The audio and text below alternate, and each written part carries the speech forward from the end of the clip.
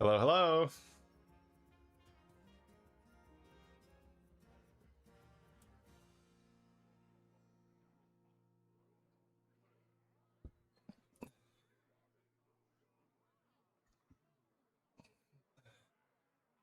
Hey, everyone. 1:30 jetted. Let's go.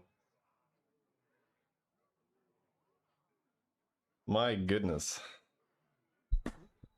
Hey, Owen. What's up?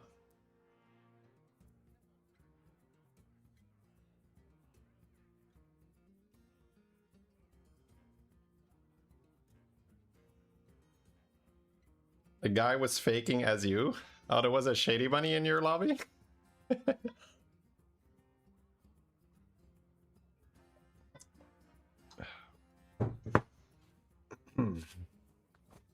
Oh, my lighting is off.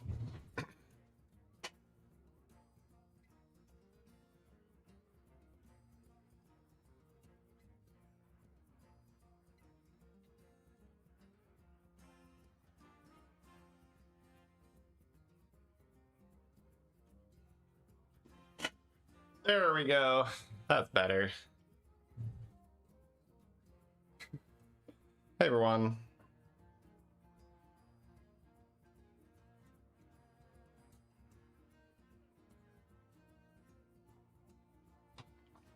Oh no, football drama in the chat.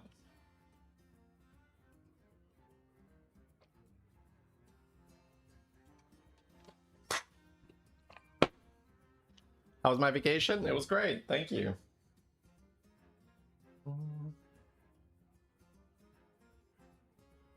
Let's go for some educational games. Hell yeah. Let me go get my fan first.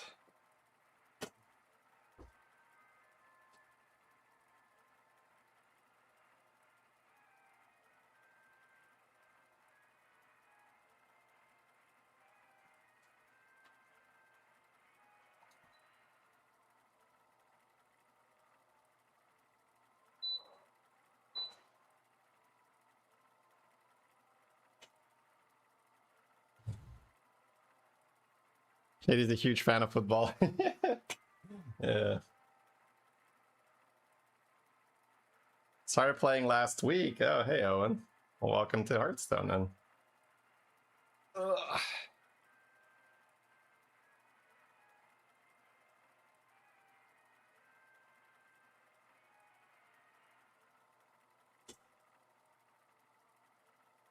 RDU says hi on stream. Oh, really? He's starting early, then. Usually only starts like 2 hours from now.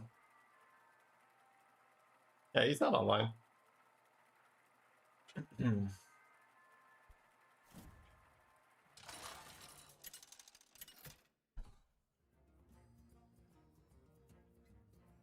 Raider pouches. Everybody's buttons. Beast, Ellie, Burlock. Cool with that. Okay. Some fun stuff here.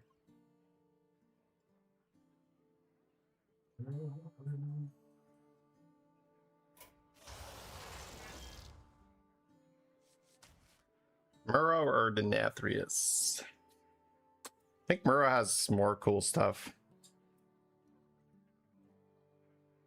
Turn 8's gonna be really short. No, I guess you have extra time, right? Yeah, okay.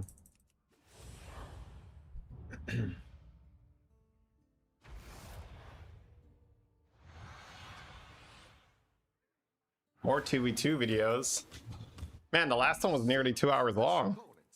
Are you ready? Yeah, we'll get more duos videos. Just need to get the coordination to get the recording in.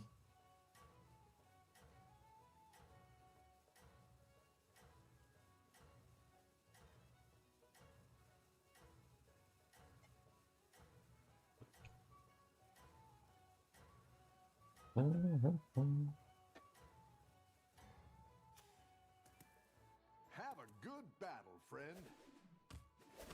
Something in my vodka. What is this vodka talk? No, I need to get more. My bottle's empty. Rough battle. Pick yourself back up and turn it around.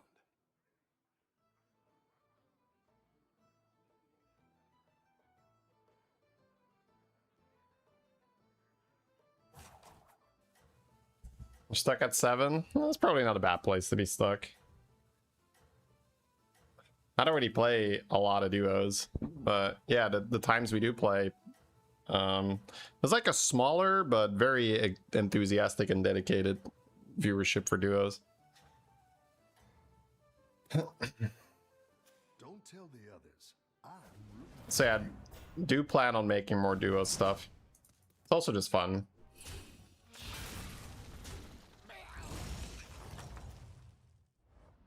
Rough battle.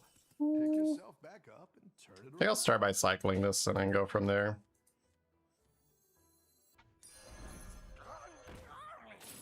You're down a minion and up a gold.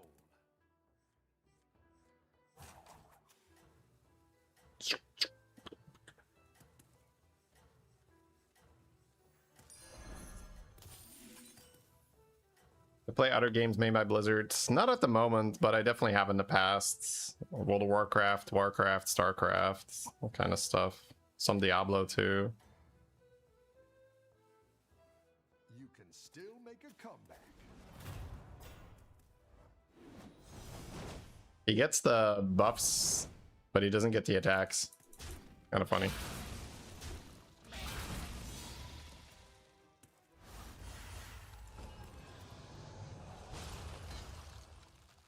Interesting. I see a bacon. Any defeat that doesn't destroy you makes you That's a good turn.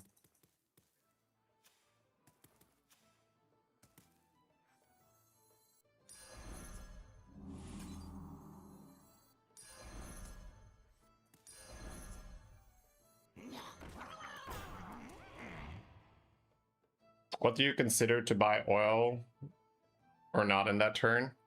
Whether I'm gonna win the fight or not, whether the minion really sets me up or not. Like, we got pretty lucky. I got a good use for my 1 extra gold. Like, the apple there was great. I could technically freeze, but I think I'm happier trying to open up triple. Last time you played League, probably less than a year ago, I did a little bit on stream. But realistically, not. Don't tell the others. It was like 1 session.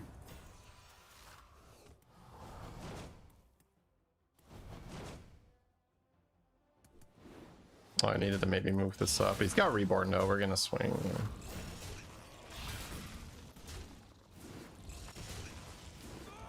Oh, nice.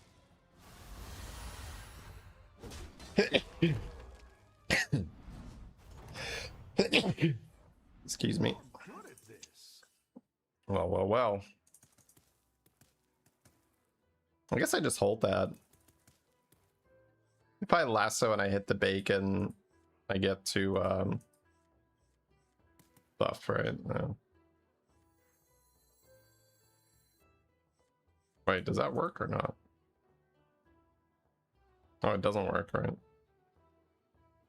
No, I only have 1 gold left over. Doesn't work. Okay. So I just have to level and buy that. That's kind of weird. Oh, 6 golds. No, it does work, right? Yeah, it does work. I don't know why I thought it didn't work. I didn't like that one either. Here's a gold. Almost talked myself out of potential bacon. You can turn this around. This guy has a golden scout on turn 5? What a lucker! What the hell, bro? That's insane!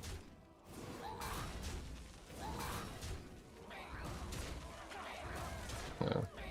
He did a monster hit there.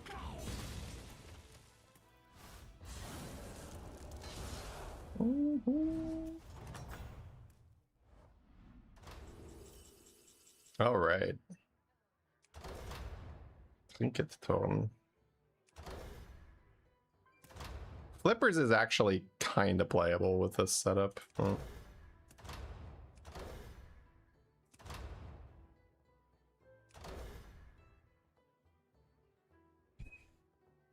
No, probably not still.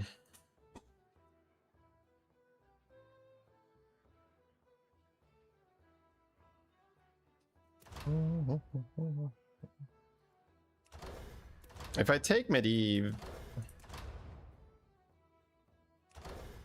I want to I want a chef kind of like chef. Oh, we're not gonna be able to do that. I think I want Medivh anyway. Okay, just like a level scope.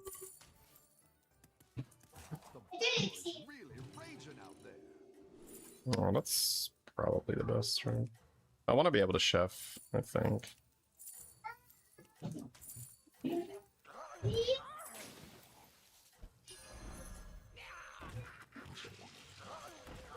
Funny.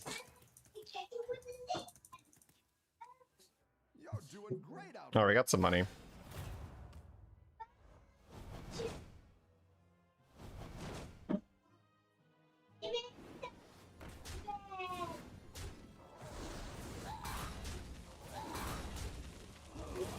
It's funny how everybody's playing Scout.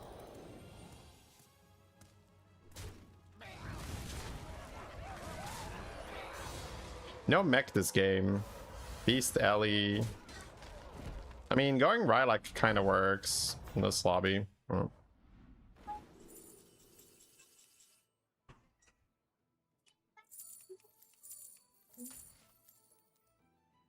You're good at this.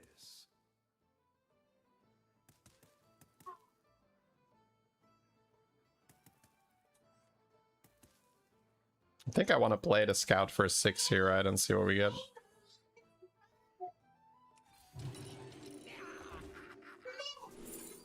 Painter makes sense.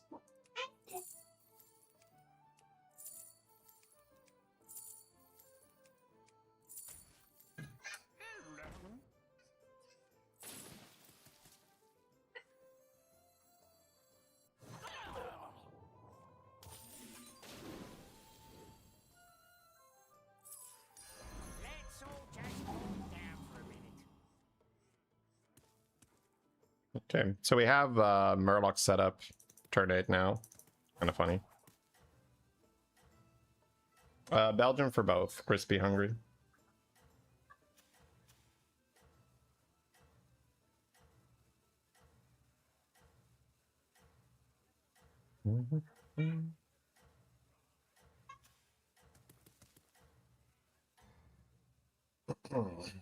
Alright, well, turn 7. We're on tier 5. We've got some scaling. We've got a Venom. 63% to lose. It's got a lot of damage on his spawns here. With the banana. With the banana. Oh, gets him a claw. That's not fair. He got him a claw. That's not fair, bro.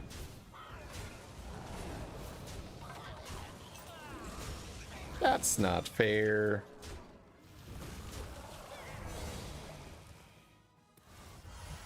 Then damage. Why?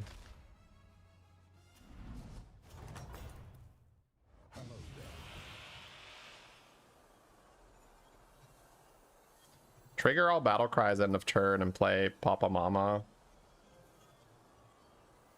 Go like Drakari build. Seems good.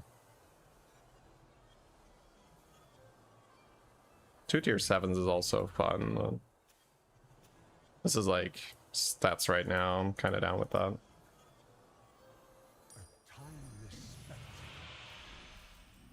Oh, I got a brand too. Jesus. Get a trinket now? Yeah. Magic fin. Oh shit. Bro, we can do some cool shit with this. We can do some cool shit with that, chat. Okay. Let's fucking go then. So end of turn I trigger battle cries and I want to buy spells. 27 seconds only.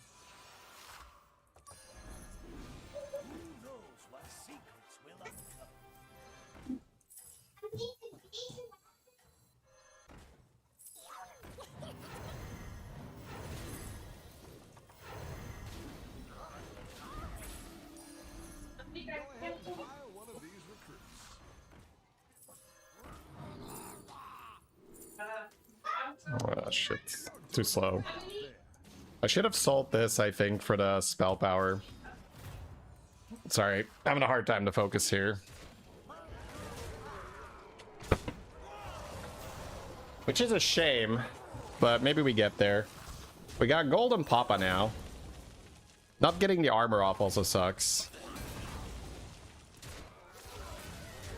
-3.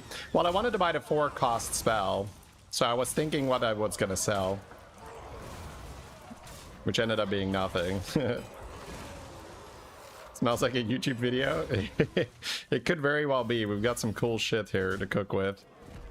Okay, so what matters? Getting good battle cries online, getting Drakari online, getting a good spell. Yeah, it's probably gonna end up being back-to-back eventually, but I don't think I care yet. I think it's back-to-back. Oh, well, no, it doesn't hit my board though, right?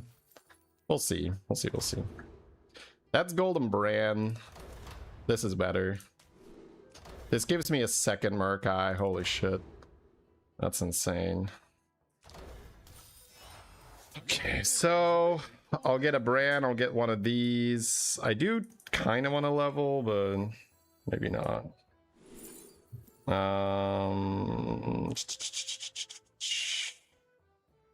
Jesus, this is insane.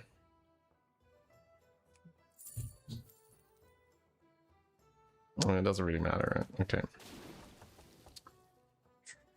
So that's on my board. I do want this getting buffed, but I have to copy that. It's fine. Just go, just go.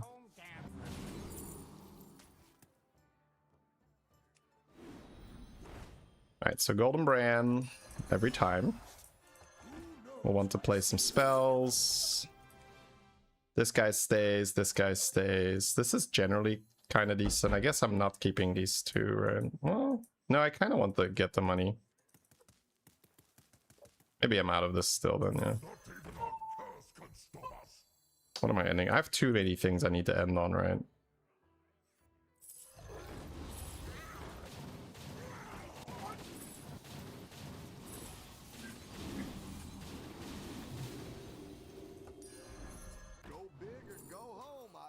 Mama was better, I guess.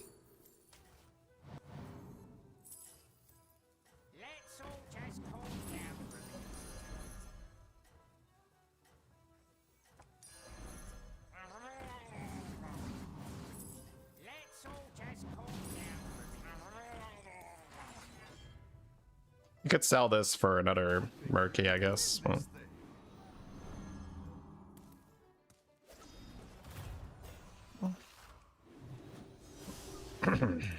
So Painter can go. I think I do like a lookout on the board. Just gives me so much money. Golden Papa's great. I think I just go like Wisdom Ball or something.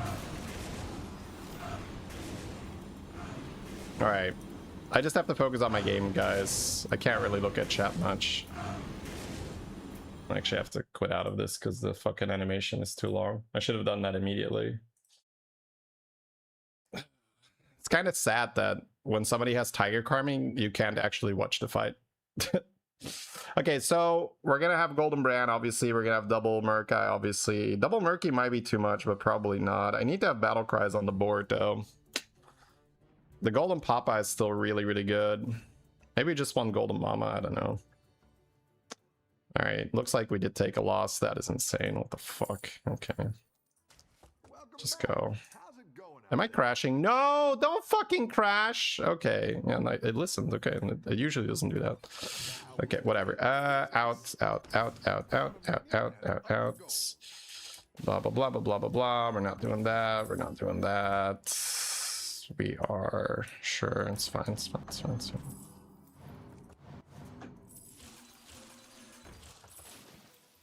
Kind of like having the ball. Just get that golden. Yeah, that summons 2 Biles then. That'll be good. That's probably too much. We'll have that on the board. I'll have to kick something, right?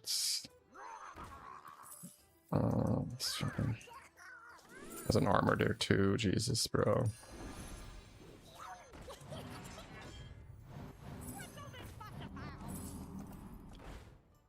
Okay.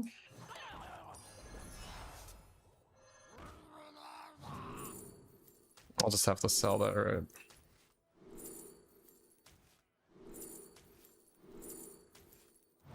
So that's a lot of money, but I've got Golden Brand, right? It's fine. Do I have more space? I don't have hand space right now. That's fine, just roll. Oh, Drakari too, and Golden Mama. This is where it gets very interesting.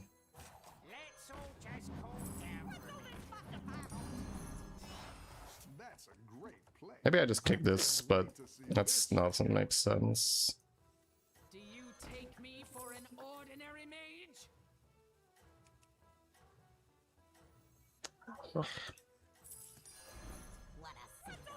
It's too good. I think you can win this thing. Is Murky better than a Murloc that buffs the whole board? That's 1,000, but maybe not.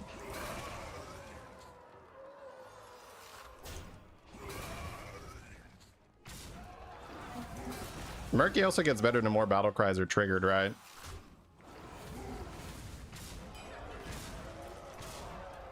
You should put the Murky back. Sure, yeah. Sell Murky for a free slot. I mean, it's 1,000, but maybe not, yeah. Maybe I just try to Mutinous or something. But the thing is, I also have Magic Bin sticker. It's so unreasonable.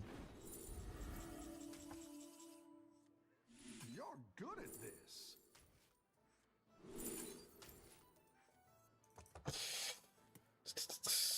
But yeah, this is like so many triggers. Yeah, maybe I just Mutinous. We'll see.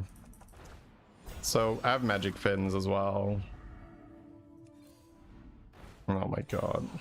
I think I even skipped that. I have too many. Okay. One of these recruits. Sure, I'll buy that. I'll just get rid of this, I think. I might honestly just buy that. Dude, selling this is so YOLO. How is this? How does it make sense that I sell 1,000 here, guys? How many Mama Papas can I play? I think I just cycle this. Honestly, I'll just rebuy. Is there like an oil I can end on, maybe?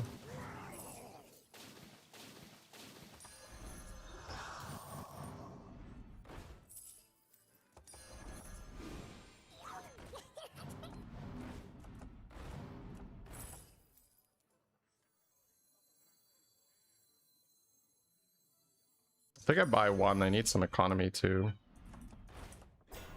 Ugh. Ooh. Back to back end of turn. I think that's the comp eventually, right? I don't know, I guess we'll see. I like where you're going with this.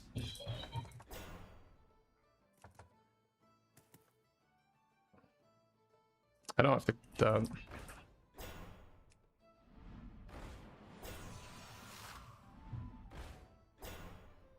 spell power, probably not. Better hire a recruit while you can. I didn't like that one either. Here's a gold for the trouble.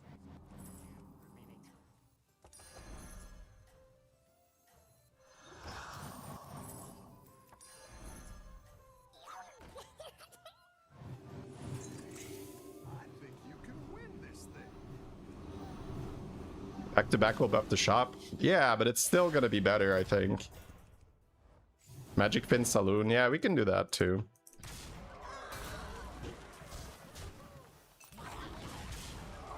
I don't know how much my back-to-backs give right now.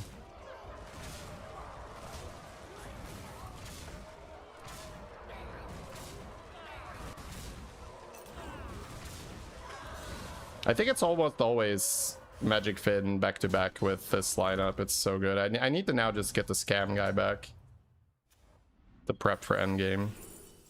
Oh, just triple me, dude. Nice work out there. Keep up the pressure. Go ahead. Okay, that's really good. Go big or go home. Oh, I have so much money. I have to go. Okay. Wait. This has nothing on it, right? Yeah, this has nothing on it. Wow, that's so fucking scammed. Okay. So what's my comp? 1, 2, 3, 4, 5, 6. So I get rid of these two and I eat this, hopefully.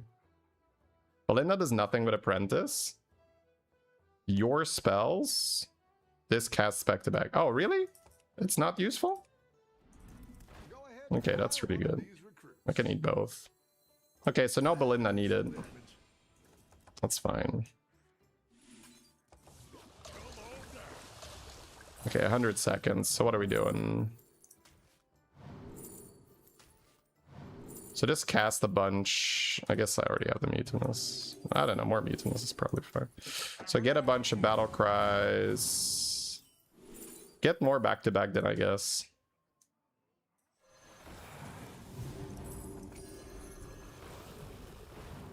I guess spell power is okay.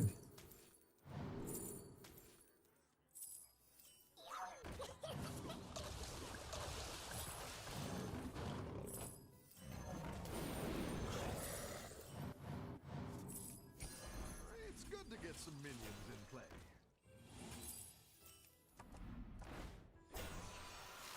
I have one more, right? For a back-to-back. Yeah, that's fine. Oh, the Murloc. The Murloc is actually really good. Damn. That's insane, right?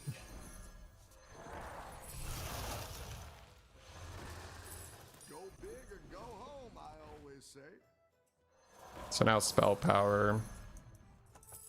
I mean, I'll just play her for now. It's fine. Take me for an ordinary mage? Actually, no. I'm gonna end on this guy, right?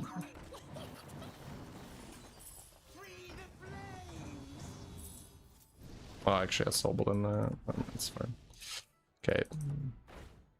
That's fine. So more spell power is useful. It's mainly just spell power now, right? Eyes? I don't need eyes.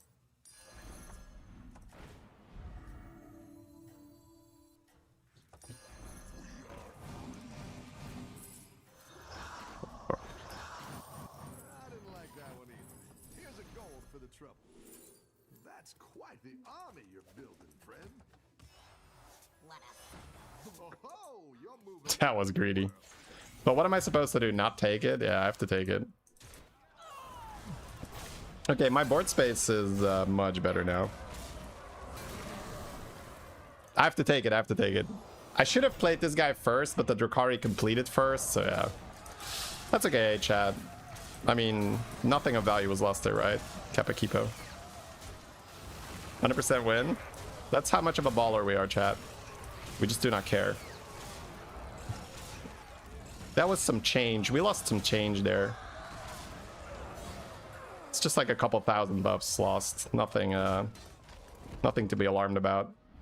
Okay, so just get more back-to-back on a stick, basically, right? I guess this, it's fine. So that's always on the board. Right, I get no triple rewards, that's fine. So good. But these are core. This can go. This is probably still okay. And then it's just like look for back-to-back, right?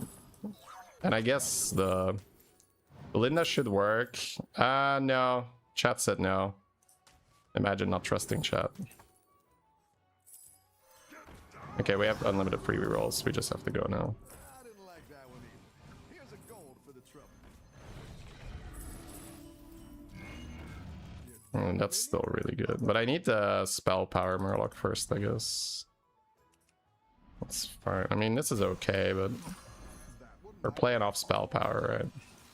Better hire a recruit while you Alright, oh, I can triple. Right, I can triple stuff. I have unlimited free rerolls too.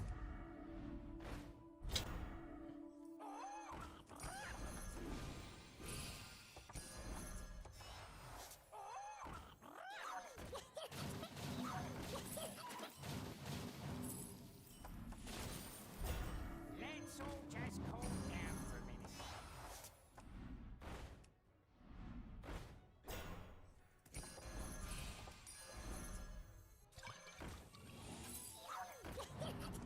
Actually, I could end on this too. Any spell I want to play here.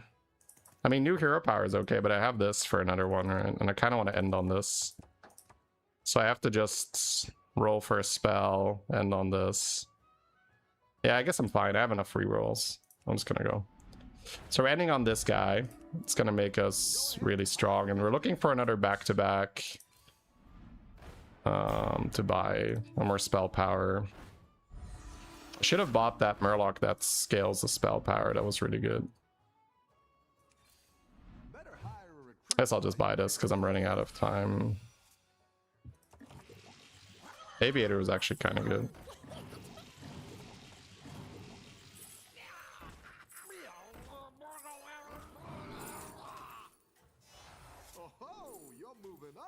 Guess I'm ending on Bow. I didn't like that one either. Here's a gold for the trouble.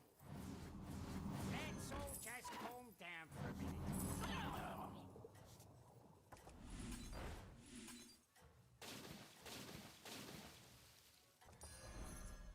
No, it's fine. This is hard to navigate. Everyone's gunning for you. Watch out.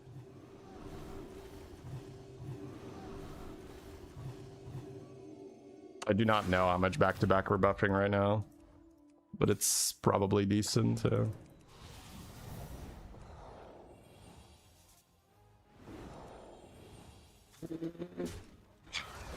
I love how it is murky is in my hand. It's 500, 500. So at 1.5k end of turn, but a double venom is probably better. But the Azerite empowerment does not do too much, right? It's 3, 4.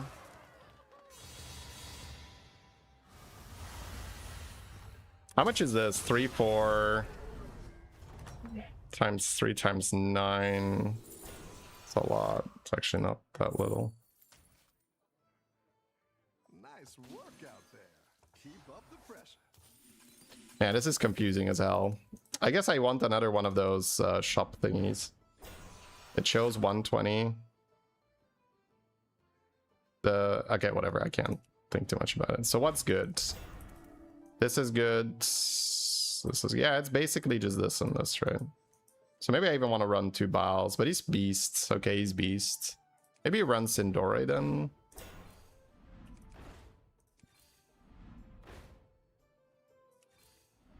I have to buy some spells to get economy. I guess the baller spell was fine. Yeah, this is probably not worth it anymore. I need more. Yeah, I should have bought the baller spell.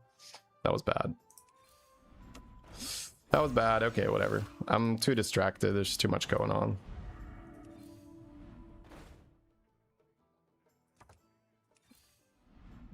Yeah, there's too much going on. I could buy this just to get the dude.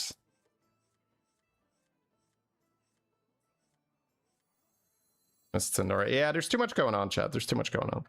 I need money first, though. I had way too long of a turn to buy Sindore. But pretty... Yeah, I should have just bought Baller.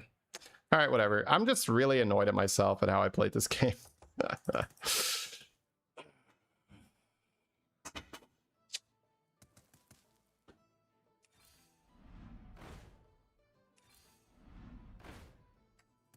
Right, pretty much.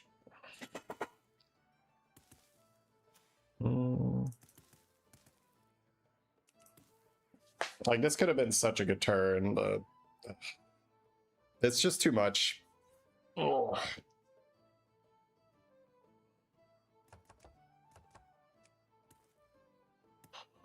Put the time warp in. Yeah, this is 1500, man. How much is this? It's given 150 to everything, yeah. I guess you could also sell this thing. Sell this against beetles. It's tiger carving. It's not really just beetles.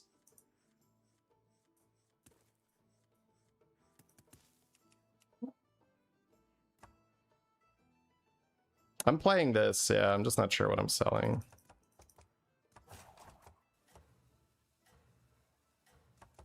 I guess, yeah, it's fine. You're down a minion and up a goal.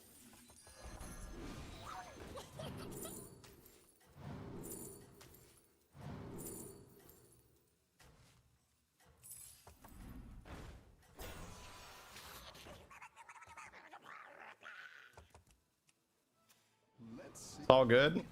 It's not. That's the thing, right? It's not about what's good for you guys, it's how I feel about it. Like, I know I'm gonna win, but it feels like I just ruined a very cool game. And, not much is gonna change that.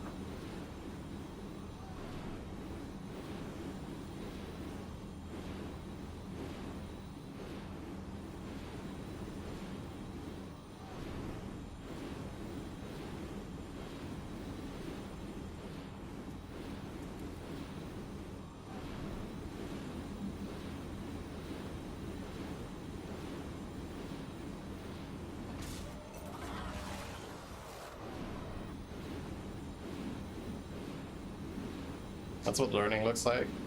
Yeah, I said not much is gonna change that.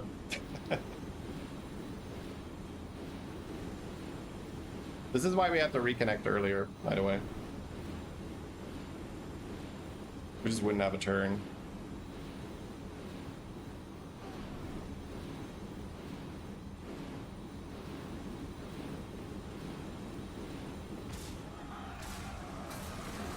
That's a funny back-to-back comp though, but yeah.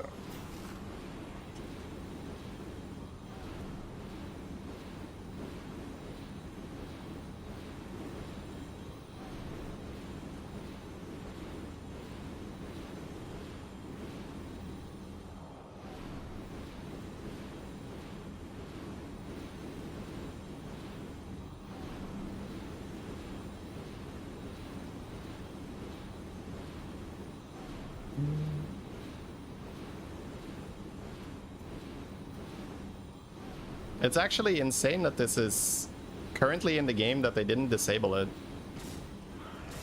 Like, how is this acceptable? Like, why don't you just say, oh, okay, this just doesn't work. We have to disable this trinket for now. It seems so weird that they prefer this over disabling the trinket. Because I get that you fucked up, right? Shit happens. But then don't just, like, leave it in the game for weeks.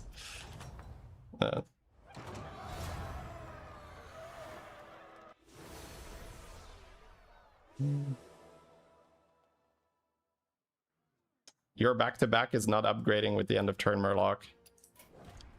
Would you care to explain why my guys have thousands of stats then? I mean, all you need to do is look at my board to see that that is just an incorrect statement, right?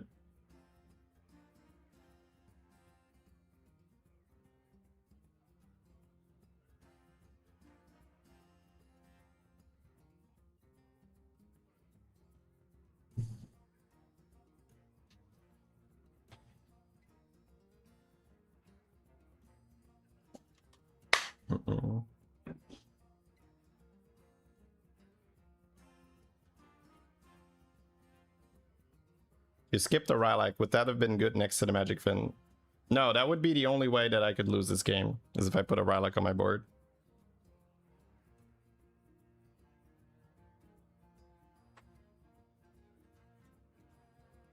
It's not about the trinket, it's more the animations.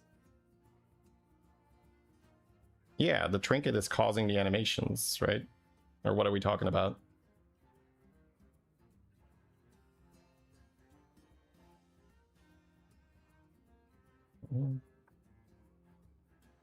Can't you buff his board with Rylak? Yeah, that's what I mean. Rylak is the only way that I would have a chance to lose that game.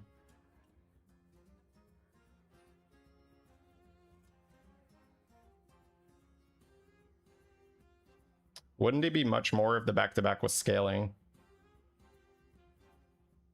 But I mean, just listen to what you're saying. You're saying that this board is being built with +4/+4 at a time. Like, all you need to do is look at the stats and then think about how many, like, for this Murkai, how many +4/+4 triggers would you need? Right? Just think about it like that.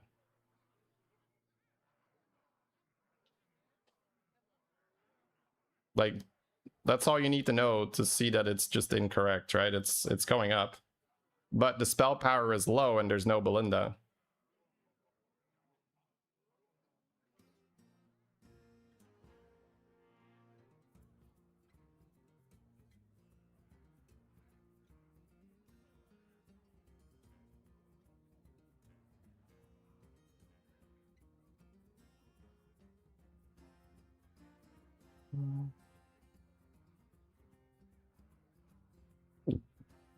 Excuse me.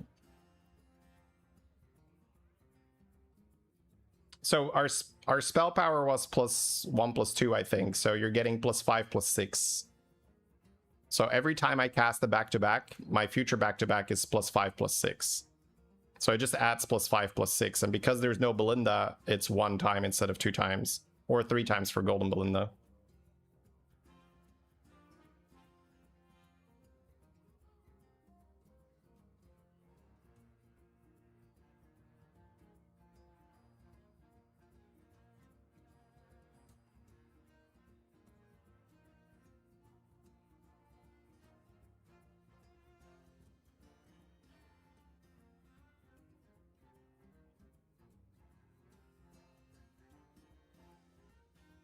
Keeping Saloon Murloc would have been okay.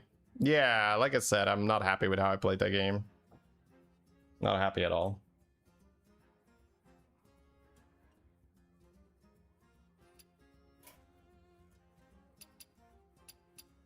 Some goes in arena.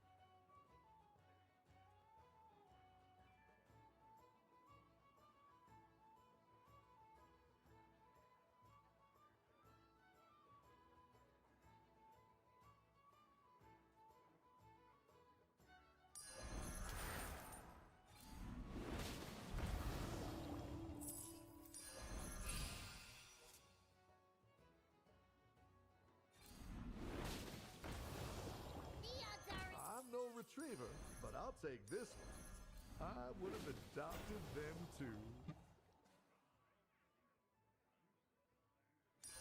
That one's all bite.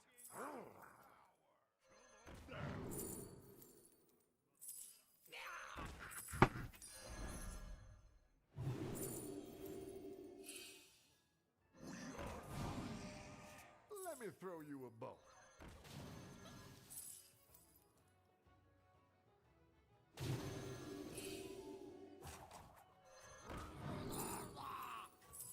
I would have adopted them too.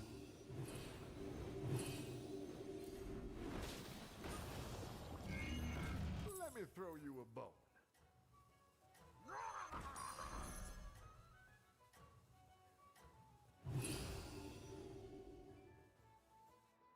Look at you, top dog.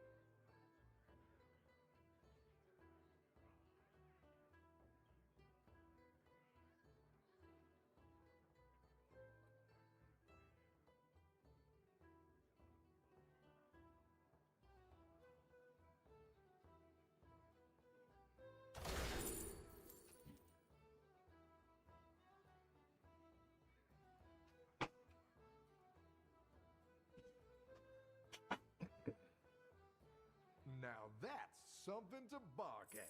Whoever has left this place.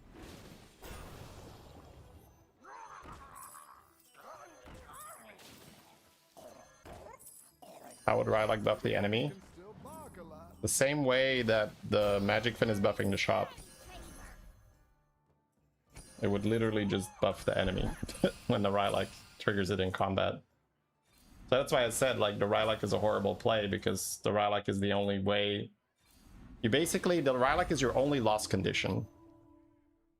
So it's like the worst thing you could do that game is to put the Rylak on the board. Alright, chat.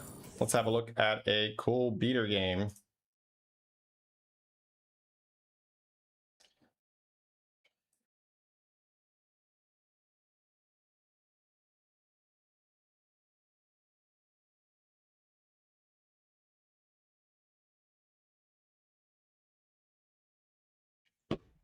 Let me actually get my water first.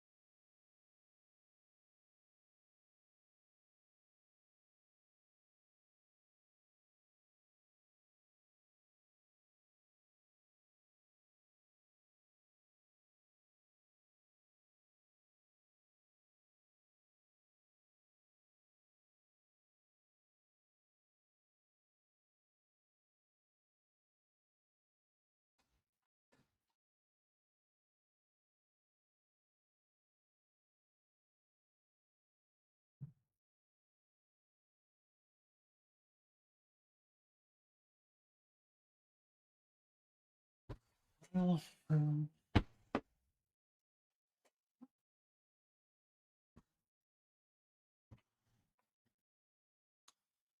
right, here we go. So we're watching Anomalous Timeline. Beast, Dragon, Ellie, Mech, Murloc, and it's Beater. It's going to be navigating us through this. So we have a Time Warp coming in.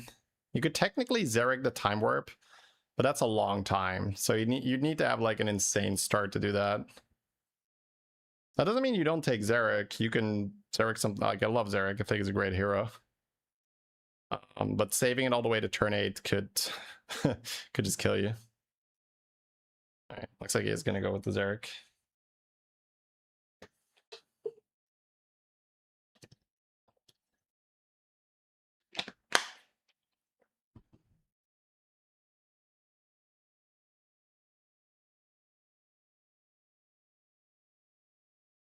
Insane starter reviewed game? No way. Hey, you don't know. You never know. I don't know exactly what's happening in the game.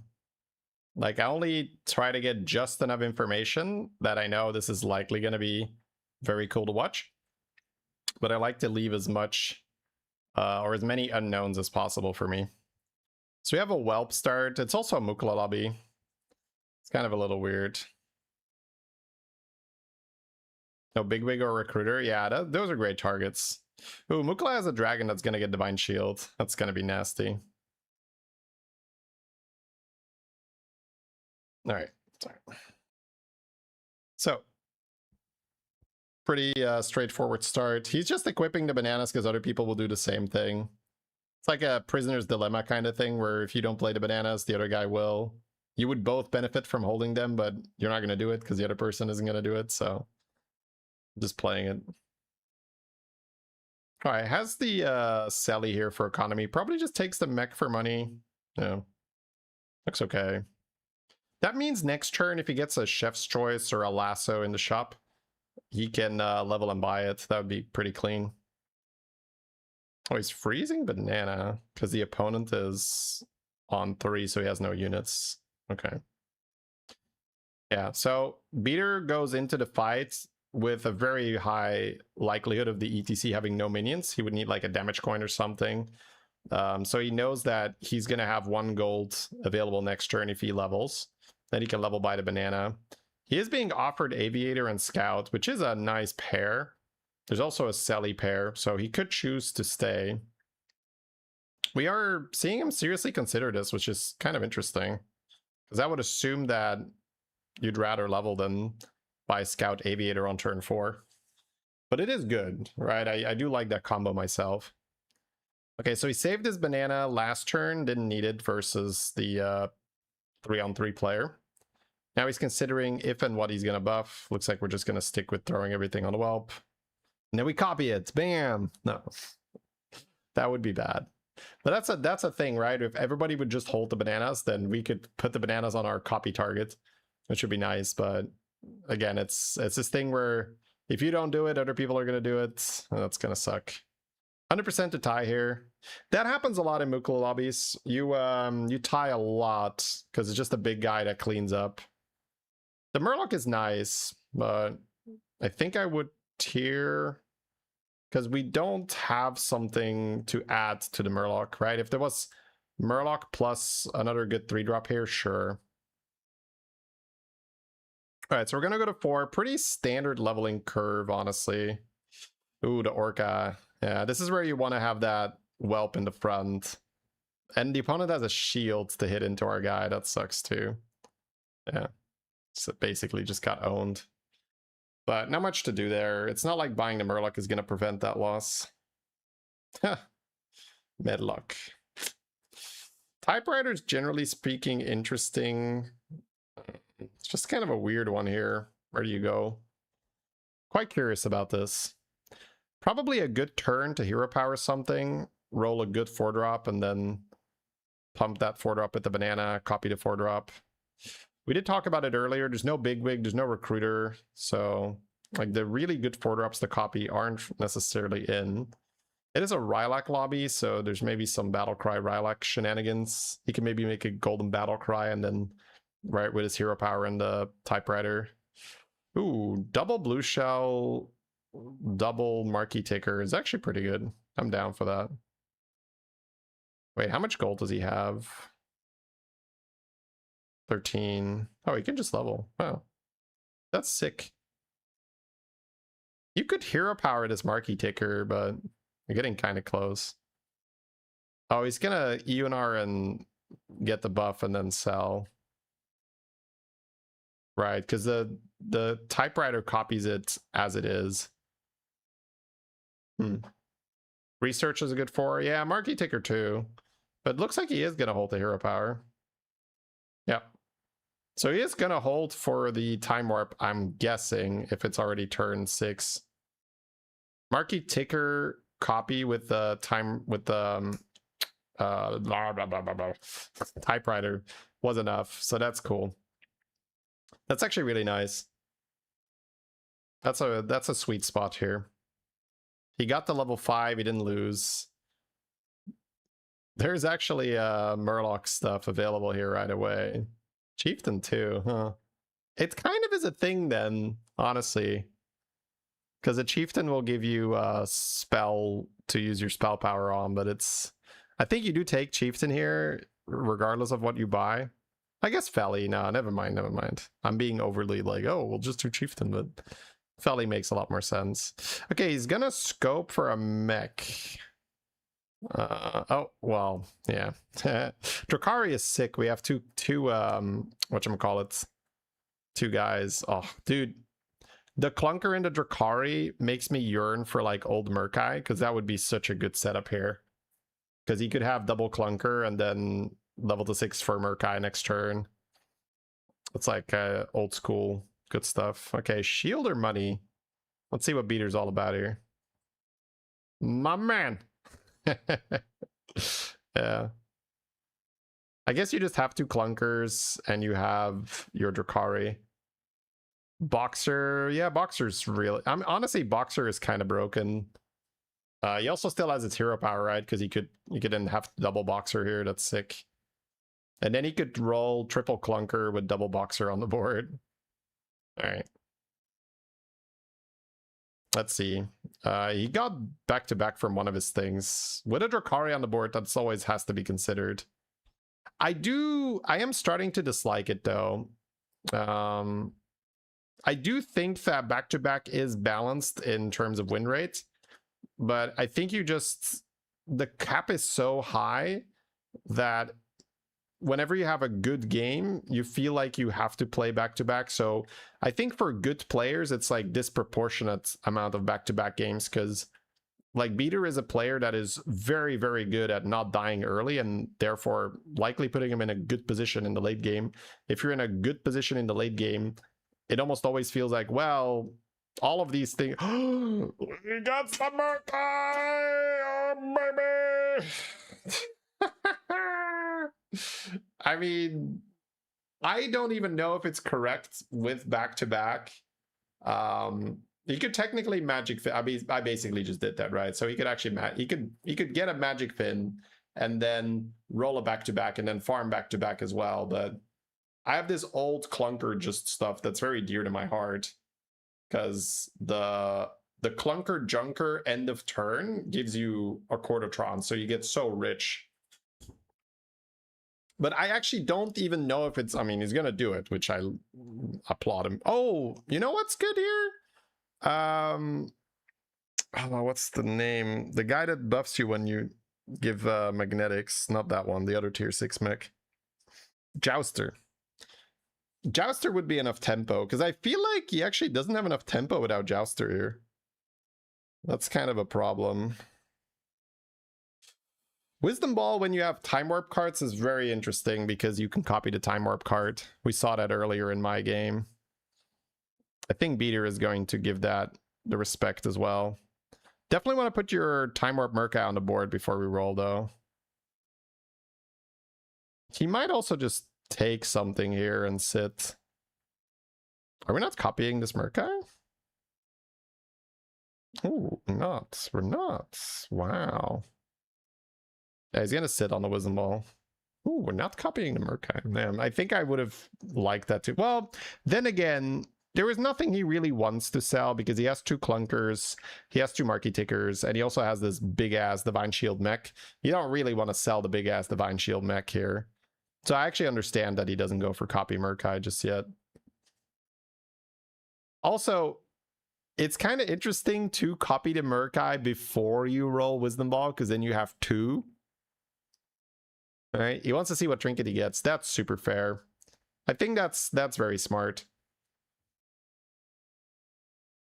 If he plans on sticking with mech, having 2 Merkai is overkill. I don't think having 2 Merkai is overkill. It just literally doubles your magnetics end of turn. Another end of turn, do it. Do it. Do it. Do it. See, I would have already taken it and be like, oh, that's too good of a YouTube video. I can't turn it down. Beater is like, well, do I kind of know? It's like, I gotta do it. All right. Oh, yes. Bro. This makes me wish that we had used our hero power, but that's so random, right? He gets the Jouster. He gets the Jouster. Okay.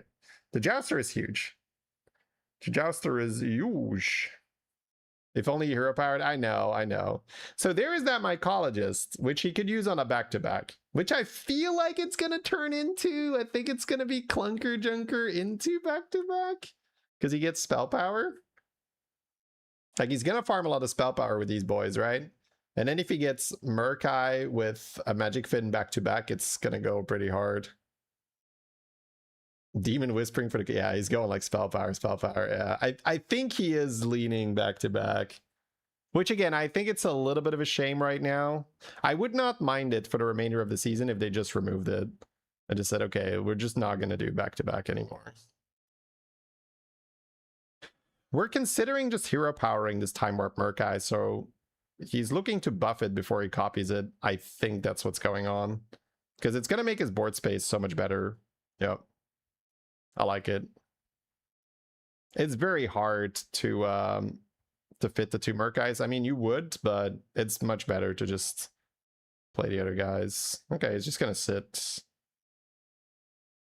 Back to back better than Horse Pivot. Horse Pivot was only in with Undead, right? Back to back is in every single lobby. So many spells. So next turn, he's going to start to get a lot of tempo with his Jouster. But he got the Jouster from the spell where it's locked for a turn. So this is the turn where he could still lose a fight. I think yeah, 100%. I think next turn he starts to get really strong for the turn. Man, but this was huge. Because he also has this Drakari trinket. And he's very close to Golden Drakari due to this Wisdom Ball. So he's going to get so many AoE buffs from this Jouster. He could end up playing either back-to-back or Inventor, I would say, from this spot. Because the Inventor will be incredibly high. There will be so many magnetics played. And he will have so much money, too. He'll have so much money, too. Beasts for Horse Pivot? No, you need Kel'Thuzad for Horse Pivot. So if Beasts are in, you don't care. You need Undead to be in. Like, you can't do a Horse Pivot without Kel'Thuzad. I mean, it's not in, right? So you can't do a horse pivot, period. Okay, he's playing Junk Jouster first to try and copy it. Don't. Yeah, he's looking for the back-to-back, I guess, for the Magic Fin. He's thinking, do I just take something here to get some more value? He could take the Hamul and get more value for the... Like, try to get more Junk Jouster. Bran? Hell yeah. Bro, we're gonna pop off. Ooh, Duo is cool, but so hard. He's looking at, do I give up on my Magic Fin here? Yeah, he is. Okay, so less likely to see the back-to-back pivot now, to be honest. He has eyes for this clunker, but he doesn't need it. Yeah, this is weird. How do you do this? You sell your marquee ticker, yeah. But you might keep it for one round for some more money. Oh, he's starting with that, okay. Oh, he's gonna sell it, okay. Sure. He's just gonna rotate these instead of tripling, I think, because he has the eyes anyway. Yeah. He's gonna have to just eyes it and buy. Okay, so he had a chance there to milk the marquee ticker for one more turn, but he decided against it because he just gets some random spells, and if he plays the Junk Jouster, he doubles his scaling here end of turn. So, well, maybe not quite double because he also gets some extra magnetics, but you know what I'm saying, right? He doubles the Junk Jouster scaling, which is the vast majority of the scaling here. Also, he's farming spell power now, because he's getting so many magnetics end of turn. It's Drakari plus Drakari Trinket. Bran is ×2. The Golden Murkai is ×2. It's 2 Clunker Junkers. They're golden. That's ×4. There's like a shit ton here. Didn't he boardlock himself with eyes? Not really. There's always something you can sell, but he doesn't have to, right? He could also just roll. Like, it's okay. Like, what is more important here is that he doesn't lose this fight, because then he goes below damage cap. So if he ends up in a situation where he has to sell a Clunker Junker and replace it with a normal one, that's okay. But he's probably just not going to, right? So I guess what I'm trying to say is, yeah, he's like somewhat board locked, but it's not a hard lock. Like, he could replace a golden Clunker with a regular Clunker. But if he doesn't roll any reason to do that, then he doesn't have to. Like, he's got 22 gold. He could just hit this golden Junk Jouster. What happens is he doesn't buy the Panda because he doesn't value selling the golden Junker to play the Panda, right? He's probably not going to lose a fight either. Well, he really wanted to. Well, I mean, guess it doesn't really double his scaling. There we go. Problem solved. You could play Battle Cries for a turn now and then on Drakari. Yeah, the Rodeo you can buy now. Yeah, you can see how he does that, right? He's just like, oh, I can buy Rodeo because it's not worth selling the Clunker. But now that the Drakari is in my hand, sure, I could do it. All right, he could get another Magic Fin off this, and that would be a big deal. because another Magic Fin would allow him to still play for that back-to-back. But this is honestly just big stats as it is. Vol'jin is generally really good. Yeah. It's gonna... Oh, he's just trying to sneak it in here. He's trying to be sneaky. Okay. All right. Well, that's large. Proper large here, chat. He's too slow. You can try to be faster than him. Go ahead. Like, this is some bullshit. Like, this is bullshit backseating. I call bullshit on that. All right. Also, the game was never designed for these type of things. So anytime you have some great interaction like this, it just kills your game. Like, it starts lagging. I can definitely vouch for that. Not to mention his end of turn takes 2 business days here. It's actually ridiculous.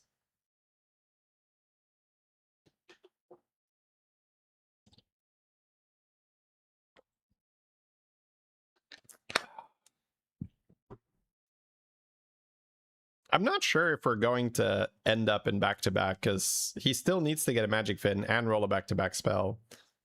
That's still a lot of work to do.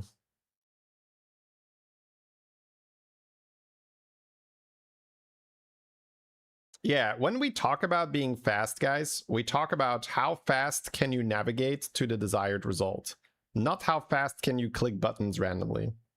Let's clarify a little bit. It doesn't matter how fast you can randomly click buttons. We're talking about navigating towards a desired result.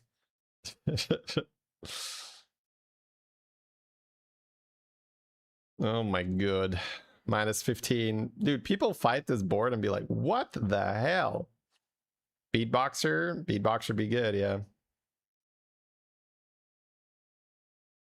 33 golds. Not as much as I thought he would have. He's not getting that many Accordotrons. Trying to find that golden jouster here, that would help a lot. Can't really cycle the Tempest because the brand is in her hand. He has no time, bro. Yeah, he's just gonna start buying spell powers and be like, fuck it. Just buy magnetics. Yeah. Azerite is fine, sure. This is actually insane. I wonder if he's gonna reconnect here. Dude, he actually got a kind of a turn off. This is actually sick. The taunt is like, nice try, buddy. Nice try, buddy.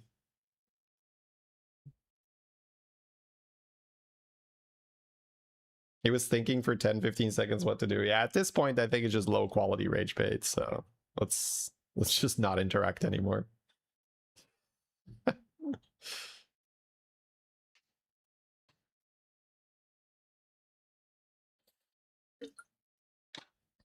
Why would he need spell power? Why wouldn't he want spell power? That's the better question to ask. I mean, the answer is back to back, right? They also just cast an Azerite with quite some spell power. Whee! Could you show the Murloc's effect? Trigger all the battle cries on your board end of turn twice, because it's golden. So it's triggering the 2 golden clunkers. And every time the clunker triggers, both the jousters are buffing the board. So all these gears that you see just like popping off, these are the jousters triggering. And Blizzard is like, you don't understand. For every single magnetic that goes off, I have to show these gears around. There's no other way. I have to. It's law. It's illegal to skip it. So because of that, you can start to count, right? A golden clunker triggers it twice. So he has 4 triggers, but then it's twice again because of the golden guy. So that's 8. But then it's times 3 again because of the brand. So that's 24. But then it's times 4 again here. So what are we at now? 96? Question mark. Yeah. So it's close to 100 triggers. And then there's 2 jousters. So it's like 200-ish jouster animations. I don't know.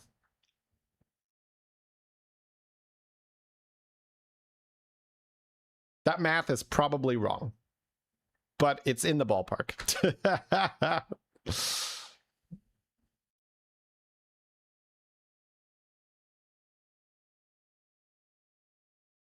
All right, how much money we got? 19 seconds, bro, for 30. Yeah, the money just doesn't matter. He's just rolling. He's like trying to pivot, bro. I can't even spend my coins. More money that we can't spend. Let's go. I mean, he's just buying magnetics to get the junker, the jouster procs here. Buy armor for a rainy day. Woohoo! Yeah, this board is nice. Unfortunately, you just can't use his resources. I do think it's incredible that Beater is not reconnecting on this. Like, I really applaud him for that. Like, I wouldn't fault anyone to say, oh, I have to quit to be able to have a turn. This is so silly, just watch this.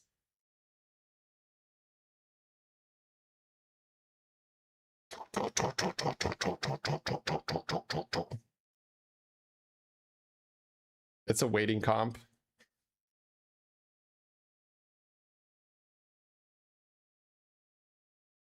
Ugh. Pop, pop, pop, pop, pop, pop, pop, pop, pop, pop, pop, pop, pop, pop, pop, pop.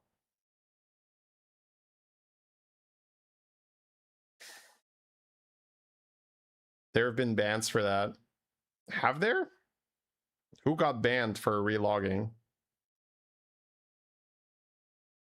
I don't think that's the thing. I don't think people get banned for that. There's no sound? That is correct. There is no sound. We were watching Beater's video.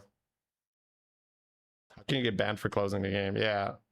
You disconnect so often from the game by default. Imagine if you would get banned for reconnecting. It's like literally their own game cannot handle keeping you in the lobby, and then they would ban you for reconnecting. It just makes no sense.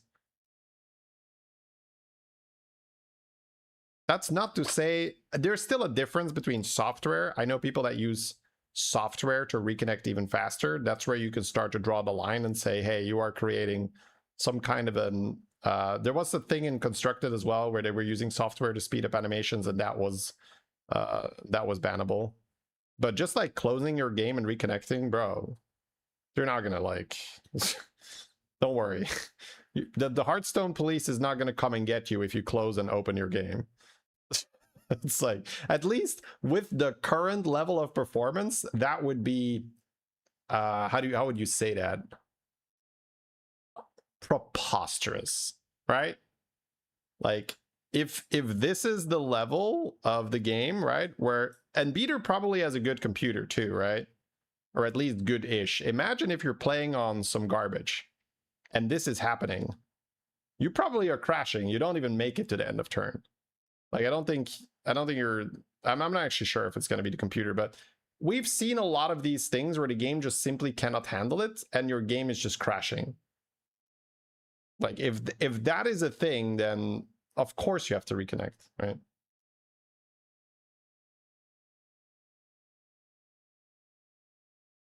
But there's a difference between doing it in these kind of situations and playing APM Pirates and having some kind of a software that immediately reconnects you, and then literally every turn of every game where you're playing APM Pirates, you're reconnecting for more time, right? Those are two very different things.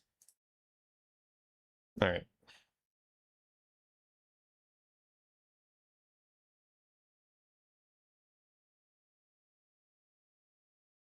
If he had Copper Coil, it would have been preposterous. So. I think you might have just the skills we need.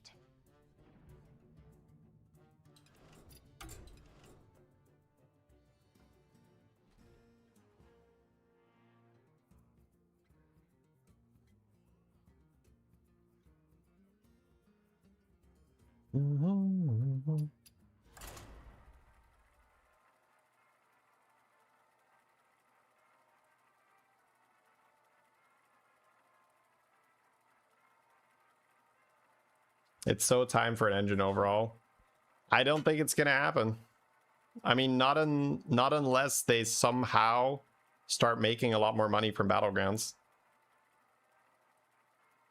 Like, as long as they don't make a ton of money for Battlegrounds, I don't think, because basically what's the way you can look at it is the current dev power they have, they need to continue making new seasons, and they are not going to skip a season, because this is a suggestion people give sometimes, which is completely divorced from reality. It's like, oh, I wish they would just like skip a season and they could just fix some bugs, and that's just gonna kill your game. Be like, oh, hello, hey, you guys remember like last 4 months? Yeah, we're gonna have like exactly the same content because we're just gonna fix some bugs, but you guys are gonna keep playing, right? It's like, no, right? So there's just like completely divorced from reality when people give that suggestion. So what would happen is you actually have to hire a bunch of new people who then go do that while the current team is continuing to pump out new content, and that's presumably a lot of money, and that's not money they want to spend. Again, this is not official like information from Blizzard. This is me just using common sense, so maybe I'm wrong, but that feels like very likely the case. Oh, Goldenizer. Let's see if we get a good hero power for that. I mean, you can golden something and copy it. That's pretty sick. You could also golden a 4-drop here. Demon, Dragon, Ellie, Murloc, and Dead. What are we doing in this lobby? No Naga, no beasts. Just like demons seem fine. There's some Murloc stuff. What would I golden? Enforcer. I'm not sure what I would golden. I do like Zarek though with Goldenizer.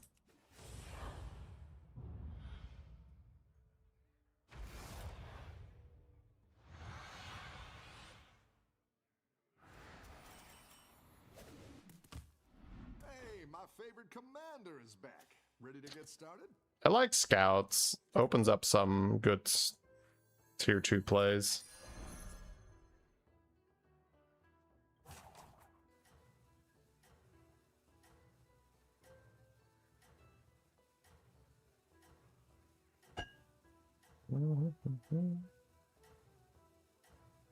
Content team, platform team are two different teams. Yeah, so there probably isn't a platform team, or at least not in the capacity needed to overhaul this.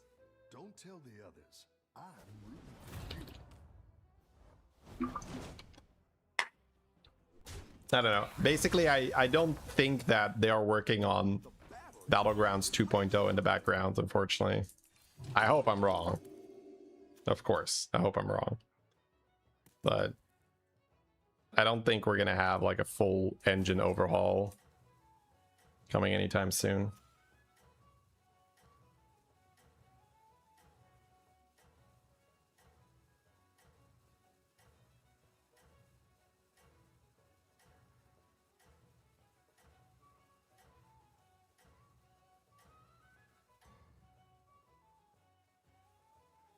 Keep up the momentum, friend.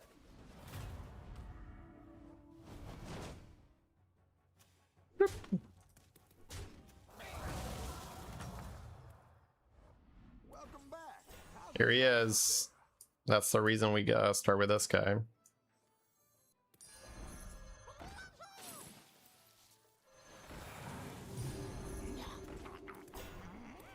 Here we go.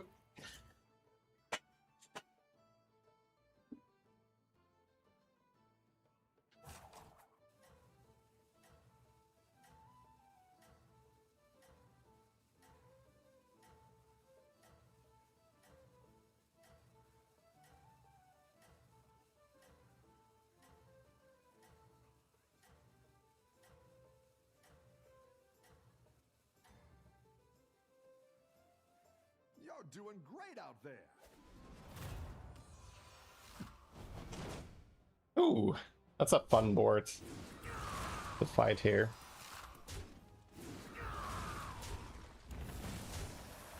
No loss. Nice.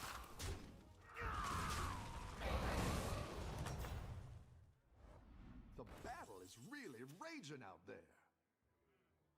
Harry Hazafane, what's up? So Aviator makes me quite a bit stronger. Putting just more stuff on this is kind of nice too.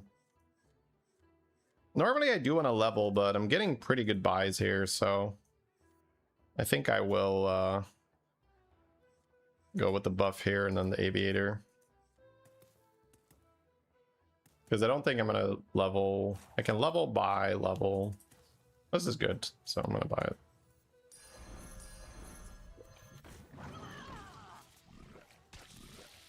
I don't think I'm going to freeze. Just look for a... maybe a tad or something. Maybe even an oil. You're doing great out there.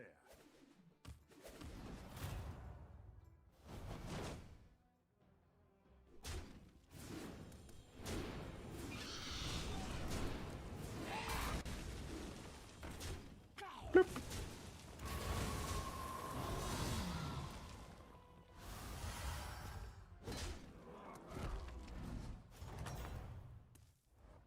Your minions really pulled their weight.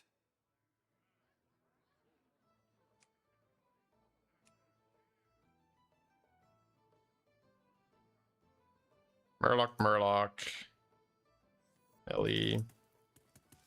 So this is money. This is a 3-drop or a 4-drop. This sets you up for demons, which I don't hate, but there's no Rarran.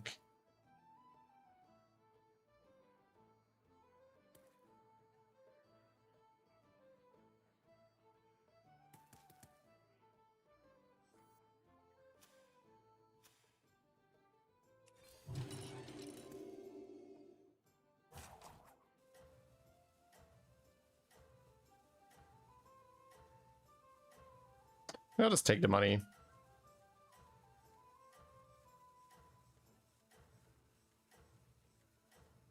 Or a 4-drop next turn. I guess a 4-drop next turn is better. Better hire a recruit while you can. That was actually a pretty decent shop if I was on 3 earlier.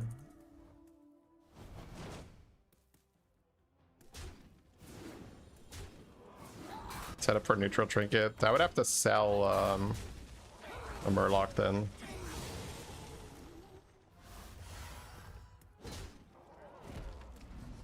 Good undead shop. It was a good undead shop.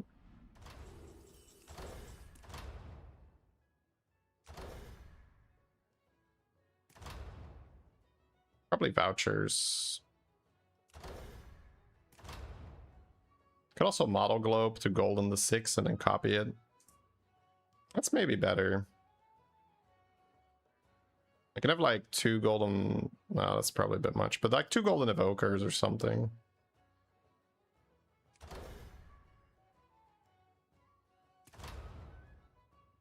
Yeah, I think so. It just makes sense when I'm playing Zarek and golden with the thingy with the stuff.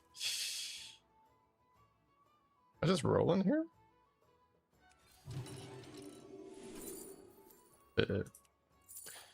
Cream counter. Guess I have Aviator. Urgle sticker? Oh. Blah. Jesus, yeah. I'm offended by that suggestion.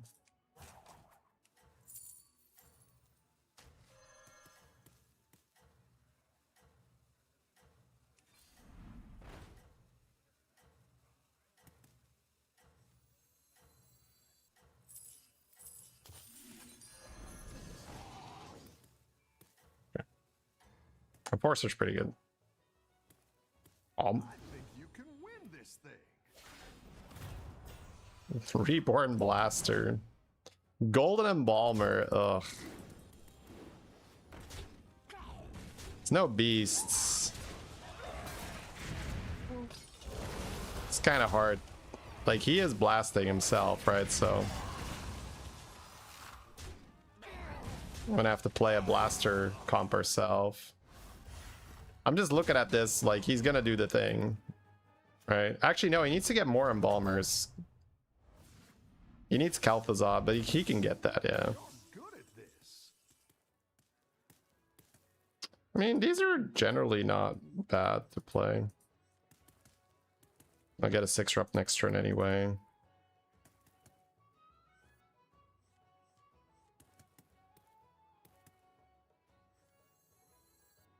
So I like these two. Gotta collect Sindori. Sindori just doesn't really cut it, I think.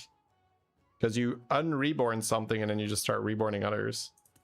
If they use horse, you just can't. That's really annoying. So I like this. I like this. And I guess this and roll. I could also play this guy, but I'm not getting that much from it.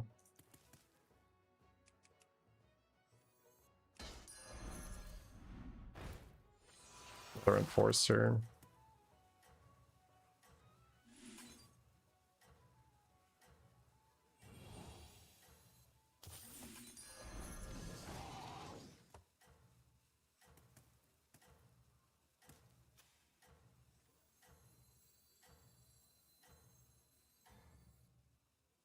Could even play down one more here for coin.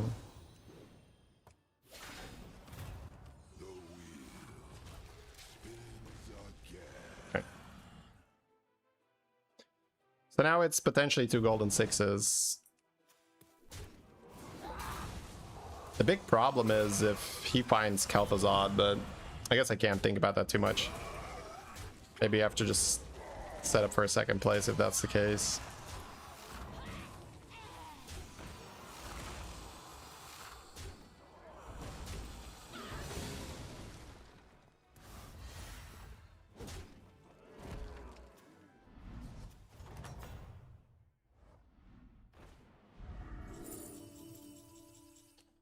Double golden mana surge.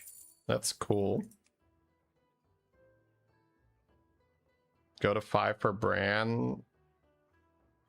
And then play Sand Swirlers and maybe that Death Rattle guy, but a Death Rattle guy will not die anymore after some time.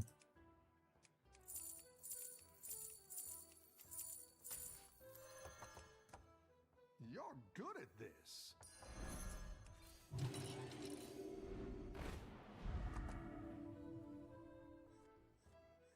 I think I take the triple first to see what I get. I don't think I want to commit to the golden mana search yet.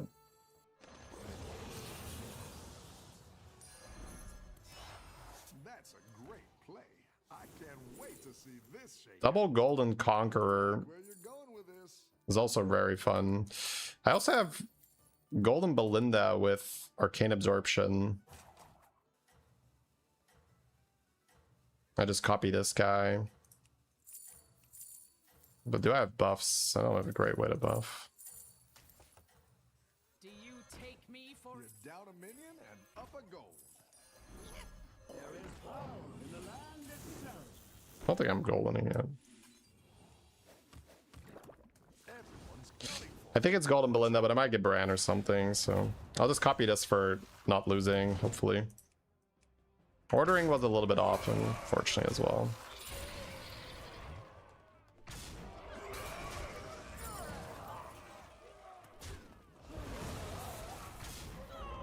I was gonna go for the big golden copy, but it didn't really make sense with the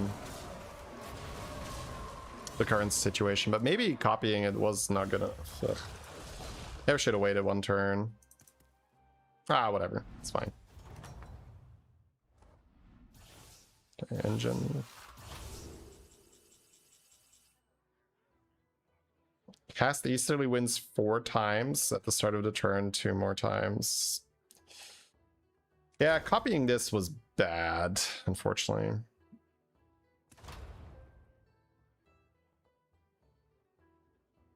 I think I will go. Yeah, this was just horrible. Damn. It doesn't make sense to have 2 of these. Yeah. But I wasn't getting much value here, so it's okay. Refresh, double the stats of the highest health minion. The problem is I have no way of scaling it right now. And there's no Rylak, right? I'm not doing consistent buffing. I've got some fresh recruits. See if we get Bran. Still have Golden Bran. I guess Avalanche on one of these guys eventually is pretty good. Here is the Cinder I was talking about, but that's not really gonna matter. It's so I'm gonna Golden the Belinda if I don't hit anything, I guess.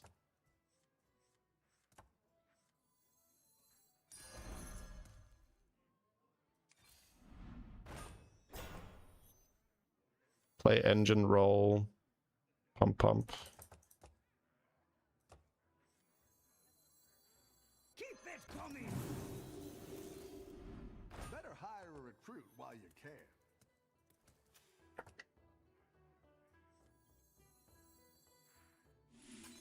Do you take me for an ordinary mage?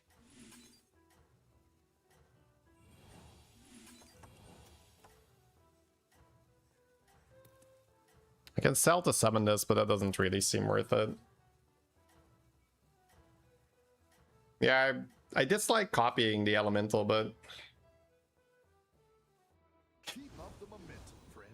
I don't have a great copy target. Like, I can maybe copy this guy to get the golden version, but that doesn't really do much if I don't have a Bran on board anyway. I think it's okay what I did in the end.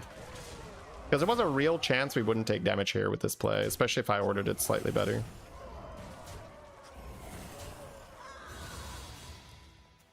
Yeah, you can just join the Discord, Crazy Ring. Exclamation mark Discord. Eat second Enforcer. Yeah, yeah. Oh, nice. Okay.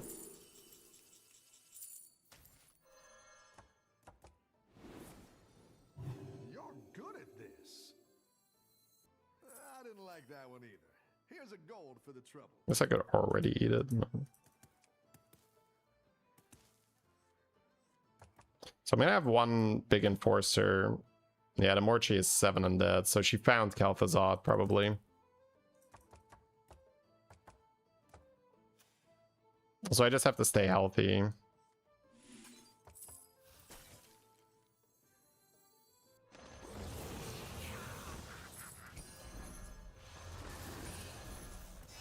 Murlocs are in. It doesn't matter.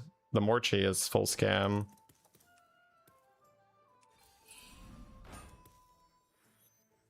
I think it's just this guy and not Barnstormer, because I just need the one big guy, right? There's no way to beat it with Horse, right?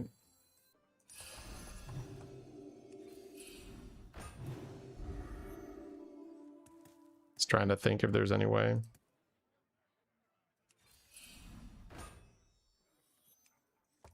Don't think we need a Drakari? Not really, right?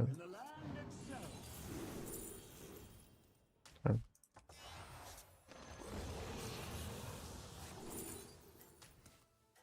A good tactical choice. There is power in the land itself.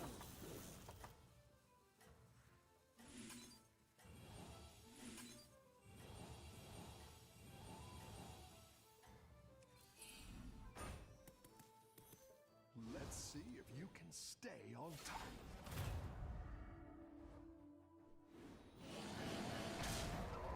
100% lethal. Nice.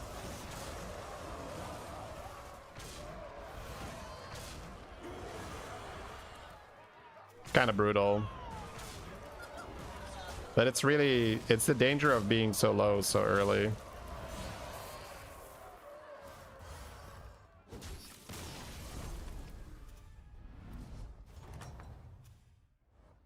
Yeah. This is minus 15, I think. You're good at this. Pants is actually a taunt because it's golden. So maybe find armor to stay alive longer. Bran is still interesting. Sindore maybe, but...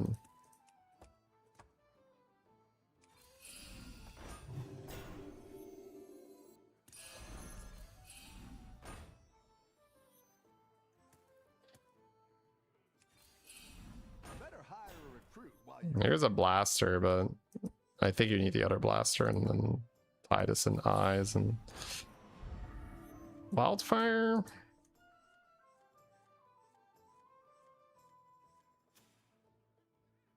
I don't think wildfire will be good enough, but I'll take it. That's what I would have picked.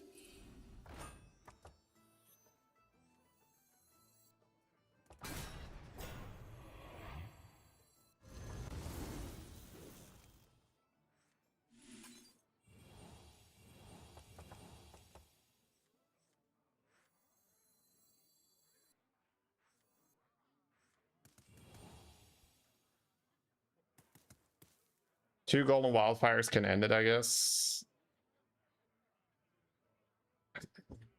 Don't know even. I don't think so, right? Don't you just reborn a bunch? Need to rebuff the tavern a bit more. No, he's infinite horse or something. Actually, he's 7 undead. He doesn't have the thing yet. But he might have picked up a scam card by now. Let's see if you can stay on top. Okay, no scam card. That's big. No scam card is huge.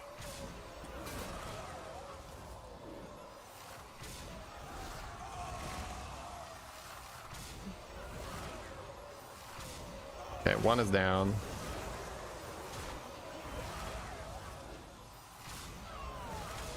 But the moment he gets Leroy, it's like, Jesus.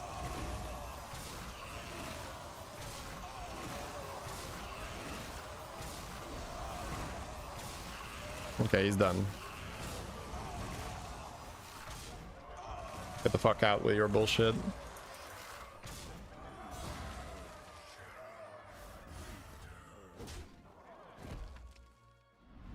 I guess he doesn't have health, so if the Sindora is big enough, it can work too. Mixed minions here. You're good at this. Rolling another wildfire is pretty good. The other one is just level for eyes, but we're not gonna blast her, right? So I think I just pick up Sindores. But the problem is this isn't big enough to guaranteed kill one, right? But there's probably some way to buff it with Belinda. That one might make all the difference.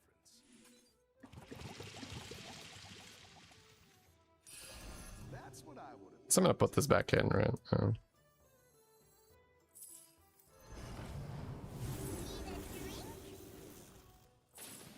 and weft.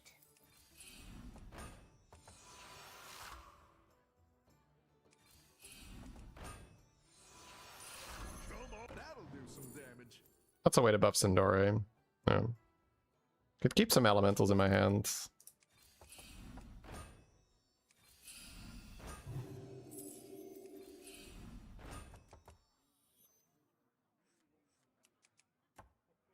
I could also play the Sindore now and just sell the Mana Search next turn. I think that's fine.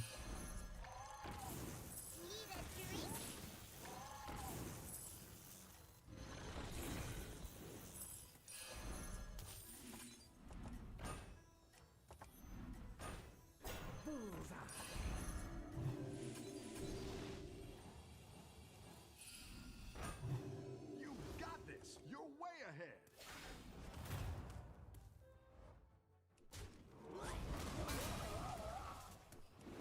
Nice hit. Nice hit again. Wow.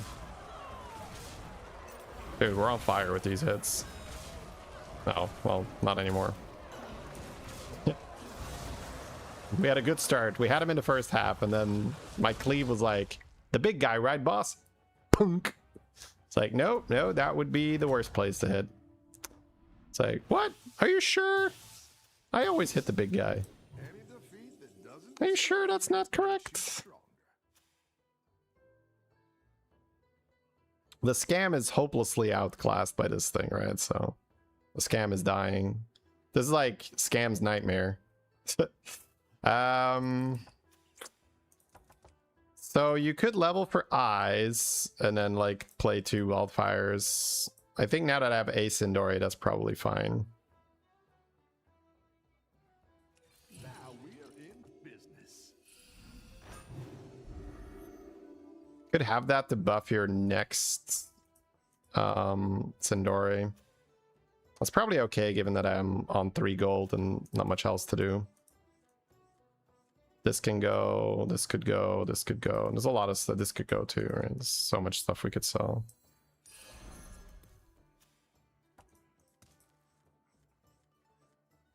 I mean, this has been a pretty steady game so far. It's a shame that we didn't get that double golden 6-drop play, but I don't think the Mana Surge would have mattered. I think the Golden Belinda with the shot buffs is bigger than Mana Surge would have been. I think I need a brand for Mana Surge. I also like the targeted buffs more anyway. I just had this vision of like, oh, we're going to take a 6-drop, then we're going to golden it, then we're going to copy it. Didn't quite come to fruition. Double Evoker, double Ring Bearer. Double Mycologist. Jesus, that's so much money. Double Mycologist would have been fun. We get a break when the scammers are scamming each other. Yeah, that's true. He's on 5 undead now, which makes me think he found the real scam, right? 24 to lose here. Poor boy.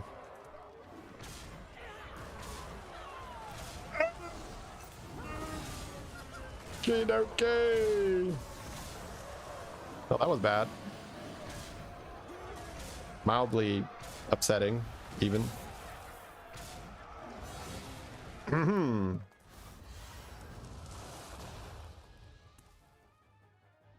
What can you do, chat?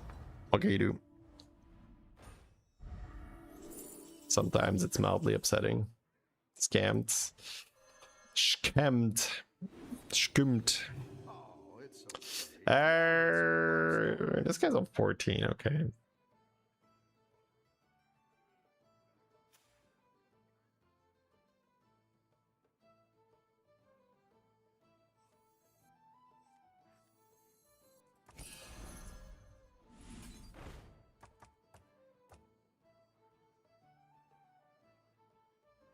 Don't really need many stats, right? No. Maybe if I find another cleave. I think 1 fugitive is enough for the Sindori. Just buy this and roll. I was hoping for some chef's choices for easy money. I mean, I could have taken the thing. I could have taken Amul, I guess. Wind Fury's not awful.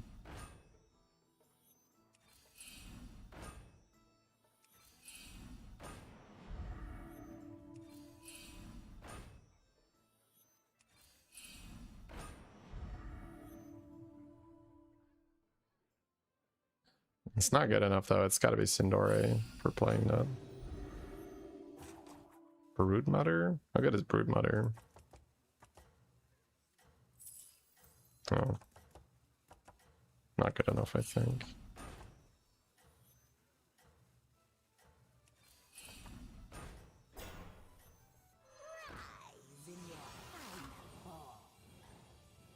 Oh, whatever. You're doing great out there. Oh, the Leroy is taunted. This was 50-50 to fuck him up. But he has too much damage on these guys, I think.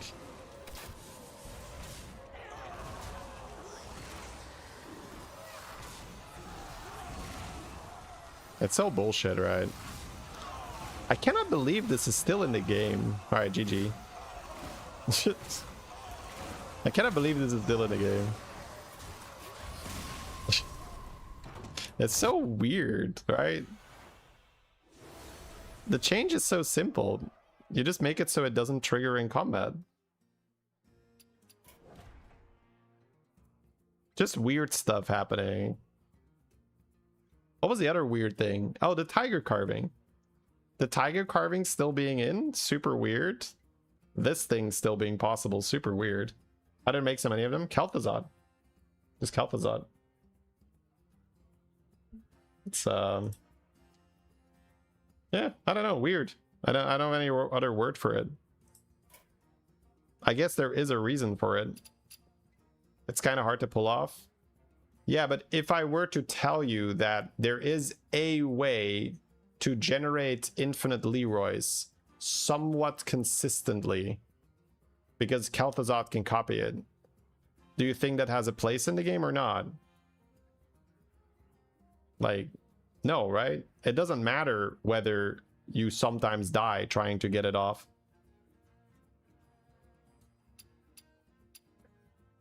Because it's easy to defend that kind of thing. You can find tons of reasons why, but all you have to do is say, should infinite Leroys be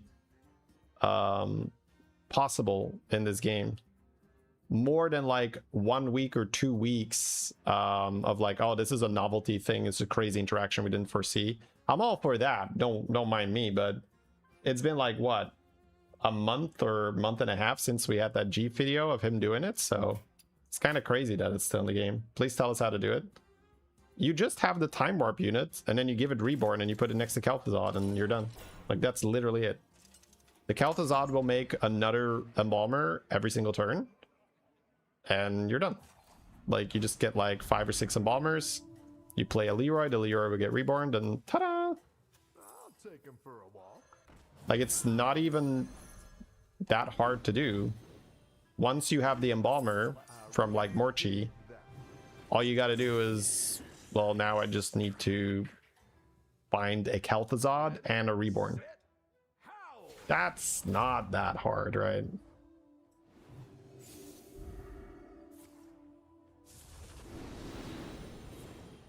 Like, we don't have to make it seem like it's some kind of a insane rocket science comp that never ever happens. It's actually pretty common to get that online once you have the embalmer, that is, right?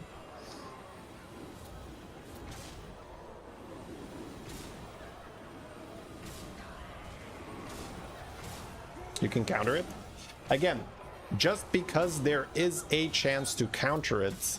Like, these are two unrelated things. Well, maybe not fully unrelated, but all I have to do is just say that out loud and you realize like how stupid it is. There is a way to sometimes counter someone that is summoning infinite Leroys. Okay. Does that mean that infinite Leroys have a place in the game because sometimes you can counter it? You could make that argument. I would say it's a stupid argument.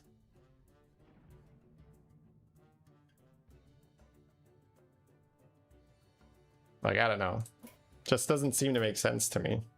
And I don't mind just talking about that because maybe I'm wrong about it. Like, I'm just I'm trying to update my thinking here. Ludicrous amount of tokens. The comp just goes on forever, right? It's because when the embalmer dies, it gets reborn, and when it reborns, it regains its 2 charges. So you're copying golden embalmers, so they will reborn the first 2 things that die, and then the charges are gone. So that means if you have 6 reborn embalmers on the board, you can reborn 12 things, and every time one of them reborns, you're regaining 2. So just looking at that, it's just like, well, that does tend to go on forever. Like, not forever, but you don't really have enough tokens. Like, they have more tokens than you.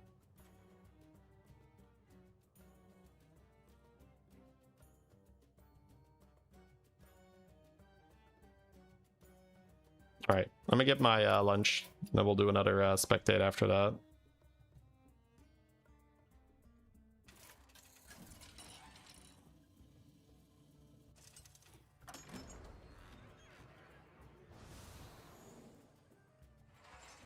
Isn't power creep in general not a problem? That has nothing to do with this, right? We're talking about an interaction that is summoning infinite insta-kill mechanics.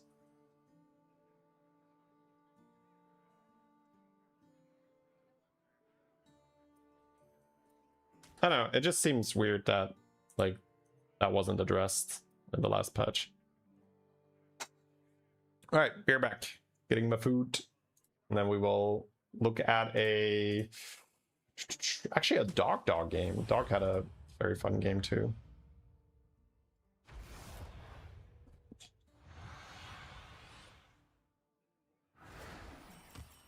I'll be by your side no matter what.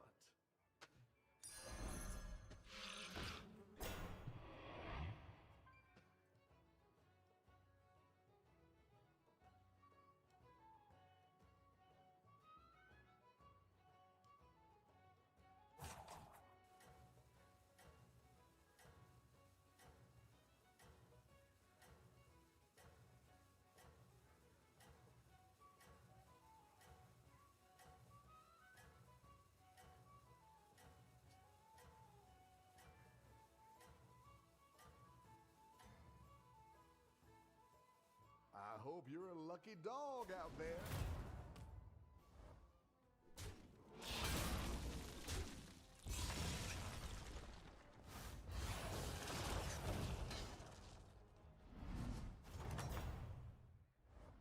Nothing makes me happier than having you back home.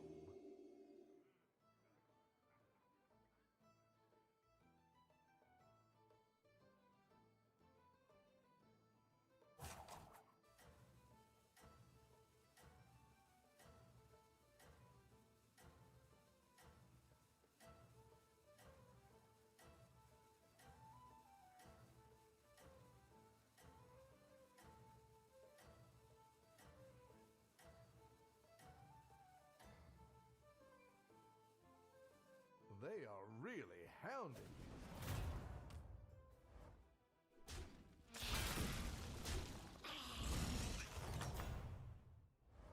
Oh, did that go to the dogs?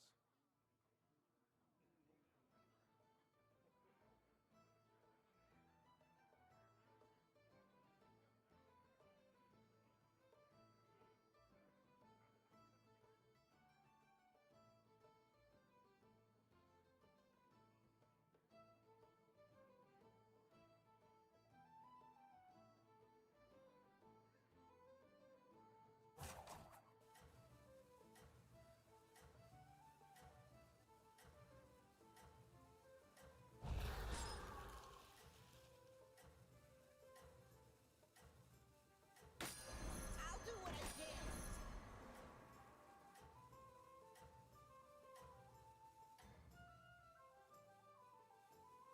I'll be cheering you on forever.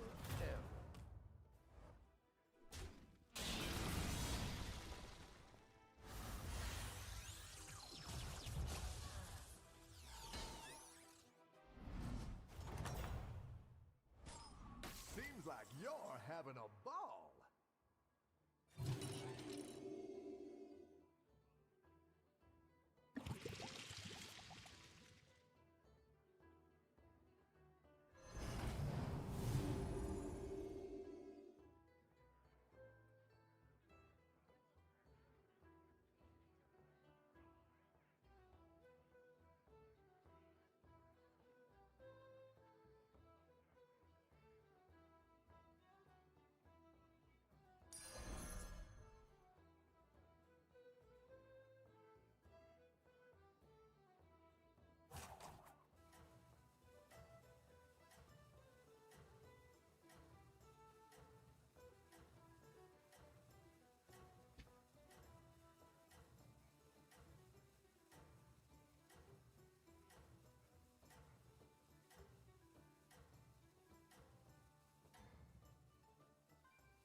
You've got a nose for trouble. And I like it.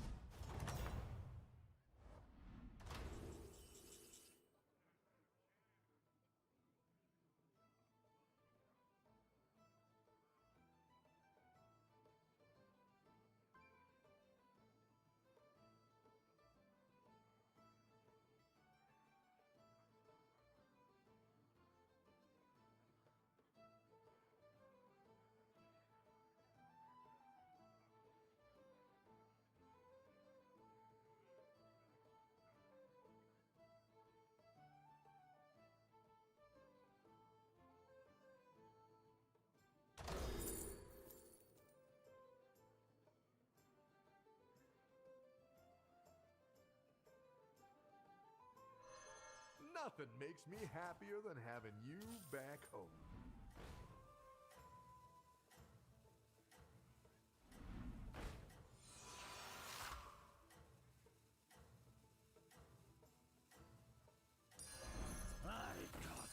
I'll do what I can.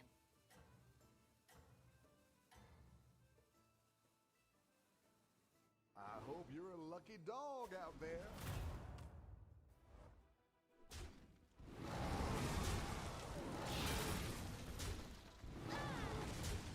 All right. Hello, hello.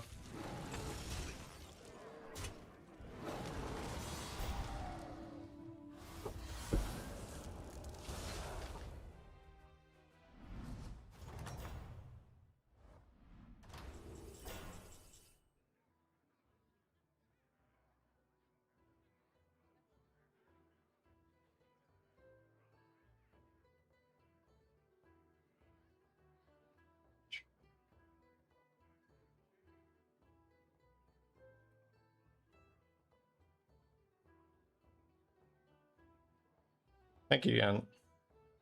Ah, you're back. I've herded up some fresh recruits for you.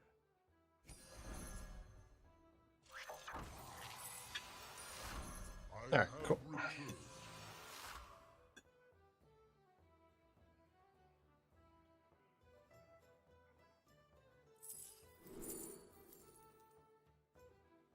I've got just the hop for you.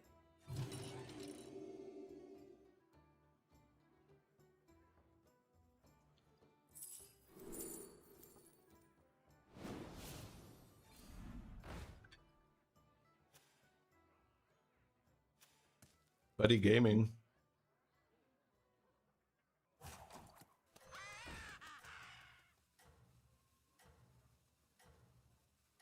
Hey Jeff, welcome to the live stream.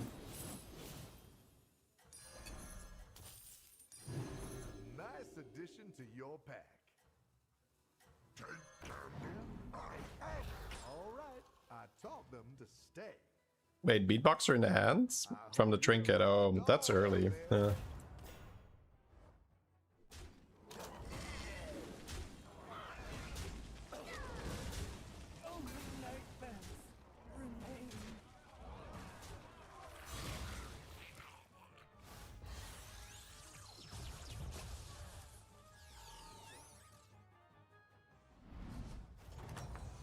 You look like you lifts. Oh, thank you. Right now it's mainly just some push-ups and pull-ups. It's just so much time to go to a gym. Something to bark at.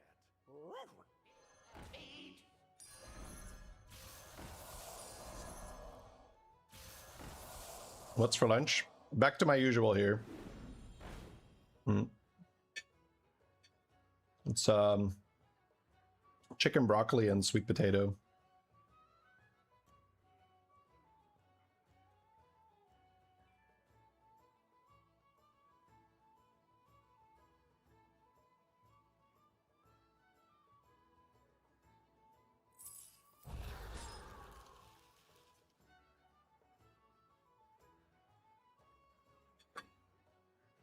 Usual spinach and salmon. No, this has been the staple for the last few months, but before that, we had spinach and broccoli. Yep.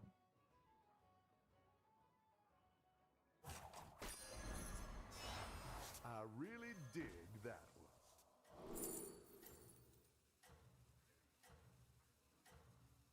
one. Replacement detected. What do we do other than content creation? Got 2 little girls, so it's this and then being a dad. Ready, set, pow!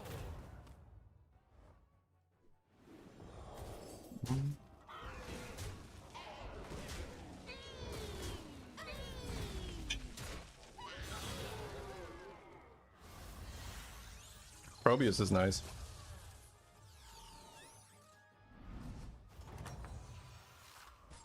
The dog days are here.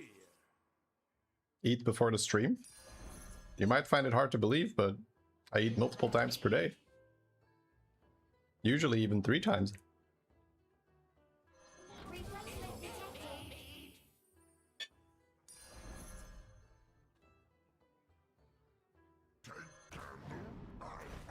Okay. This is so ludicrous. He needs she needs a spell, yeah. Go to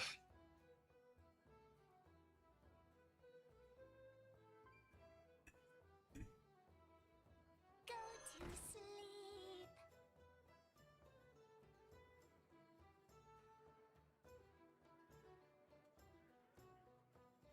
Eating in this economy.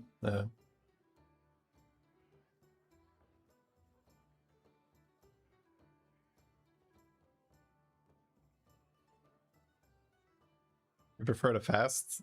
Sure. You probably don't fast for a whole, you know, month in a row, so presumably some eating involved.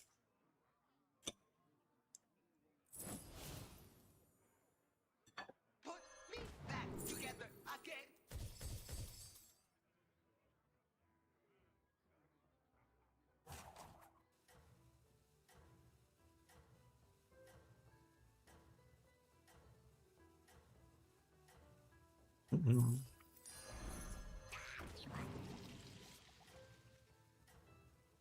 I do work out fasted myself, but I've just been doing that for years and years and years, so I'm just very used to it. I don't think it's anything that you should necessarily do. It just works out really well for my timing, because I like to work out as soon as I get up, and I like to eat after the workout, so that's just how it lines up for me. You saw a video on TikTok. Do Belgians eat tuna salad with peaches? I guess you could call it tuna salad, yeah. It's just tuna with mayonnaise. And then you cut the peach in half and you fill it up. And that's like a, maybe not a staple, but a pretty common thing you would find at a buffet type thing. But not like a hot buffet, like everything cold. Just like Now that's satisfying. like drumsticks, those peaches. Also a tomato filled with shrimp. That's also a very common thing. It's like in Dutch you would call it a koud buffet.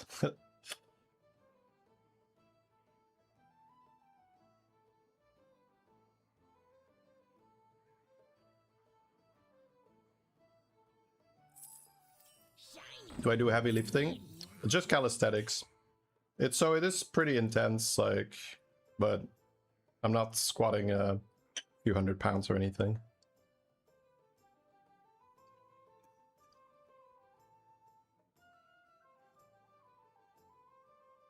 On my pull days, it'll be like 50 pull-ups, and push-ups days, it's 100 push-ups. Roughly, the number varies a little bit. And before that, it's either zone 2 cardio or it's a Norwegian 4x4 interval training. My training loop is very simple right now. I like to keep it simple. So I have zone 2 on day 1, and then pull-ups. Day 2 is zone 2, and then push-ups.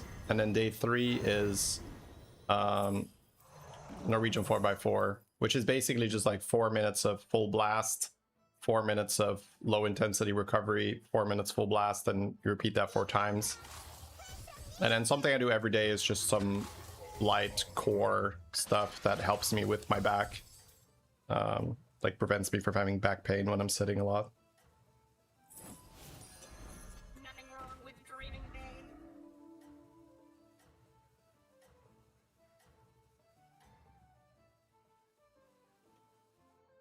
I hope you're a lucky dog out there. Oh, I have an exercise bike. I've had that bike longer than I've been streaming. And I've been streaming for 13 years, so... I bet that bike longer than I've known my wife. It's actually crazy, man. That bike has been through some shit. It still works just fine. That's some good shit.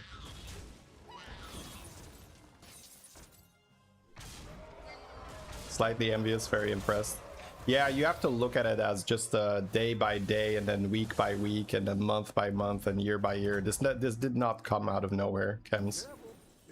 But it was just like step by step. It just started making sense. Be like, oh, we'll just add this, and then we'll add that, and yeah, it's pretty much just start and don't stop, and be willing to start low enough, because a lot of people I think to be like, oh, this isn't possibly like worth my time, or just like no. You have to meet yourself where you're at. So if it sounds ridiculous, but you're not doing it, like start there. That's why people say make your bed, right? It's this little thing that seems so inconsequential, but you have to start somewhere, and it really is positive momentum. Like when you get going, you just keep doing better and better and better.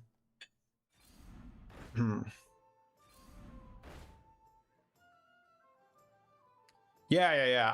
I also feel like when I was younger, when I was working out, let's say I started working out roughly when I was 15. I'm 35 now, so I've been working out for 20 years. Like I couldn't do pull-ups, and I couldn't do pull-ups for the longest time, and it was kind of like not like fully a shameful moment, but a little bit. Be like, oh, I can't do pull-ups, right? It's like I could bench, I could, you know, squat, like, you know, it's like can't do bodyweight exercises. And it's just something very satisfying and almost even just like very manly about like, oh, I can do push-ups, I can do pull-ups. It's like a very yeah, just very satisfying. So now I can do, let's see how many pull. I actually don't know how many in a row. I haven't tested it a long time, but I do 4 sets, and I think I start with 14 or 15 in a row, which is solid. I think I could do over 20 if I'm just doing like 1 set, just bang it out until I can't anymore. I've definitely been over 20 at some point, but I had to build it back up because I had a wrist injury at some point. So I'm not sure if I'm over that old personal best now or not. Anyway, whatever.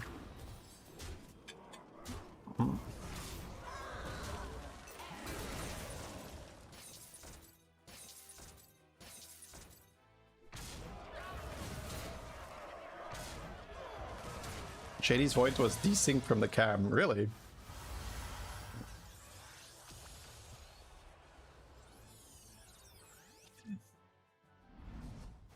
One of my origins.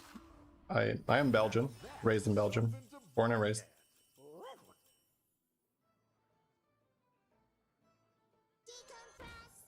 You spend time outdoor?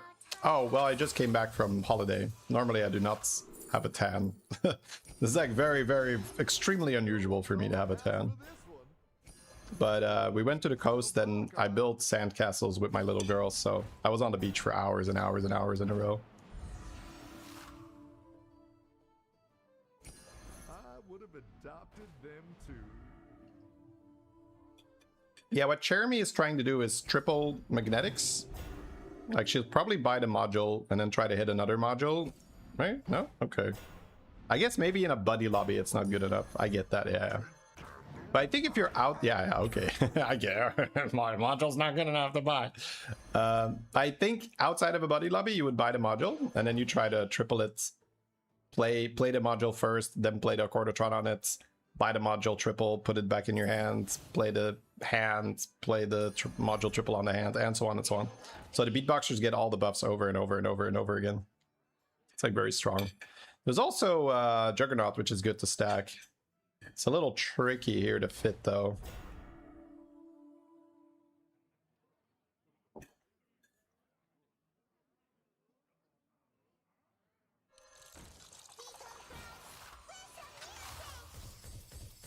It was on your end? Oh, okay.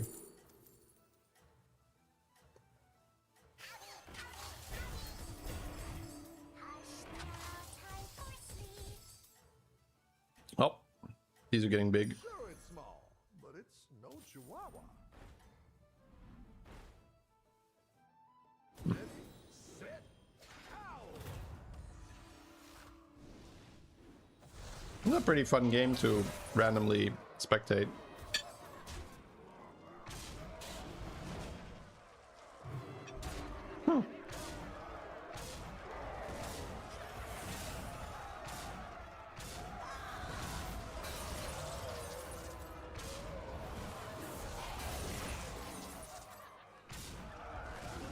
Uh-oh.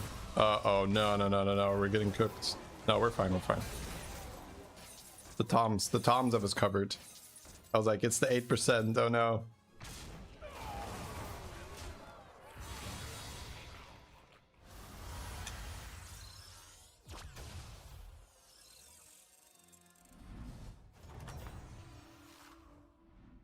Now that's something to bark at.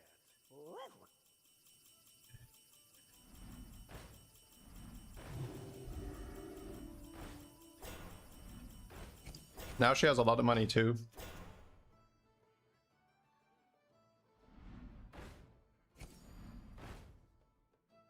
How's the Belgian coast? It was nice, but we went to Holland this time, the Netherlands.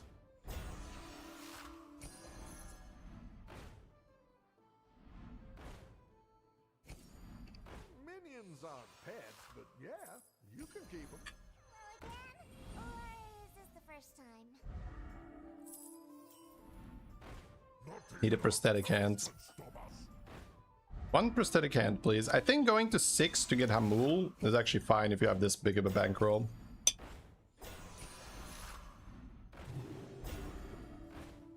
I would have adopted them too.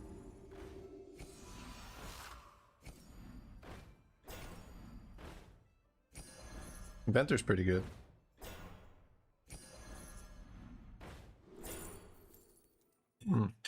Terran is nice. Kills our Inventor. Sure.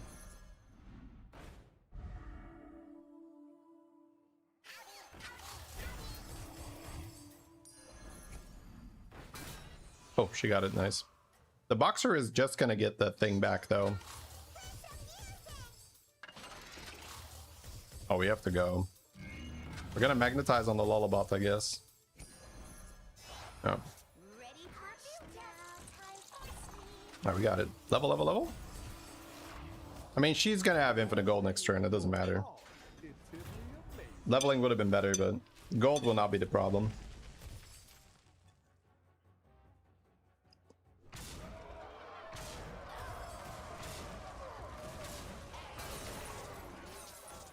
You can see how big these got.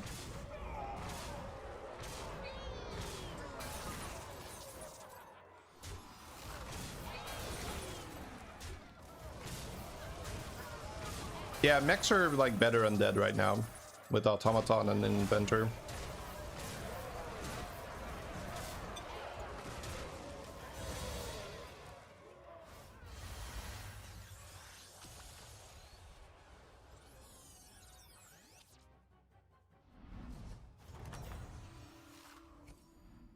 Now that's something to bark at. 112 gold. Why not take She's not leveling. It's interesting. Why not take one home with Is there some kind of... Oh, spell power, nice. Yeah. I really dig that. I like my hero power. I don't think I would switch it here. I don't really need clunker. One more Lullabot. I really dig that. I think we are trying to do some back-to-back still. Why not take one home with you? Not to play back-to-back fully, but just to buff the stack a little bit. It's actually pretty good too.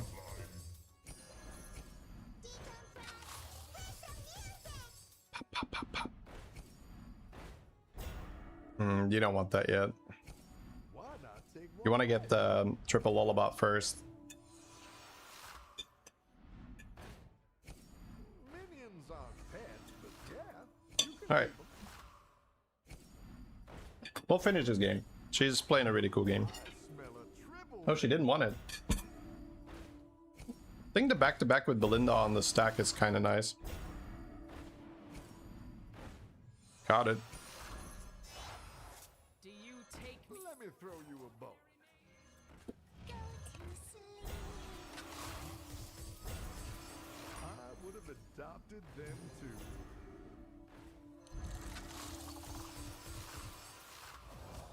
Hot dog! That could be a trip. Nice.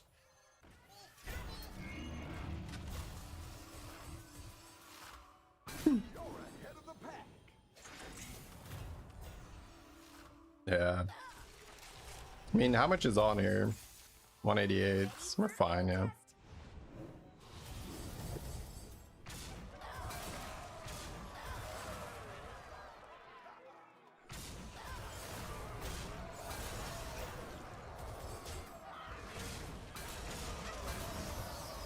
Play much spells on the second level. Yeah, it's not a perfect execution, but I've been in this spot. It's just like, it's not gonna do you're not gonna do it perfectly. Yeah, if she could take a breather and be like, okay, what actually matters? We probably want to look at the opponents and determine whether stats matter or not. If stats don't matter, it'd just be like, how do I avoid getting scammed?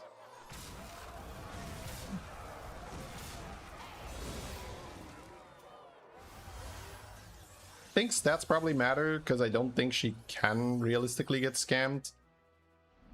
Just by like maybe one super big guy and the rest is full scam, but even then, like very hard to deal with.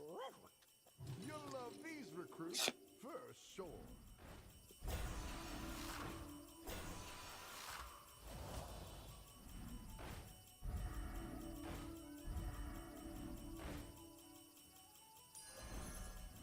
Minions aren't pets, but yeah, you can keep them.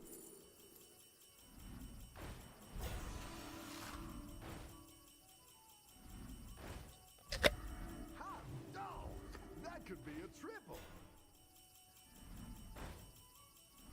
Minions aren't pets, but yeah, you can keep them.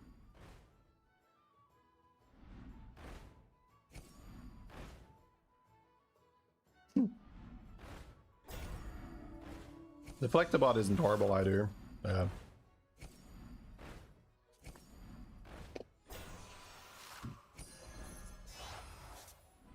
It's all ours now.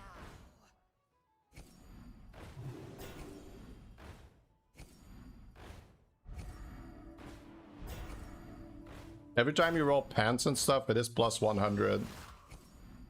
So it is nice for stats. But it's easy to miss.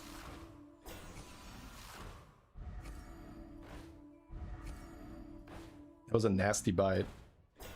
How does one have a nasty bite from an apple? Minions aren't pets. Like, ooh, that apple's gonna feel that in the morning. Right?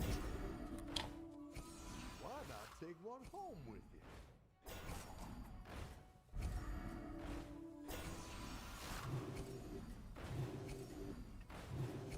Oh, we rolled it. Ready for a field test? You chose a doggone good one. Nah, didn't get it again. Good things come in threes, you know. You're ahead of the Missed pack. it. Yeah. Ready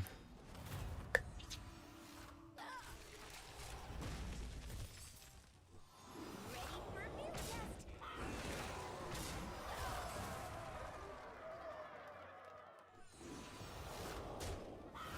Oh, this was an adequate amount of boxers.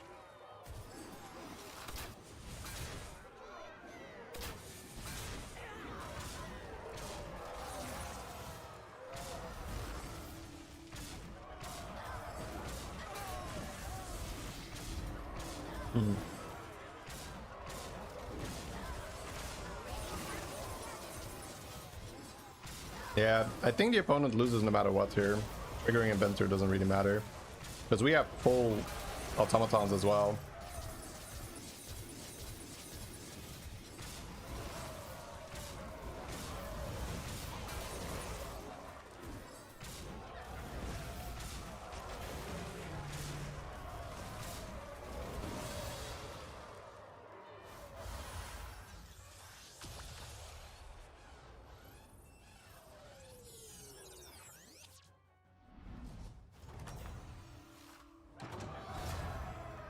Alright, perfect timing.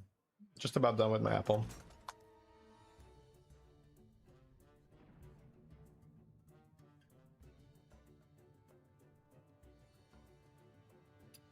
Italian pride, yeah. Charmy's Italian, I think.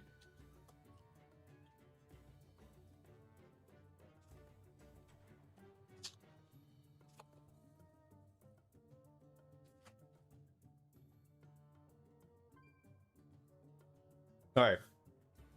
Let's get that Dogdog game ready to go.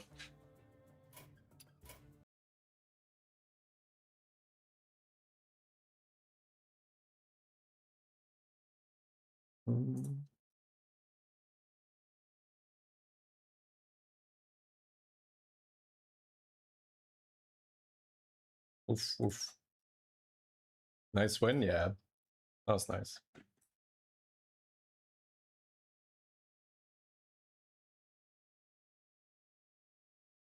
Here it is, chat. Are you aware that Jeep is playing in a Chinese tournament right now? Nope.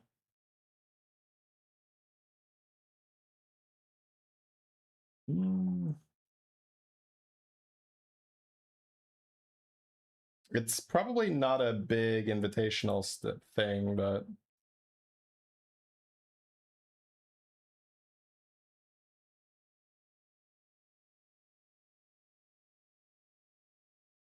I am definitely looking to yeah, it's being broadcast on Hoya. Let's have a look on Hoya.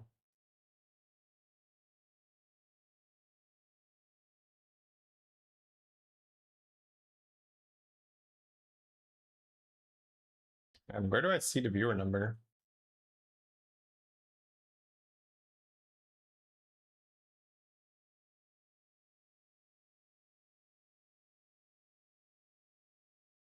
He's streaming it himself. Yeah, that's his POV. This is the Hoya POV.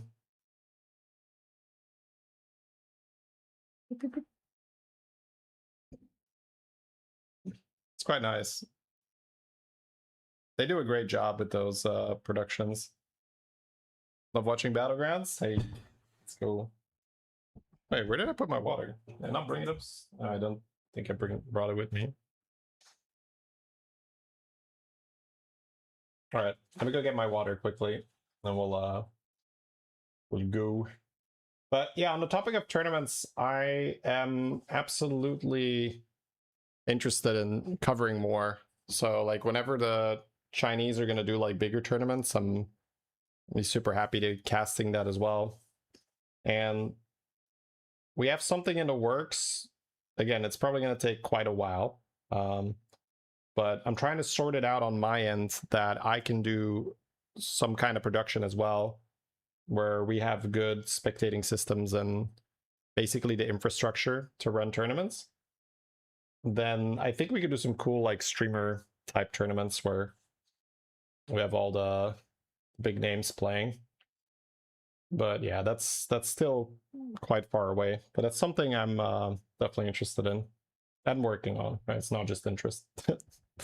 Sounds good. Yeah, that'd be really fun. All right, let me get my water and then we'll go. There's like free Dogdog advertisement here, and I don't mind it.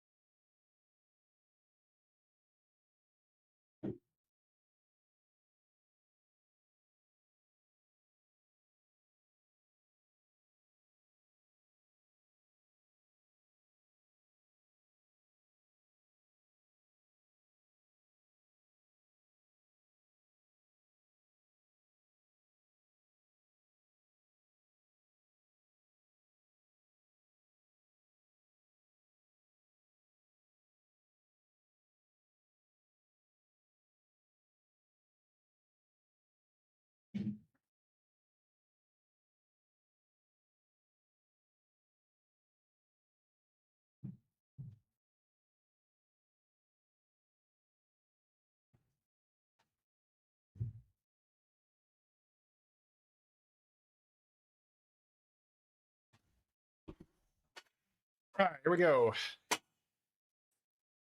So, got ourselves a Dogdog game. Woof woof.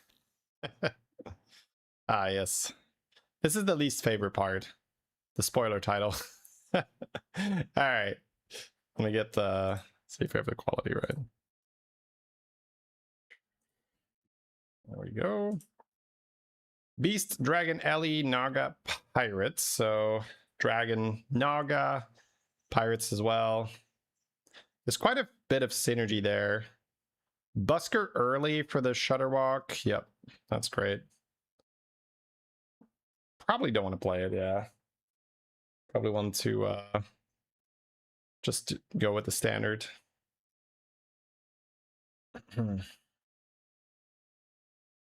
I wonder what hero is choosing. Yeah, I know, right? Freezing the Busker. Oh, that's fun. Yeah, trying to get a golden, I guess. He has 6 gold, though. He has to buy another 1-drop then? Unless he gets a good roll here. Nope. Just here?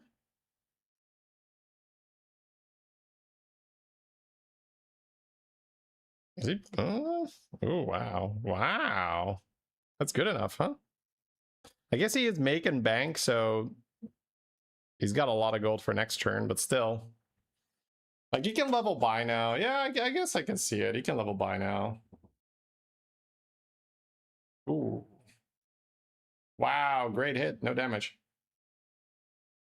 That's huge. Look at that. Okay. I'm down for the buys. Now we didn't take damage. Oh. Oh. Oh, they did us dirty, Chad. It's 4 1-drops again. Bob is like, you like 1-drops? Don't worry. I got plenty more where that shit came from. Hey, this guy likes buying 1-drops in tier 2. Everybody unloads the 1-drops. We're like, oh, hello. Hello, my friend. Here's some more 1-drops. All right. Jesus, bro. What the fuck? It's just 1-drops all the... Ooh, wow, that's a lot of spell power. How can we use that? There's also engine. I think you let it go, but I don't know. It's really nice. He's got trinket too, right? So he can't, because if you know you're gonna have 8 gold, you could do mushroom, purple bounty. That's not a horrible turn. That's not a horrible turn. Ooh, that's not a great trade. Yeah, gets the loss here. The whelp sends his regards. It whelped. 9 golds. Oh, right, he does have an extra gold.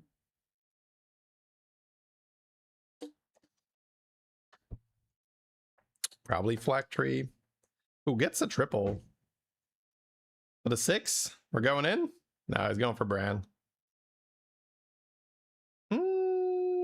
Nala stabilizes. There is Rylak for Titus. Titus also works with your whelp, which is kind of nice.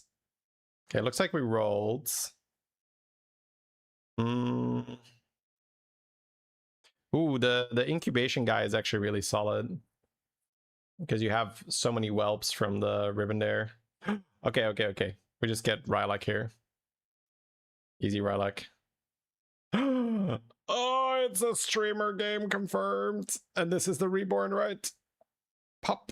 Dude, if it's reborn, it's so rigged. Okay.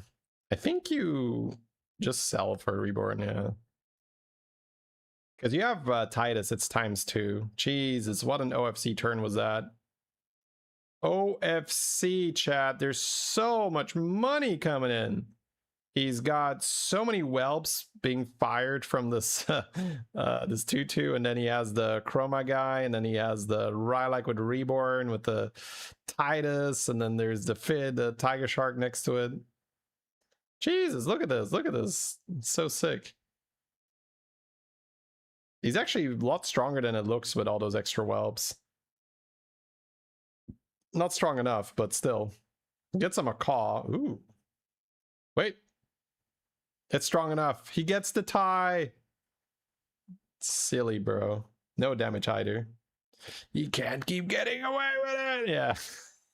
That's how people feel with my games sometimes. But that was some silliness for sure. Okay, so we have spell power that we can farm with this Rylak as well. He's trying to figure out this ordering here. There's so much to think about because you could roll a brand and you can get triples. And how are you going to stabilize? Because right now you have a lot of income with these extra beasts, but you don't really have a way to convert that into stats yet. You can farm some spell power. You've got the shiny ring in your hand. It's getting a little weird. It's, yeah, not an easy position here. Lots of stuff. Oh, he's got the Fellhorn. Yeah, okay. He's gonna trigger the Fellhorn for a little cheeky tempo gain. Interesting that we sell the Fellhorn instead of the Orca. Huh. Okay, so he's gonna keep the Chroma Drake.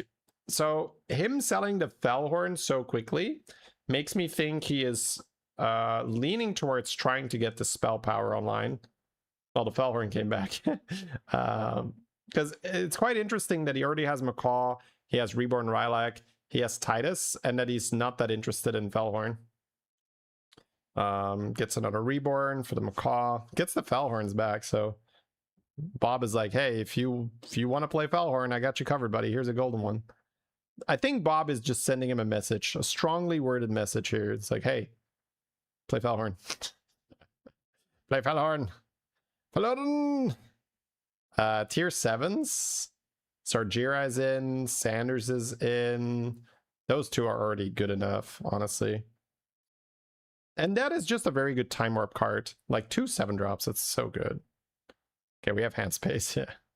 Sanders on Shutterwalk is disgusting. Zargira, oh my god! He's leveling straight away. I guess he wants Shimmermoth now. Yeah. If he gets Shimmermoth, he's just chilling. Windfear to Macaw too, sure. He's what? Bro, what is this? He does not give a shit. He's probably right, but okay, gotta keep the Sanders on your board. Okay, Golden to Rylak, he didn't even, I guess, yeah, he's just like, well, he can farm rolls now. Is he keeping the rolls on the board? Probably not. He has to sell some. I guess he can sell the tiger, the not the tiger shark, the 2319, the whelpsh. Yeah, there's a Shimmermoth. He's just not interested. We're not cycling this Sargira, are we? Oh my god. No shits were given that day. It's like, eh. It's only a Zargira. May as well sell it. Okay, so he's gonna farm the... Yeah, I feel looking at this, I would have definitely preferred to have a Zargira on my board than this Tiger Shark. But at least Dog gets to move on, right?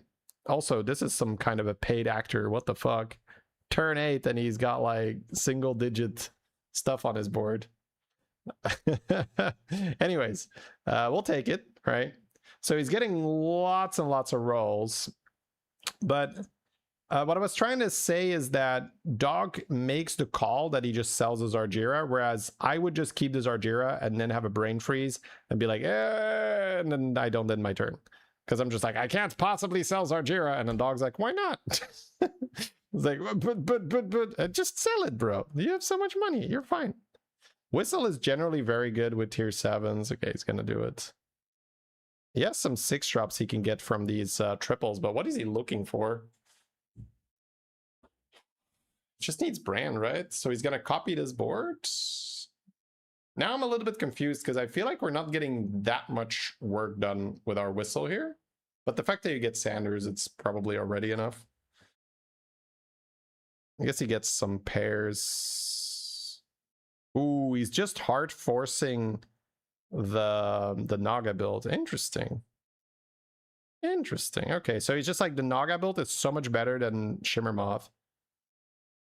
Oh, that's so good. That's so good, chat. That's so good. He can just roll for Bran now. He's got 31 rolls. Hey, if you're not Bran, I mean, he can roll for what's her name? Queensguard, Bran, Maybe eyes for the parrot. So yeah, he's not even interested. It's like, give me Bran, give me Bran. I think Bran, Queensguard are probably two solid things to talk about and say, I only want those. Like, I wouldn't be shocked if those are the two that are on the shopping list. Because when you have this many rolls, right, he's got 10 left. Yeah, another, ooh, he's not even buying that, wow. So he's got Emergent for Queensguard, but he's forcing so hard, and because he had the Golden Fellhorn, and then he rolled Shimmermoth, I thought that that would be part of the options, but, oh, there you go. I want a Golden Brand first, right? Yeah. Oh, sells that. Oh, sells the rolls too. Jesus.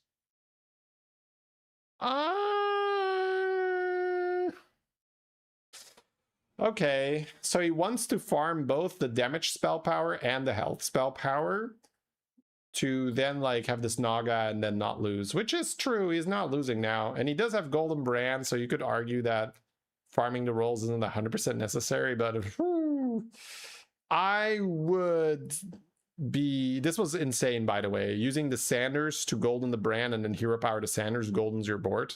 Sorry, I just skipped over that sort of matter-of-factly. But I was just so shocked that he sold his rolls. But again, he's decisive, right? That's and people have said like, oh, Dog isn't decisive. He's constantly saying, I don't know what I'm doing. But you see how fast he plays, right? I don't care about what he's saying. I care about what he's doing. Selling it like that is decisive, right? Even if you're like saying that you're not sure and this, you're making decisions for quickly, right? You're being decisive. So I do think if he had more time to look at that, he might have considered keeping the rolls for one more turn, just because it gives you infinite bank for the rest of the game, essentially. Because there's a Golden Bran, Golden Titus, Golden Wind Fury Macaw, and a Golden Refreshing. You are very, very infinite for the rest of the game because you have a Golden Brand and you're rolling the whole time and you're hitting battle cries and stuff. So I think if he had a few more, like, let's say like an extra 10 to 20 seconds to analyze that turn, I think he would have held one of the battle cry spell powers in his hand. Now, the reason why I think he did end up selling it is because he wanted to golden it with Sanders, and he sort of just already made that connection in his head of like, oh, when I play the Sanders, I need to have all the minions on the board that I want to golden, therefore I have to sell the spell power guy because I want to, or sorry, the reroll guy because I want to have both the spell power guys on my board and then golden those. Because Bran with Sanders and the hero power is going to golden 3 things. So I think that's probably what happened there. But I think if you give him another like 10, 20, who knows, maybe in 30 seconds, and he looks at it, I think he will just keep one of the spell power guys in his hand and not golden it. And then with infinite money, he will just golden it anyway. Because if you have Bran and you have unlimited rerolls, you will find battle cries to make money. So all he needs to do is keep the rolls for one turn and he has infinite gold. And it's actually quite important because he does need to find Queensguards. The shiny rings are going to fall off at some point. Then again, I mean, he's farming spell power at such an alarming rate.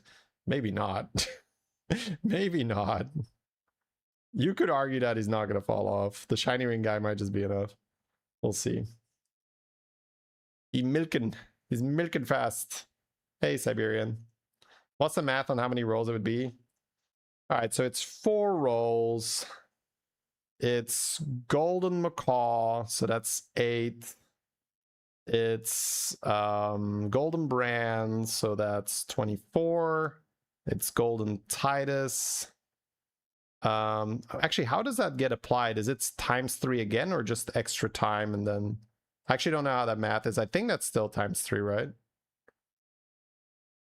Like the Titus applies first, and then I actually don't know. Anyways. Enough rolls that you do not have to worry for the rest of the game. Like, for real. He didn't use Eyes to Golden the Ring Bearer. Well, Ring Bearer is a tier 6 card. You cannot Eyes that. Brand plus Titus is 9. Okay, cool.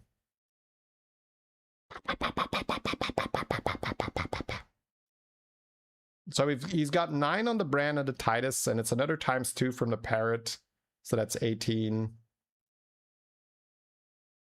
And then There's Reborn on the Parrot, there's Reborn on the Rylak, there's Wind Fury on the Parrot, so yeah, there's like... And there's ×4 from the anomaly itself, because it's not 1 reroll, it's 4 rerolls, so it's infinite rerolls. Like, in practice, yeah, like maybe not theoretically infinite, but in practice infinite. He will not run out of money again. Whee!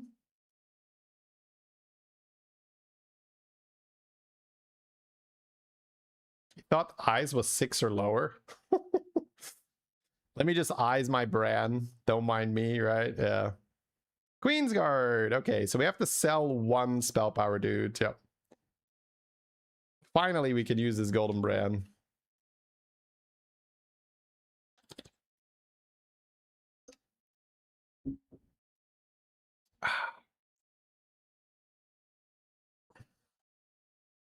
Yeah, I used the Sanders.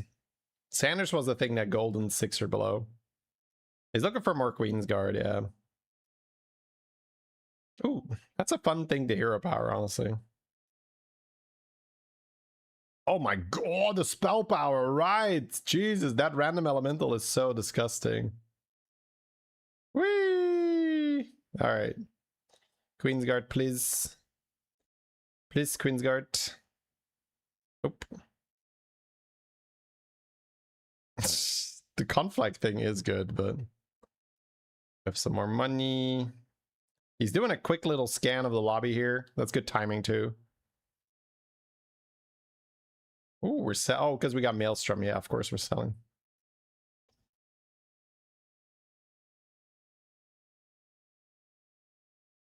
Viable enough for good measure. I like it. Man. This is gonna go ham now. He's gonna stop farming damage though. He's just gonna farm health, but that's okay. You have enough damage that just more health is very likely. It's not gonna be a problem. Look at these numbers, bro. 10k on everything. And he's not done. Actually, it's more on the Nagas, right? The Nagas get twice as many, so it's gonna be like 30k Nagas. Oh, so many buffs. It's basically 50k right now. 50k health on the Nagas. Oh my god, bro. 202 spell attack. He's on 282. It's not even 202. You would look if it was possible. You can't see anything with these effects. Hey, look, these animations are important, okay? He's like, golden? Oh, the cinder. Okay. Yeah, so I think other from that misplay that he did, well, I don't even want to call it a misplay necessarily, because he did get stronger for that fight, so it's not like an objective misplay, but I do think if Dog could go back and think about it, he would keep his rolls for 1 more turn. Other than that, this was just brilliant. It's just, oh. Sanders with Shudderwalk is such a treat. I haven't had that in a very long time. Definitely not this season, right? Although it is tier 7. Maybe I gotta pick Shudderwalk in tier 7 lobbies a bit more.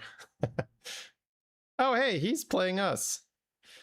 So we can see why Dog also was just not interested in playing the Shimmermoth, right? Because when I had that golden Fellhorn and I would have all those pieces, I would have a very hard time just discarding golden Fellhorn. I would want to see, do I roll Shimmermoth? But if we look at these numbers, what are you going to do with your beetles, my dude? Your beetles do nothing. So beetles, you don't really scale your scaling. You will get roughly the same amount of buffs once you're capped out every turn. But when you use spell power, you scale your scaling because Dog is increasing the number which he's adding every time. So every fight he just keeps getting bigger and bigger and bigger, faster than the beetles would have. So again, very, very nice, very quick decision making to just sell that Fellhorn and say, not worth it. Yeah, very, very large. GG. Man, the test needed like a few more rounds here. Dog finds the most overpowered unit for butchering and dead. Hey, let's click that. All right, let me link you guys a video so you can like it, subscribe if you haven't. It's always very nice. We can help out fellow content creators. Not that he needs it, like he's got a lot of followers, but hey, it doesn't hurt, right? Definitely doesn't hurt. Give him some credit where it's due. There you go.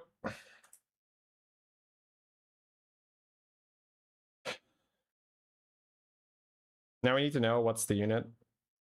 Which unit? Oh. I think that it might be the butchering guy of this idea.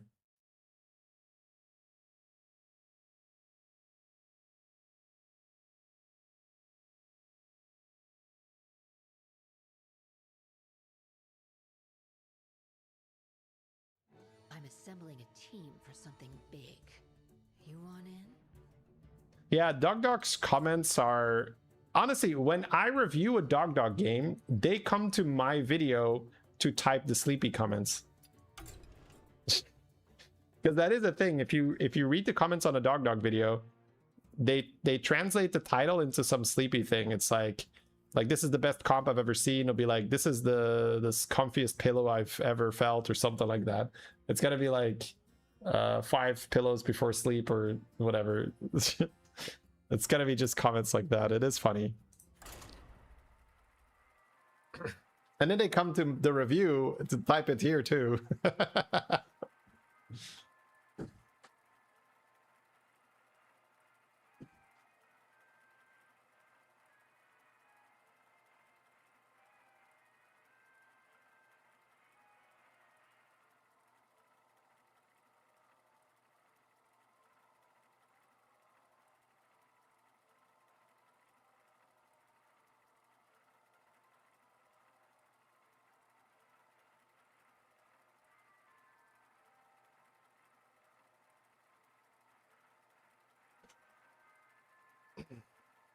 Well, a lot of communities sort of have their inside jokes. We have it with the oil. And now, honestly, I'm not sure if I'm happy that it's a thing, but every time I pour water from my glass, it's like, oh, vodka, vodka. Right? Vodka's coming out early today, etc., etc.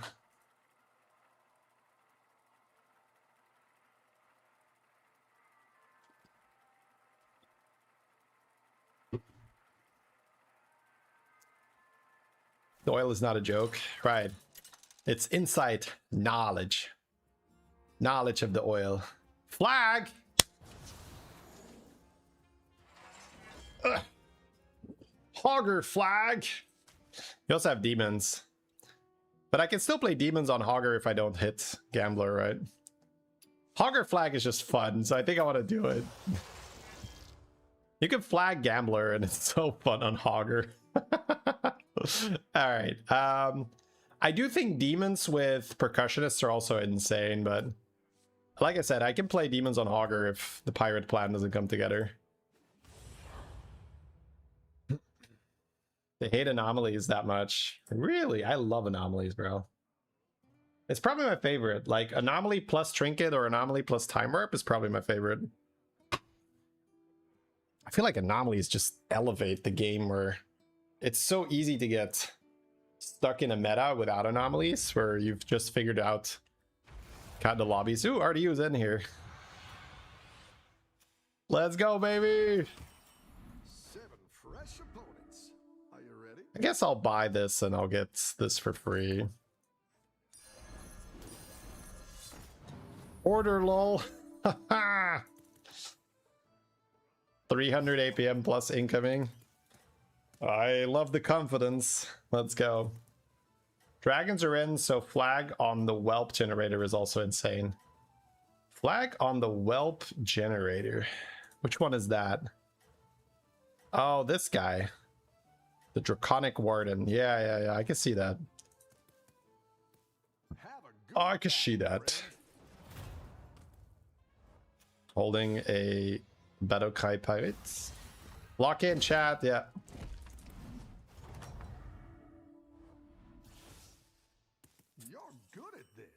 Seems like we just level, right?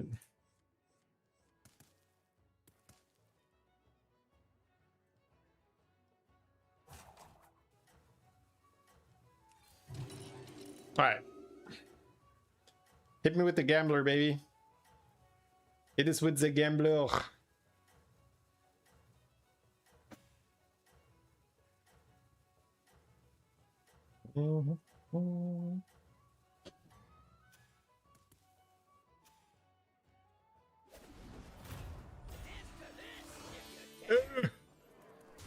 Help! I'm getting millhoused. Police! Police! I'm getting millhoused.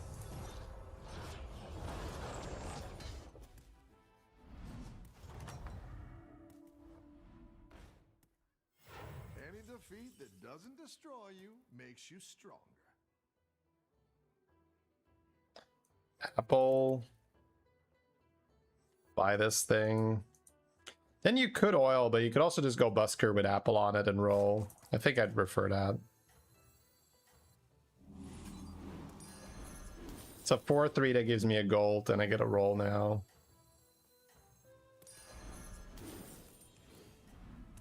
No gambler.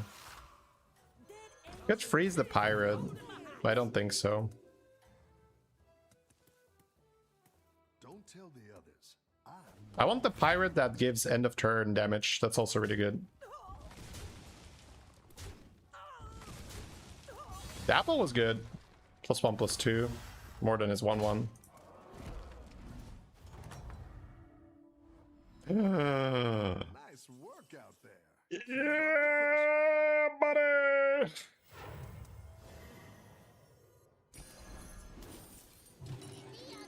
Who is ready to game, chat? The gamblers are in.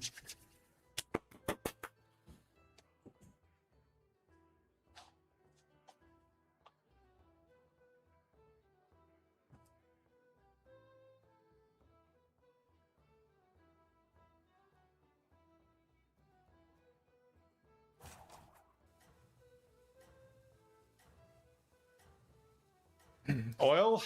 Nah, I'd rather keep this. I'm gonna go infinite pretty fast anyway. I'd rather just get the money now. Oil is less valuable if you're gonna have so much money coming from gamblers anyway. Have a good battle, friend.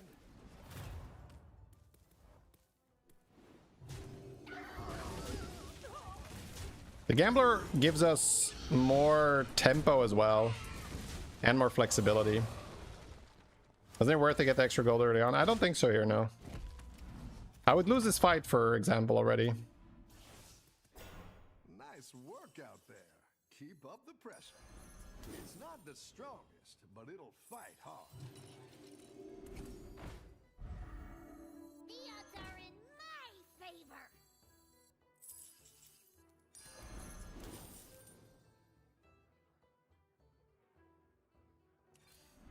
Leave no shell unturned. Is freezing that actually good? I could flag the gambler again.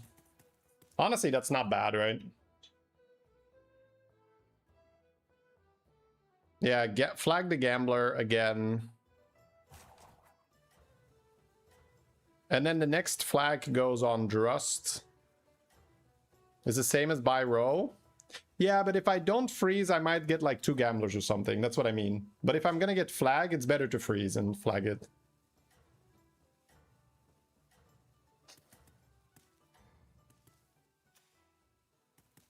You are not out of this yet. So if you're like... Yeah, basically I don't think freezing it is always correct. But flag, I think it is. Oh, we farm again. Nice. Good! Drust is a bad idea to flag. I've seen Matsuri do it. It did not look like a bad idea, my dude. Looked like a pretty good idea.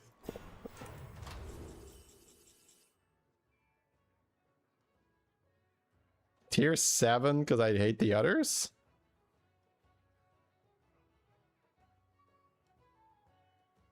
I don't want to spend 6 gold on this. I don't want to spend 6 gold on this. I don't want this slowing down my tavern.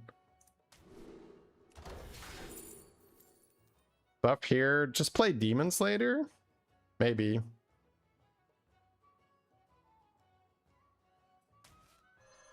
Rough battle. Infinite Gamblers. I could do it, but I don't know. All right, I'm gonna roll. I can get turtles too. Actually, no, I'll just do this every time. I need something to get rewarded for rolling, right? It's good to get some minions in play. The odds are in my favor. I'll give you a good fight. The odds are in my favor. That's a great play. I can't wait to see this shake out. It's not the strongest, but it'll fight hard. Better hire a recruit while you can. Better hire a recruit while you can. Better hire a recruit while you can. The odds are in my favor. A good tactical choice. Don't tell the others. I'm rooting for you. Even Peggy would have been nice. Callie is also like okay-ish, I guess. With Callie, we can maybe play the spell power dude later. Why would the 3/3 7 minions slow down the tavern? I don't know why, it just does. You're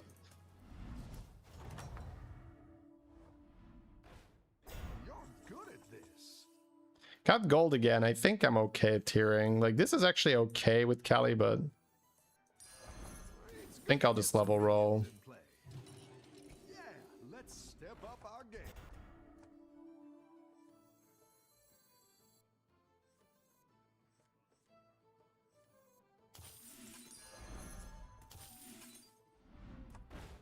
The odds are in. I didn't like that one either. Here's a gold for the trouble. Go ahead and hire one of these. I think I just roll and trade it.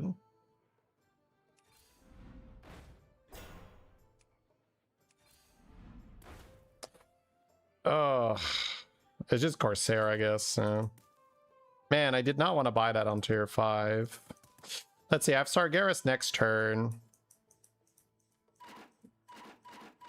Moon Eater just doesn't make sense, right? The gamblers are even. Oh, that makes, I guess that makes the tier 6 guy quite good too. The odds are in my favor. I'll avenge you, Captain. Better hire a recruit while you can. Do I here? Do we care about Sargeras? I think I end up playing Fodders, but maybe not. We'll see. More percussionists without the flag than gamblers. That's kind of true. Don't tell the others. I'm rooting for you.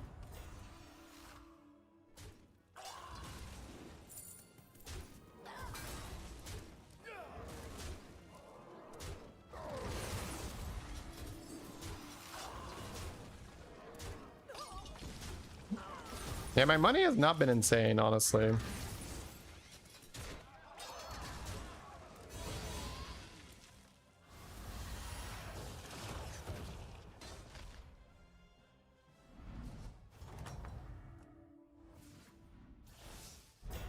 The battle is really raging out there.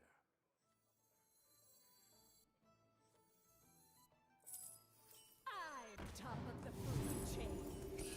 So anyway, That'll do some damage. That's good.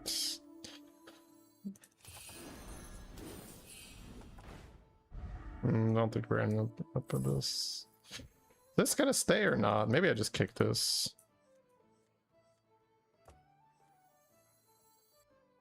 The odds are in my disaster is opportunity. You're down a minion and up a goal. favor. The odds are in my favor. Oh ho! You're moving up in the world. Oh, That one might make all the difference.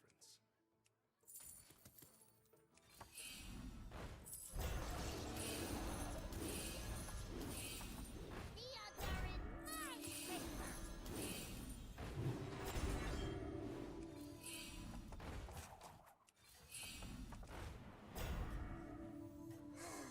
A melody of love.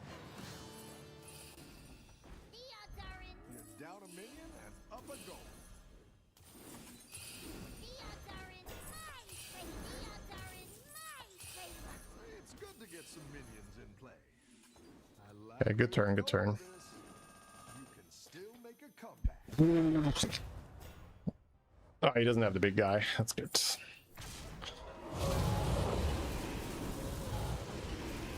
Very fun.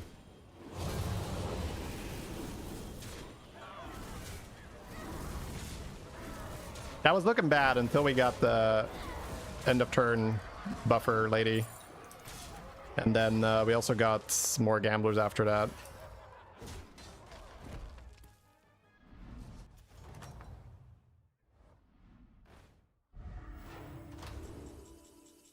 Privateer portraits.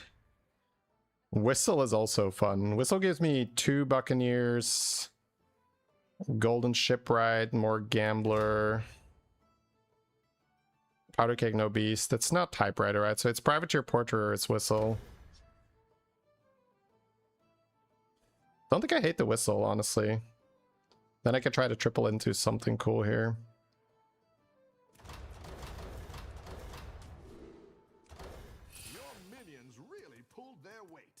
I'm not doing this turn. Actually, I don't need to copy that.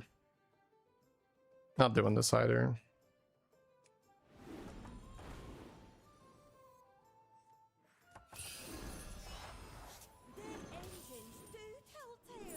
Oh, I got Drust. That's so sick. Always trust a Drust.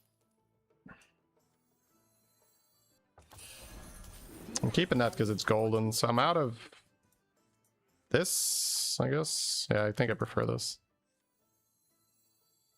I'm buying every pirate now. I kind of want to tier, put more Drusts in the pool and roll the Drusts.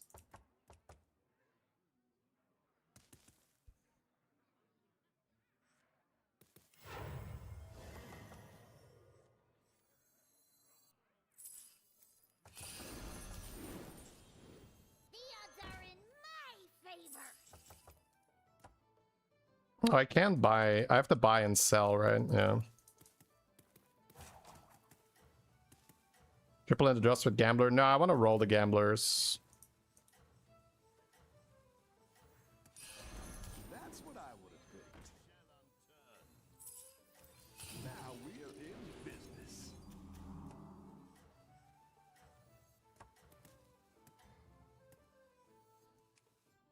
Keep up the momentum, friend. Beatboxer.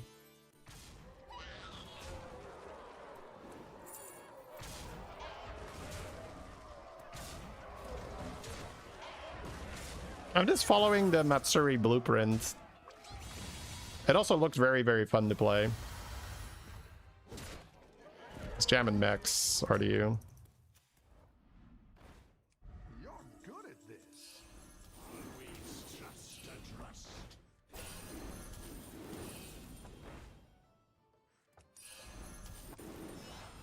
Always trust a Drust. Better hire a recruit. I guess I can put this back in. It's fine. My favor. Go ahead and hire one of these recruits. I don't want to just roll now in case I don't hit it. Fight hard. The odds are in my favor.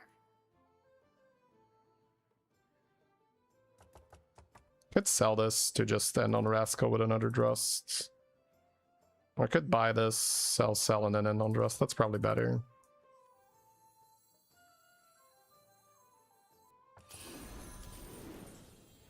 Where is my eye patch? You're down a minion and up a goal. Always trust a Drust. So I could sell now, but well, I get buffs here too. Like sell, buy. It's 12/12 on my goldens too. I think it's actually worth it.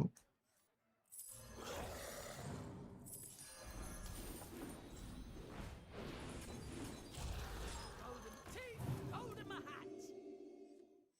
There's also more buffs from the Buccaneer, yeah.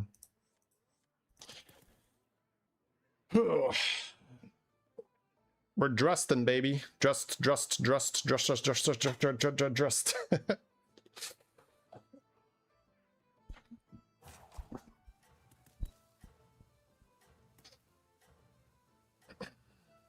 There's a brand, but I don't think we could fit it. There's no elementals either. It's just buy Drust, buy Gambler. Sell Busker, play Drust, buy Gambler. And then I think I want to keep this for now. Stay on top. So it's maybe just out of Bandit. I don't know. I lose here. He's doing bounties, yeah. He doesn't have the end of turn thing. He's just using purple bounties, so. Need an armor. Okay, gonna need blaster too. Defeat that doesn't destroy you makes you stronger. I didn't like that one either. Here's a gold for the trouble. Don't think I want this. I think I'm getting more out of these.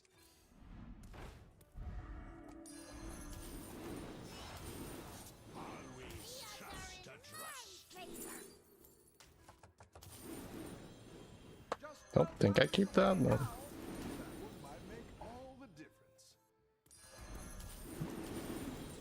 70 health. Also procs afterwards, right? I think I can actually keep it. I don't think I'm tripling. I'd rather want money. There's cleave, but I think it's blaster. I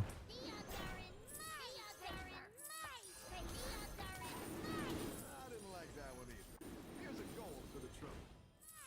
I didn't like that one either. Here's a gold for the trouble. It's good to get some minions in play.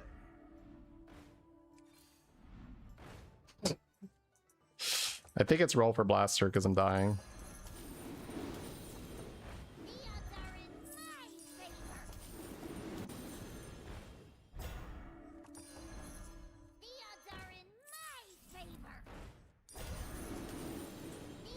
Go ahead and hire one of these recruits.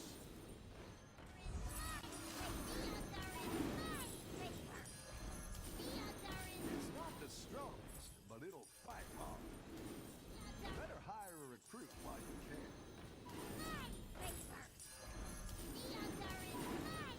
Go ahead and hire one of these recruits. You skip blaster? Then why is it in my hand, chat? Think before you type something. And I will use the hindsight and the benefit of the delay, thank you. Alright, we can end on that. Chat always worrying about nothing. Alright. How many did I play? 24. Don't tell me. Roll for blaster and he skips it. It's on the board, is it not? Alright. 83% lethal. It's so lame that mechs are better than this. Okay. Kill this Deflecto bot. But it might not be good for me. That means more stars are alive. Yeah. Ah, how lame is that, chat? That mechs are just better. Ugh. Ah, GG. It's so lame though that you can't even do this. Oh well.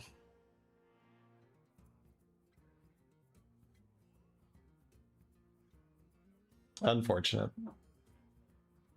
On Hogger? Well, yeah, I mean, I wouldn't advise it on another hero, but it's so lame that like a relatively normal mech board is just destroying this. I think when Matsuri did this, it might have been before they introduced Inventor, or it might have been in a non-mech lobby. It's okay though, it's part of the game. I have to try because it's a great video if I do, so.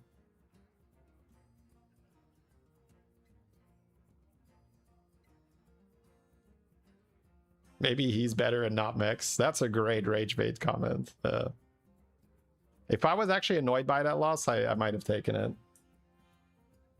But Artie and I are good friends.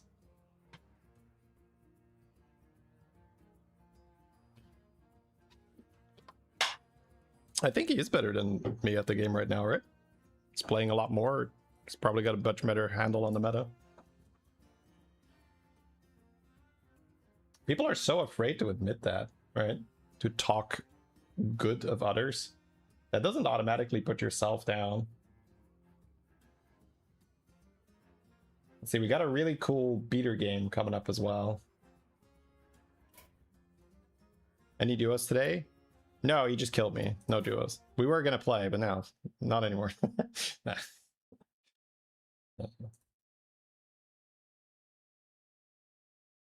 All right.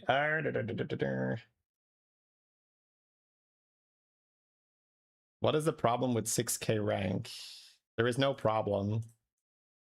But you might be looking to increase that rank, and then you can check out this guide.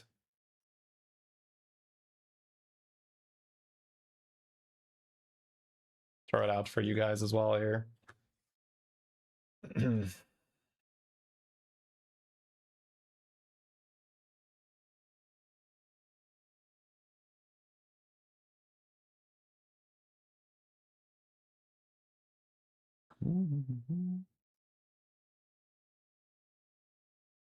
Yeah, I guess 6K is where people park mentally as well.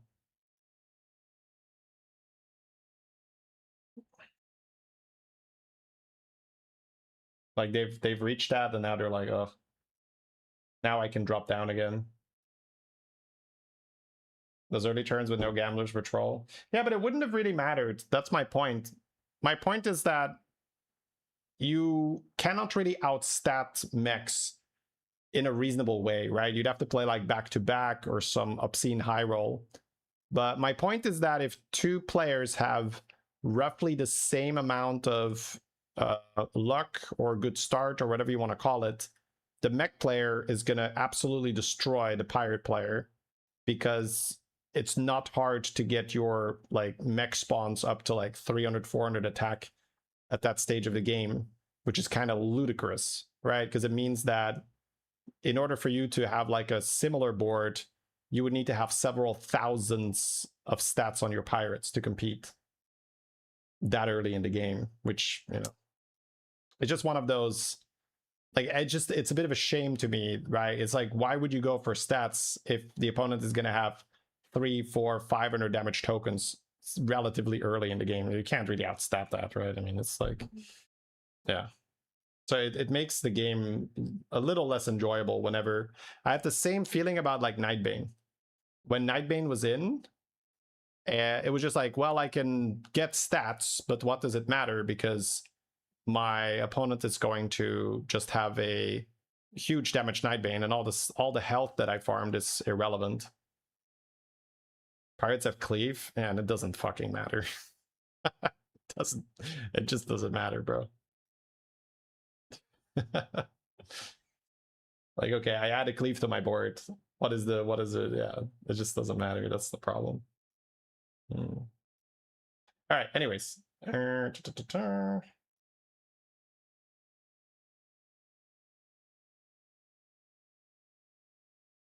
Yeah, when you... And the blaster also just didn't do enough. It helped. It killed his deflecto earlier, but... all right, let me go to the bathroom, and then we'll dig into this beater game. Cleave pops 2 shields and then dies. Basically, yeah. It's so sad. Or gets Leroyed, because it's very easy to predict as well, because you have to put it in position 1 if you want to have it buffed by your end of turn buffers, and then they just put a Leroy next to the taunt, and then the cleave dies. It's not necessarily a problem with the game. I think it's just the way how I like to play the game.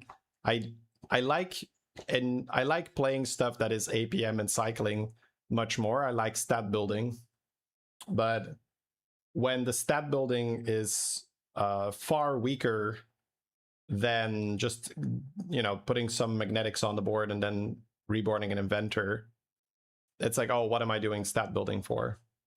But if you want to be effective, then you just say like, oh, that's how it is, and then you just like play mech instead, and you don't even look at pirates. It's just not so much fun.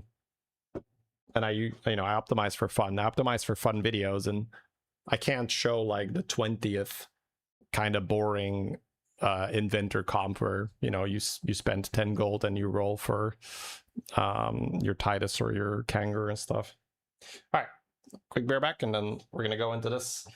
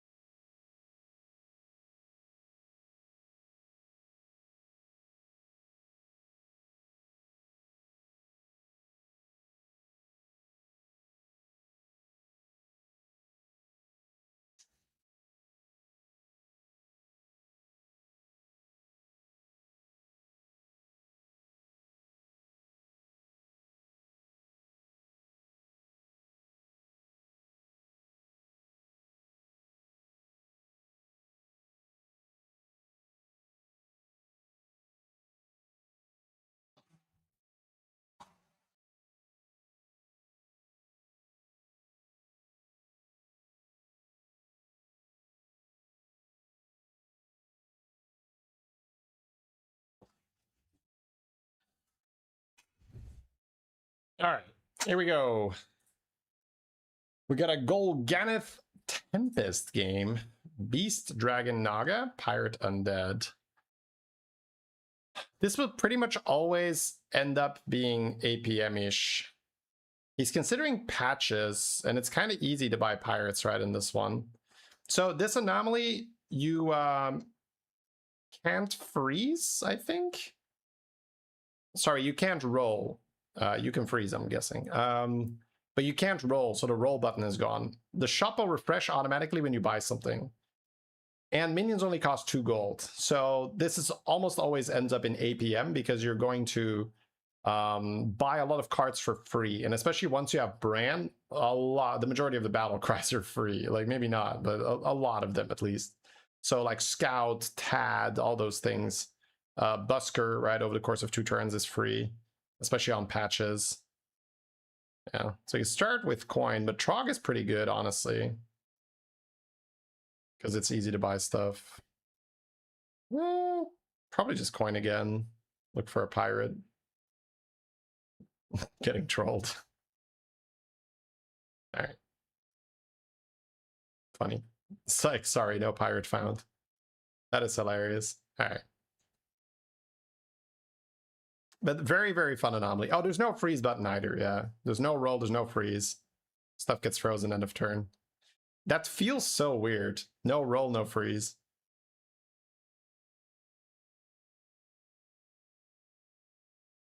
All right. Go to tier 2, and then it's going to get frozen. And I think you buy apples next turn, or maybe even the seer.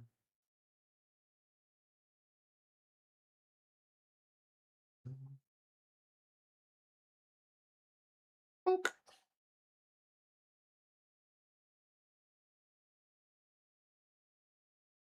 Usually I don't mind buying apples because then you get a double buy, but seer you can sell and still double buy, so it's fine. Reef seems okay. Spellpower is not awful, but... Ooh, Gambler. Gambler is +1 gold. Gambler for Gambler. Illegal activities here, chat. Oh, you can play Seer and buy the Chef for 1. Kind of like that. Target the pirates. He's gonna save his hero power for next turn? Or are we popping it now by selling the 2-1? Alright, I like that. And then there's also a coin in the shop, which is pretty good. It's a free reroll. Thought it was Hogger for a second. Yeah. Patches feels like the bad Hogger.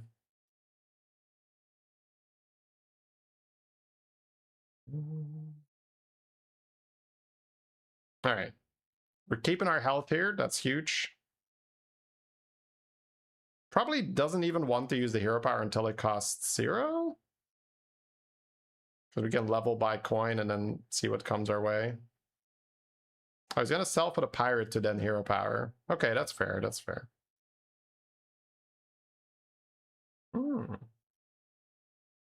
Wonder if he sells the busker to get the money here. It's kind of fine to just buy that next turn to get the roll, though. Like next turn you can level and then buy the investment. And then you'll roll on tier 4, and then you can sell your gambler and keep playing.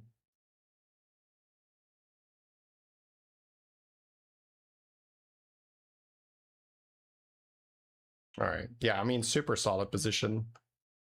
I guess it does make sense with patches that he is holding his hero power until it costs 0, because minions only cost 2. So in order for it to be cheaper, you do want it to cost 0. But on the flip side, it's easier to buy things because it only costs 2 gold, and you don't have to pay for rolling. You could also buy Scout here. Could triple that if he sells a Scout first. Okay, I mean, could still get it here. Nope, unfortunate. The 3-4 is great. The 3-4 pirate in the shop. All right, keeping the pair. That's annoying. We wanted to keep playing here. You get technically hero power for 1. It is still cheaper. Maybe sell the laureate. kind of down for that. Sell Laureate for a hero power. Okay, he's gonna sell his pair. Thought he was gonna keep the pair. Is it always preferable to be tier 4 by your lesser trinkets? No, but generally yes. But for something to be always the case, it's very unlikely.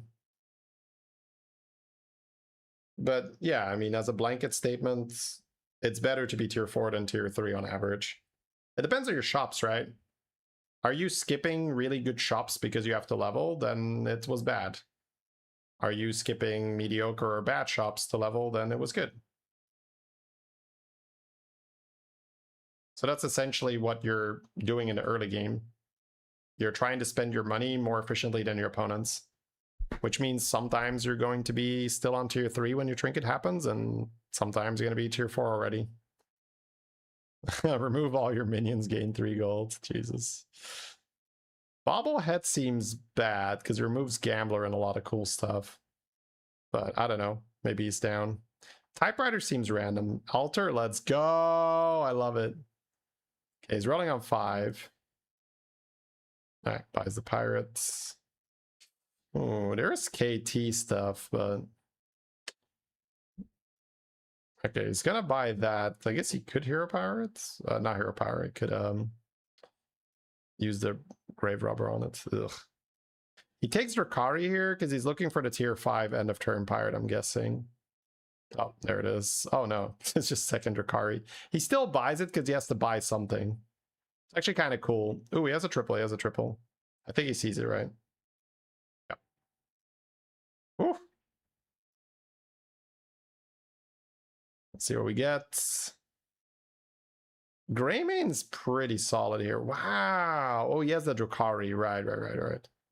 Oh, Moon Eater is there already. Yeah, that makes sense. He does have a lot of things that are not odd, though, but... And he can cycle those. Yep, sure, that makes sense. Why not?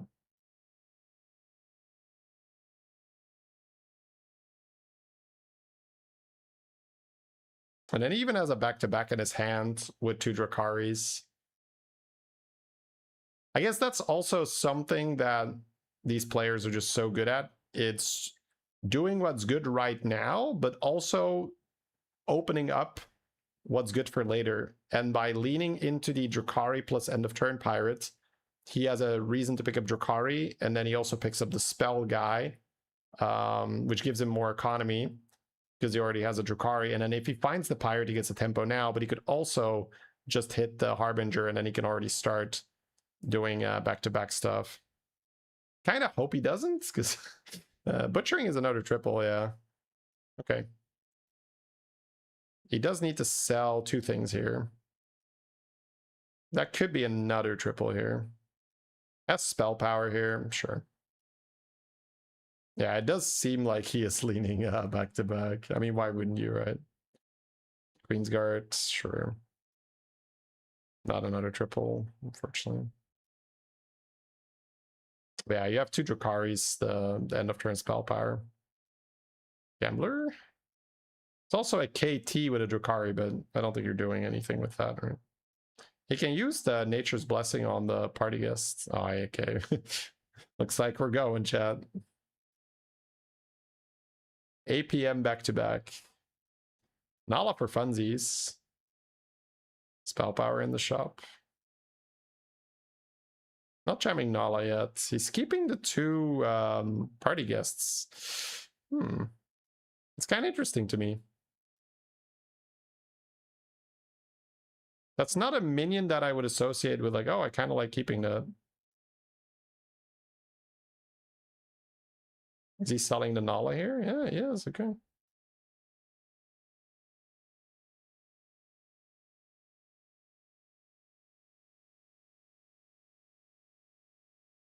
Okay.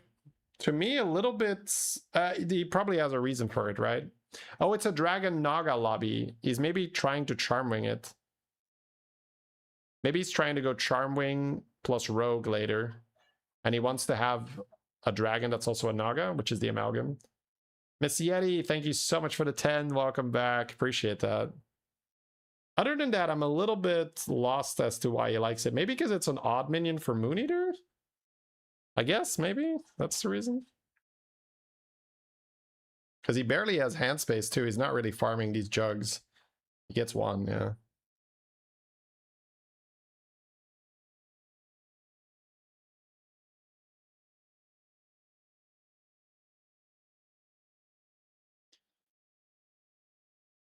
I don't think we're going to have that much room for Grave Robber. He's considering leveling here to introduce Belinda to the pool.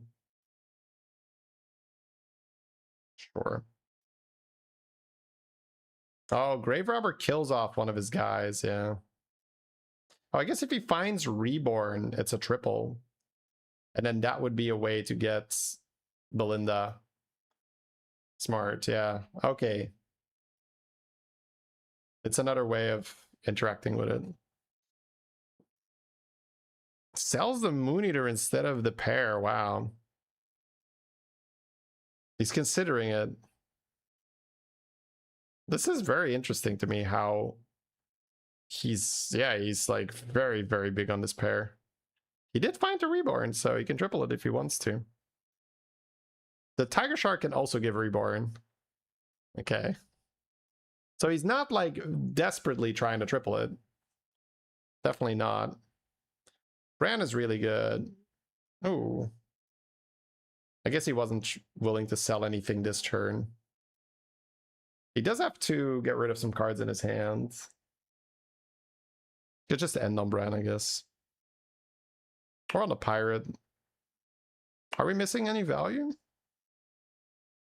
1, 2. Yeah, we're not getting the jugs, but I guess that doesn't matter. I mean, it's turn 8. His board is large. He's farming back-to-back already. He's got good spell power.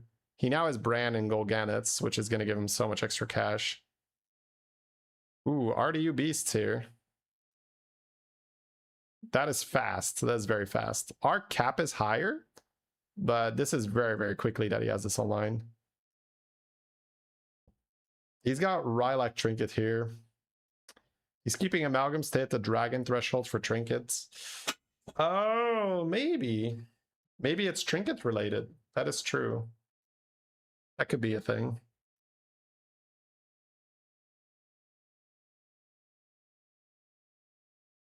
What does Amalgam open up? Is it like, I guess it's Amalgam, and then whatever type he has. So. Typewriter and...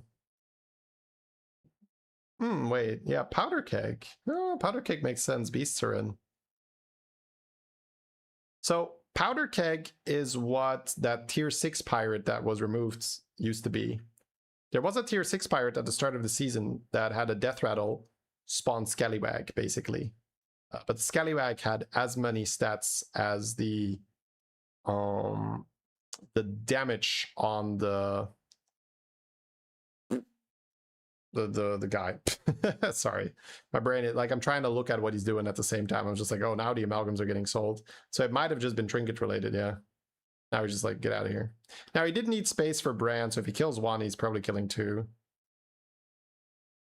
So now we're kind of in full swing for the APM, but I'm guessing back-to-back and make one huge pirate and then play Titus with Macaw is going to be really, really strong. Yeah, the pirate was a death rattle first, and then they made it a rally. But Powder Keg is death rattle, so you're essentially playing that old pirate. Double bounty is pretty good. He's got bounties in his hand. He can get out of the end of turn dragon too. Right, the end of turn pirate here is also very good. Because he gets Gaselda Rust. Oh, what? Oh, my mind is blown. Oh, what, bro? Jesus. This is, I guess it's part of like, it's because he has so much, sorry, because I'm just like saying stuff and like, well, what the fuck is he talking about? What's he talking about, chat? He's finally lost it. He's like, blah, blah, blah, blah. He gets the double bounty pirates, and then he has Rogers, and then he's just like, I'll sell the double bounty pirate, which in my mind is just like, what? But he's playing Golganeth's Tempest and he has Brand. So if you already are likely to have infinite gold, do you need more gold? And I say yes, but Peter says no, right? And that's why Peter is a significantly higher rank than me. So this is something I just do not do enough, but I'm doing more because of these reviews. He's just saying like, hey, just putting a cleave on the board is better. Because if I have enough money, would I rather be stronger or have more money? And then I say, well, have more money, obviously. And Peter goes like, all right, I can't work with this shit. It does make sense, right? When you think about it, it's just like, well, if you don't need more money, it's probably bad to dedicate slots of your board for more money when you don't need it. And again, that's super obvious and simple when you say it like that. But how many people would not sell the Roger and the Bounty Pirate there? Probably a lot, right? You could just buy that for 1 or 2 bounties, yeah. Okay, buff. He has this tier 6 pirate that I'm assuming he's ending on. Maybe another shield, I don't know. Could also use a back-to-back. Yeah, he's just buying that to play 1 bounty, doubled, and then sell it. That's so sad. Yeah, that's basically Queensguard if he buys that. Yeah, that's Queensguard. That's hilarious. But it gives him a roll. It's actually better. Okay. So I think it's now going to be some kind of a hybrid between back-to-back and end-of-turn pirates. And then we're going to go full back-to-back later. He also has this duo, man. He has Drakari that he needs to play. What are we doing? We're selling Bran? Almost have to, right? And we're holding the pair of the dragon, right? Because if he's playing duo, he's got to play it now.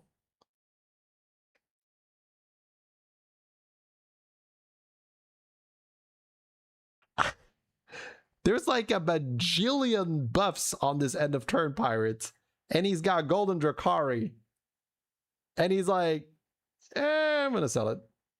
Fuck it. Again, probably right. But Jesus, bro, like the speed at which he makes that call.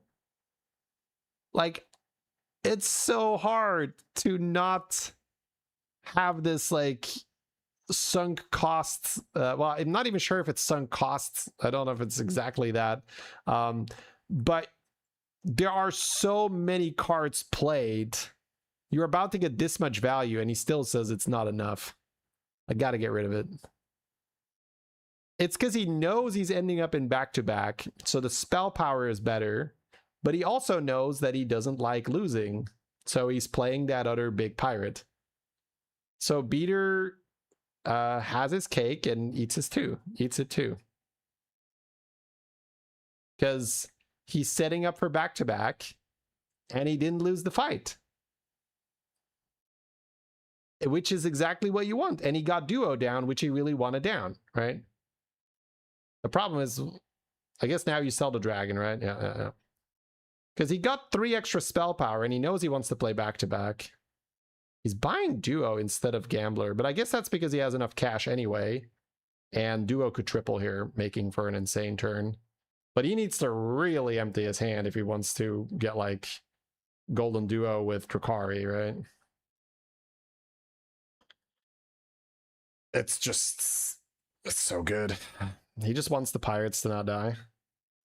Well, he just wants his face to not die, right? Which is what happens if you don't play a strong enough board.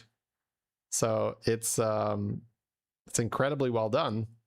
It's just not intuitive at all to sell that end of turn pirate there. Like selling the Sanders, or sorry, the Rogers and the Privateer earlier, that was already kind of out there, in like not bad, not in a bad way, but like you don't just like do that very easily. Okay, picks up Titus too. He's not gonna have board space for this triple, honestly. He may as well sell the duo from his hand. What are we copying? Oh, the Harbinger. Yeah, that makes sense. And he still has more than enough cash, right? He's still playing. He's not going slow either. Vaulted Belinda. So he's essentially gearing up. Oh, there's a macaw. He's gearing up for the death rattle transition. You have to armor too, right? Just get that out of your hand. And then just play and get as many as you can. Ew, that's also stuck in your hand. Okay, he's gonna armor. Good, good, good. So now he gets 3 back-to-backs and 2 Harbingers, and that's enough, I guess. Golden Harbinger with Golden Drakari is 6 back-to-backs. No.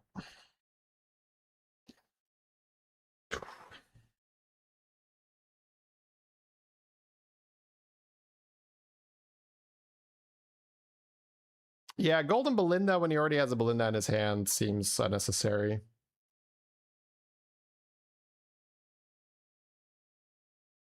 Also, the back-to-back will scale faster with a Golden Harbinger, I think, right? Because Belinda goes from double cast to triple cast, but Harbinger gets twice as good because we go from 3 backs-to-back to 6, right? So instead of going from double to triple, we're doubling. So it's a larger increase.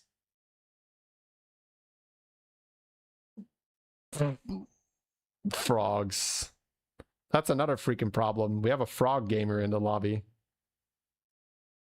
See, now he would like his armor back, but he needed to play that. So. Where do I live? Belgium. All right, so duo's out. But I mean, just to squeeze that duo in the way he did, preposterous. Absolutely ridiculous. I would not assume... Actually, I think getting more damage is better, right? Because he's playing for the powder keg. Anyway, it doesn't really matter. Yesterday, you got Panda for Morchi. I guess you would get Friend of a Friend, right? Morchi doesn't have a thing yet. More back-to-back. Dude, the hand is so large. Golden, the 6-drop, the Scarab, the money. Goes for the Scarab. And navigating with such a small hand size, it's really annoying. Cycle spell power. Oh, there's a turtle. Oh, Jesus, there's a turtle. Does he? Maybe he didn't see it. I mean, it doesn't really matter if he has enough gold. Then the spell power is just better. Looks like he has enough gold. Maybe he just saw it straight up. He's like, I'm not running out of gold. That's not the limiting factor here. Sell the spell power. He's going in. Yeah, also just really cool call here. Like, when is enough enough?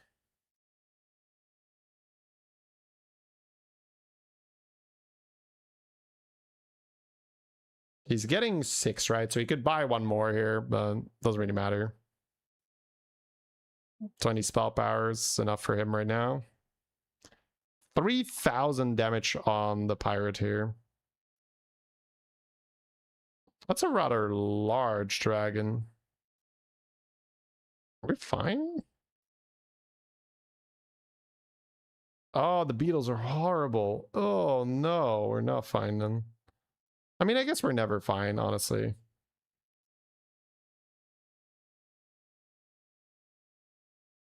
I mean, Macaw, that thing is good. It's a lot of damage you're dealing. Maybe you are fine. You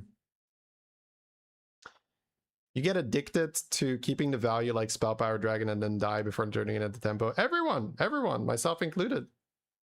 I feel like it's really at the highest level. Because if you want to get better at this game, a big part of that is to build good boards, and in order to build good boards you need to play correct in terms of value.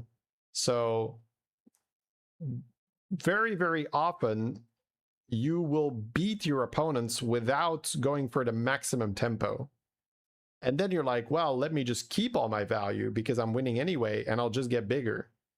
But it's at the highest level that these guys understand, like, hey, I don't really have to do that. This guy could be bigger than me. This could be a problem. And the consistency just goes up like crazy. All right, he sold his big ass cleave because he is gonna just go on the back-to-back. I think it makes sense, yeah. The double attack spell is kind of cracked. He's gonna just keep pumping HP. It's interesting. I'd imagine that he is more interested in gaining health. Sorry, damage. Maybe he's gonna spread out the back-to-backs a little bit. That could make sense. That surf and surf on your minion is bad though, right? It's gonna block your combo. I mean, it doesn't really matter too much. Okay, he already has Wind Fury and Reborn on the parrot, so he didn't need more. Likes a dragon more than the money, it's fair.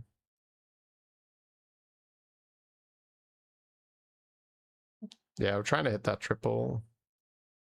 Oh, we don't have the pair in our hand. Okay. Sure, squeeze some more spell power.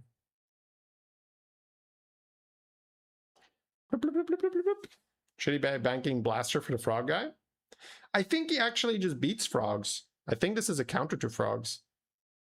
If he plays down the unit and he leads with Macaw, he will just kill all the boards. He will kill the Titus and stuff before the taunt will spawn. It's like a very annoying counter.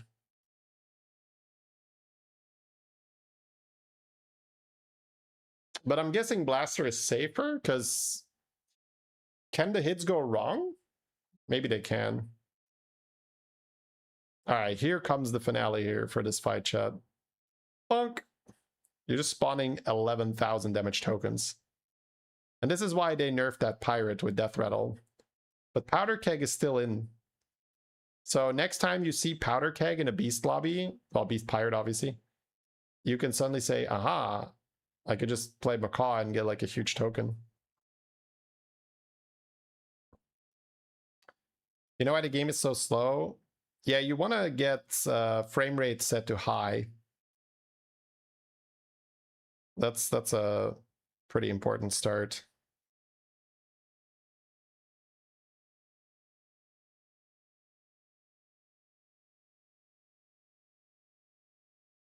I guess eyes for parrots is really good. I don't think goldening that pirate that gives damage is even important anymore.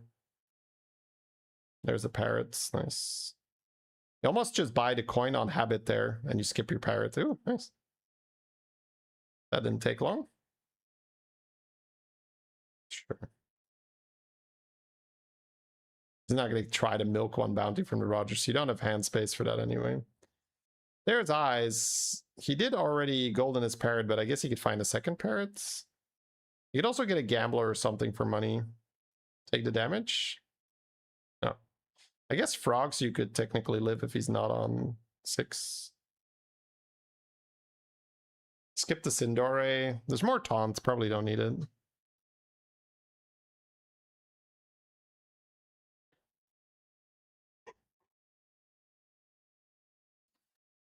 Tiger Shark for another Macaw. You need enough board space, though.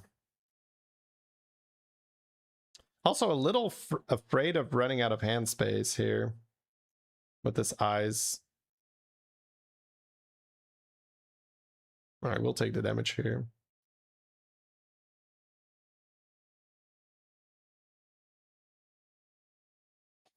Because I think you want to play down a unit, so you can lead with your Macaw.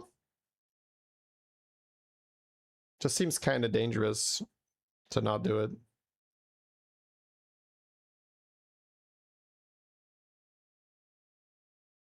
Ooh, wants to squeeze in the other Titus. So this could go wrong, but probably not. If nothing dies by the time the parrot attacks, we are sort of screwed. It is pretty much over. But he attacks with enough damage, so we're fine. This is going to go really hard with the extra Titus on board.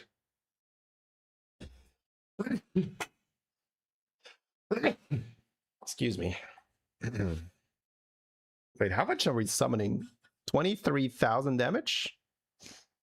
Yep, don't mind me. And then the Wind Fury. That's the most bullshit thing about this, by the way. Because the original target of the parrot has died, the parrot doesn't end up suiciding and will Wind Fury. It's so BS. Man. Just want to show the how beaters just sitting here like, yep, that's what's happening. Business as usual. It's like I would have a slightly stronger reaction to pulling that off, but for beaters it's like, it's just another Tuesday. We're buying poets. That's just because we have to buy something to roll, right? Yeah.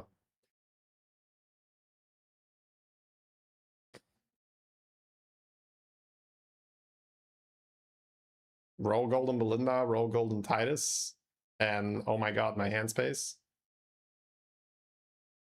You could sell your Belinda to play another one, but no, we're getting rid of Drakari.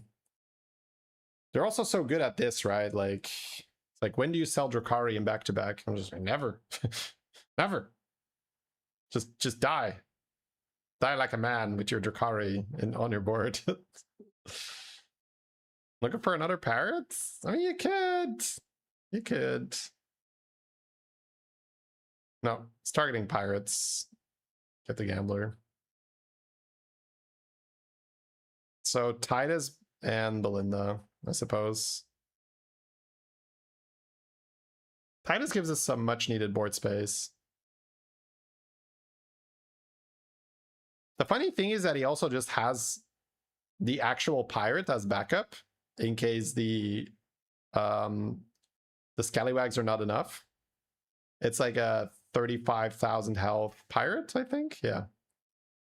So he just has like a 35k health unit as backup. Please, sir, can I have Belinda or Titus? He takes the Warden instead of the money. He can get spell power out of the Warden, and he usually has enough time. Okay, doesn't matter. It's just buy, sell. Find cards. I guess he can end on glow scale. Oh, no, he's gonna play down a unit, it seems. Play another back-to-back, please. Okay. So he's gonna add a cleave here. He's really going fully in. So he is essentially giving this player a ton of respect. He shields the taunt to buy himself more time so that he can suicide one unit, then start with the macaw, and he played a cleave because he thinks there is a chance that the scallywags aren't enough and that the big pirate is going to end up attacking and then buff the cleave. Probably gave our opponent a little bit too much respect. I mean, it's probably not wrong, but looks like our big pirate's not going to get to attack. Kind of interesting how he's set that up. Do I only do reaction content now? No.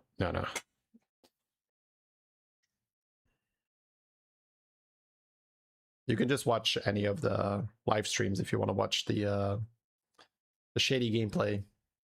Okay, so now he's up against Zafragos. He's looking at the blaster.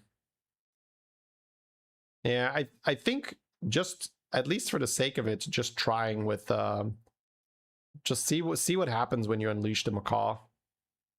Yeah, I like it. Unleash the macaw. Do you want a second macaw? You have eyes in the hands. I guess you do.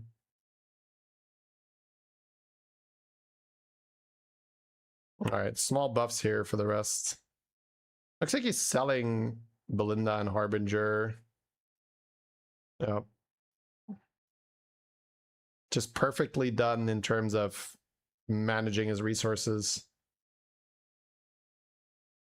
It was time for those units to go. He has another shield here. Doesn't do that much against frogs though, but still. No hero power, sure. He could technically get some value here if he still gets a gambler. Okay. Ooh. That's weird. That is weird. That is weird. Normally it'd be through the over the moon for Alec here, but your parrot is already yeah, he actually skips it. Wow, wow, wow, wow, wow, wow. Because you don't want to taunt your parrot. It's actually not necessary. Could be Alec here with 6 minions. Yeah, I don't think it's better. I think you give yourself a lost condition. Because I think you really want to start with your macaw. Alright. He's just playing like this, plays a smallish taunt. Shielded taunt. You don't understand what's happening with that one minion coming back. He has Powder Keg here. This trinket. It gives this pirate a death rattle. Summon a scallywag with damage equal of my attack, and it attacks immediately. The macaw triggers that death rattle repeatedly because it's golden. There's double Titus and it has Wind Fury. So now we're essentially attacking without the Leaper player being able to attack. Ooh, sit down, Titus. Sit down, other Titus. Okay, well, if that happens, I guess you just win. I wonder what happens if we hit the rat in between. Do we just die? Did we need to go Blaster? But his stuff was probably big enough for Blaster to not be good. I like that he just like, you know what? Fuck it. Let's try it. Let's just do it. Let's just attack and see what happens. And yeah, that was pretty good. He put some back-to-back buff on this pirate as well. Ah, this is just so beautiful. The tracker's not sure yet. The tracker is calculating, but it is waiting until somebody has won. And he'd be like, probably that guy, because I'm not doing that math. Math. Not even once. All right, man. That was fun. Damn. Powder Keg. I got to think about that more. And he beat the Leapers too, which is usually a big problem. So getting that macaw and just like bunk one Titus, bunk double Titus. If you double pants, does the hero power still taunt it? Yeah.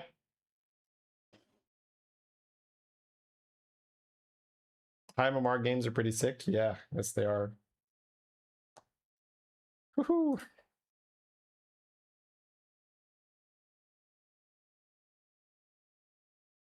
None of the players tried to do a low attack taunt with Reborn Divine to counter him. Yeah, well, you also need to know that it's coming and you need to roll that specifically, and then your shop needs to not be buffed. But yes, that's why I said I think I would have played down a unit earlier because I would have been a little scared. But that also would have cost him some power, and that might have been like a self-fulfilling prophecy where he loses because he starts playing around the thing they don't have, and now he doesn't have an extra Titus on the board or something. I wish that was a better fight to see full potential. Yeah, I mean, that's pretty good overall.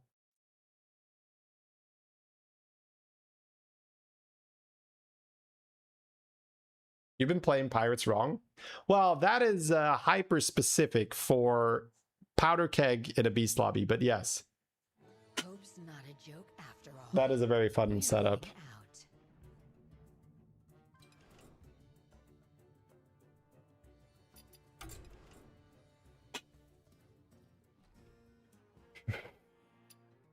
All right, so we tried to meme with the Hogger, but couldn't quite get there. Let's see if we could play something a bit more meta now.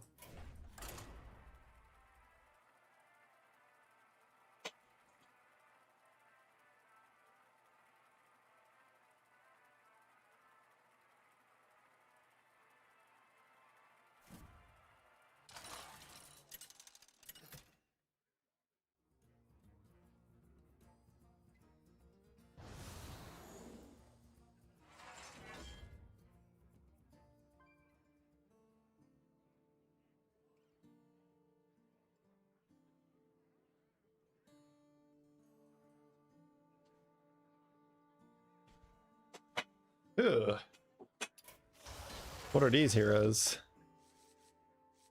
Kartra's doubleheader. Kinda good, but see if I get a roll. Mally, yeah, I think I'd rather Mally. I just think it takes too long for Kurt to get value from this, right? I need a lot of gold. I'd rather get some help early. Can that strat be used to kill off Infinite Reborn? I think so. I think the Reborn happens after the Death Rattle effect has resolved.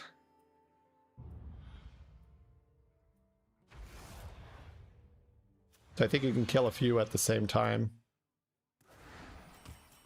What's your strategy this time, partner?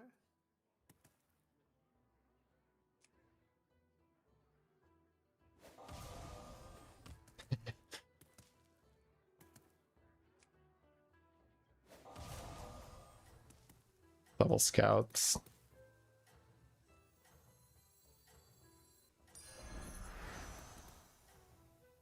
Patchwork's underrated. Maybe. Not having money is really, really bad. In the certain anomalies, I think it's fine. Don't tell the others. I'm rooting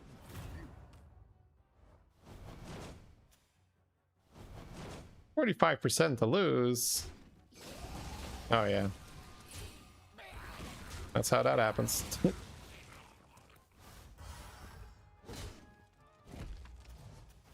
Get surfed, kids.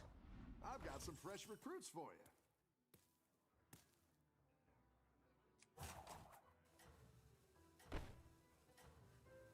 I think I try to hit coin here.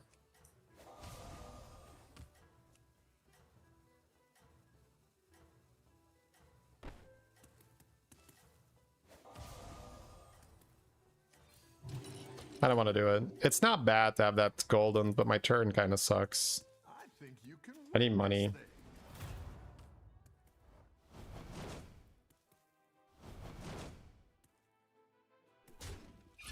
Actually, I could have bought that spell and tried to get Skipper, right?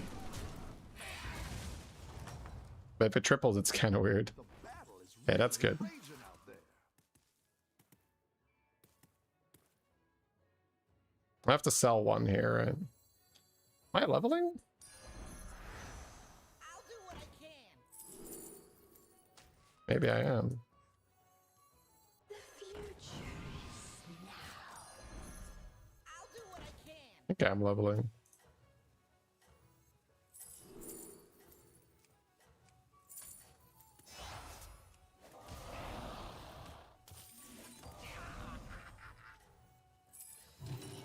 Great. Let's get some better minions in here. He's like, ah, the level! You Insane! can win this thing.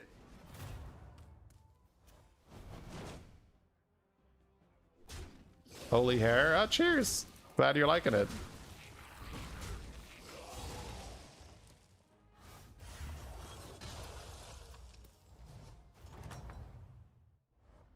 Nice work out there. Keep up the pressure.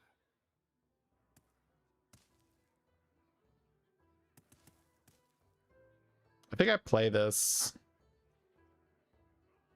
Get a 4-drop.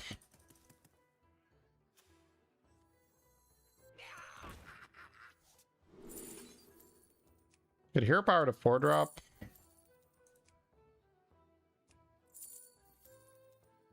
I don't know if I love it.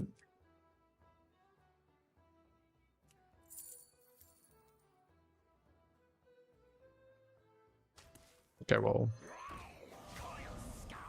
Oh, that's good.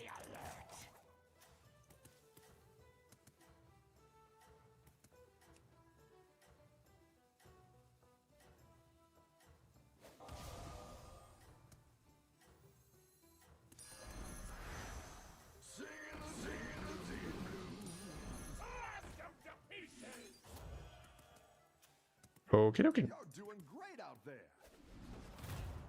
Seafloor is insane. Oh. Fuck off, bro. What is wrong with you, buddy? Ugh. Disgusting, chat. Somebody report him to the police. Absolutely outrageous. I do have 2D blues, though. That's pretty good. Recruits for you. I think I'm down with double tad and level. Oh, my beer. Yeah, Alec here was like, nice board you got there. It would be a shame if... Alright. It is what it is, chat.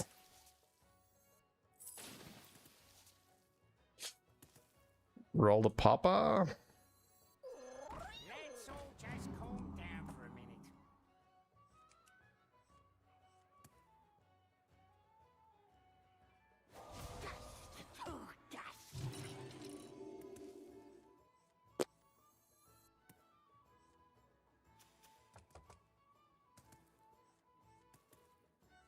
I think I'll roll this. I got it. Second again. Well, that would have been a cool combo. Would Deep Blue on the Taragosa not be good? It doesn't matter if Deep Blue is on Taragosa or not. Doesn't do anything. This actually buffs the Naga I make. That's cute. Don't tell the others. I'm rooting for you. Deep Blue is not a combat buff, right? So it will not be permanent.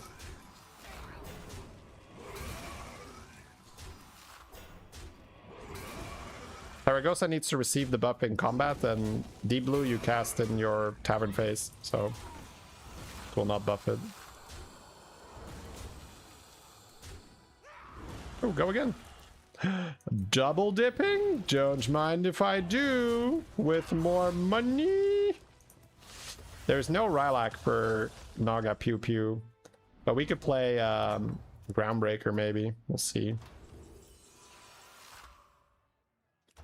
Get the buddy of my hero power. Ooh. Oh, I get 2 6-drops then, right? That's insane. You're good at this. Poggers in the chats. It's no trick, it's magic.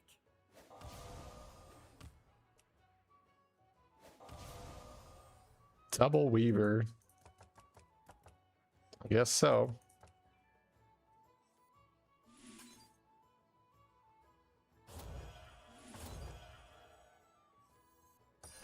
That's quite the army you're building, friend. Warped and weft.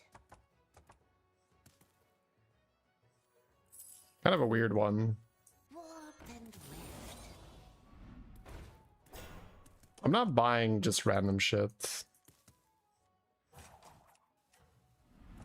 Yeah. I think I'll freeze the Zesty and just buy 2 of those next turn, right?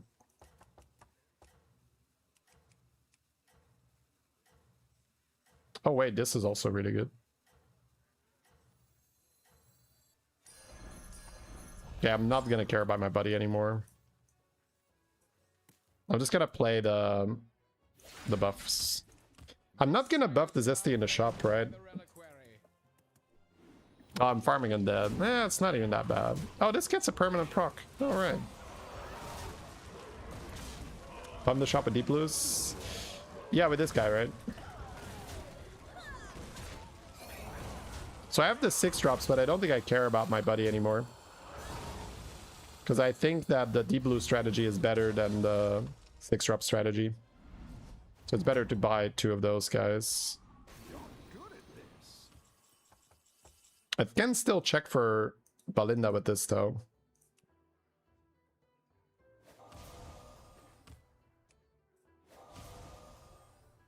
Yeah, double Evoker doesn't make sense. So I'm out of this. Playing 2 of these. I guess I'm out of these guys, too. Yeah, this is not happening anymore. So I buy that before I buff, because I want the effect to be active. And then I tier. And I guess I keep my buddy still, right? Do I roll or do I just eat that Evoker?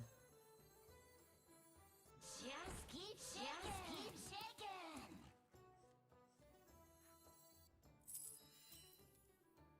I guess I can roll. I still have stuff to do. Go ahead and hire one of these recruits. Fine, just keeping it here.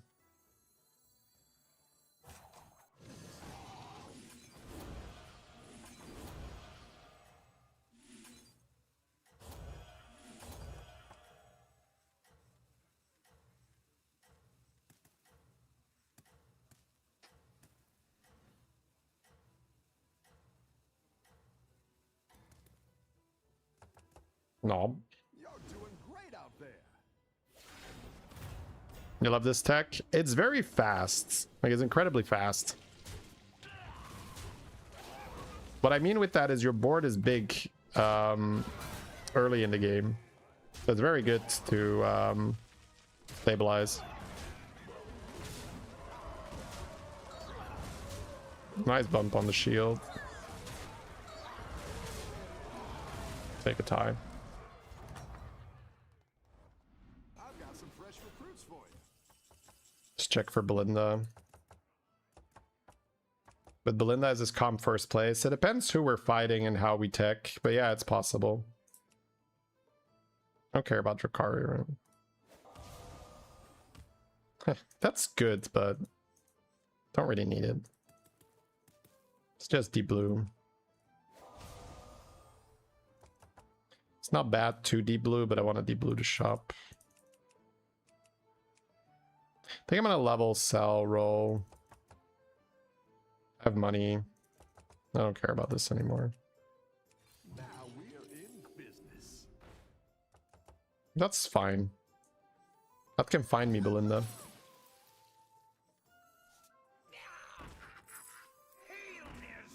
I don't want to buff it. I want to eat the thing, right?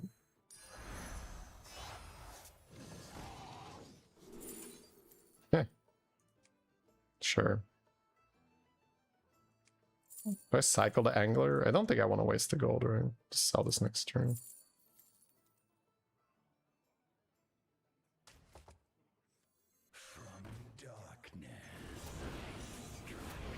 Almost want to buff these one time for the rogue effect, but you lose too much permanent scaling. Don't really need another rogue. I think I'll really target this instead.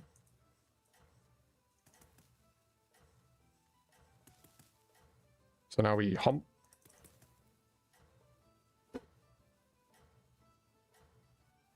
I don't know that for a while. Rogue, the deep blue is permanent attack. Well, yeah, I mean, that's the reason we would do it. If it wasn't permanent, we wouldn't want to do it. But this is permanent everything, and times 2.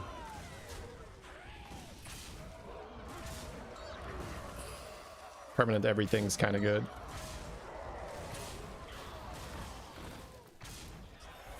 Need some good hits here. All right, the middle. Good enough. Good enough, baby.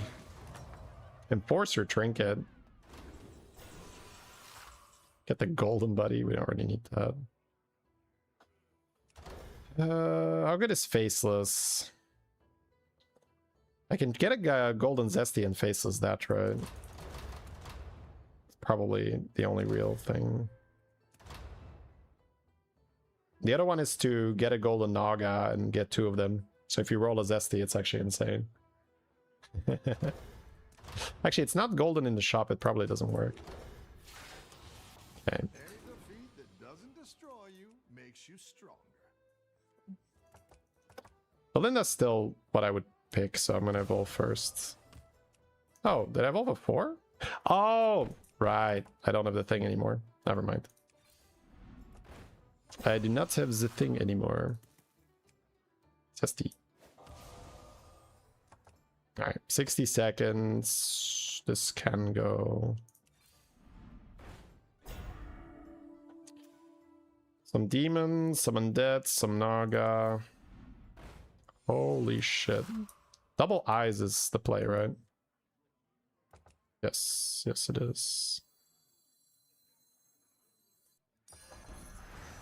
And then sell this guy.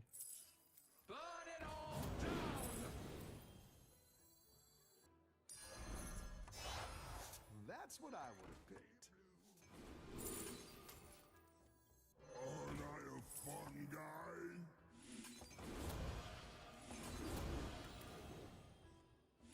Just keep shaking.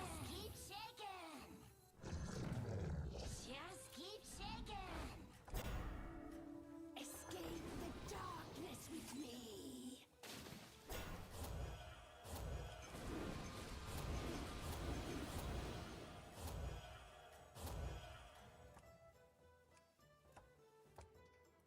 the momentum. Ordering was probably a little off, but it's fine.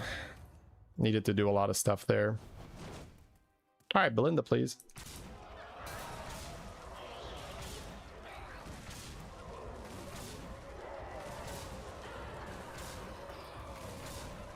Nice turn? Yeah, that was a nice turn.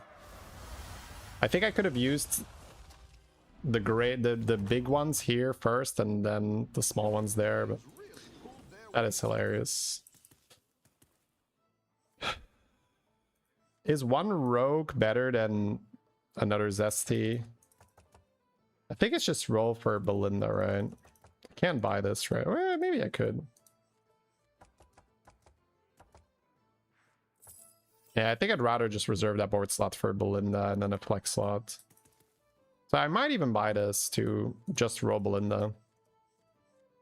Because if I buy Belinda with my hero power, or with the effect, it's only 2, it's not 3 anyway. So I think I'm going to skip this ST. Let's get 2 of these things and try to roll Belinda. Better hire a recruit while you can. Belinda is the big one.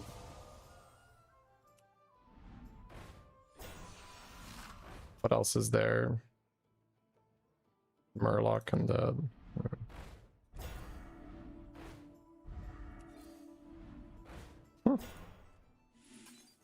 Can buy that, but it's fine.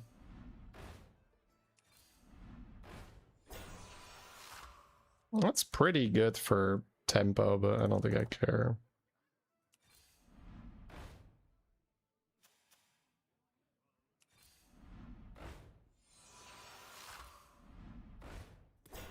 Sure. Play one of these guys to spread the risk a little bit.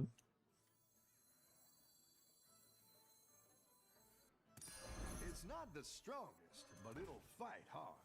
I flow with it.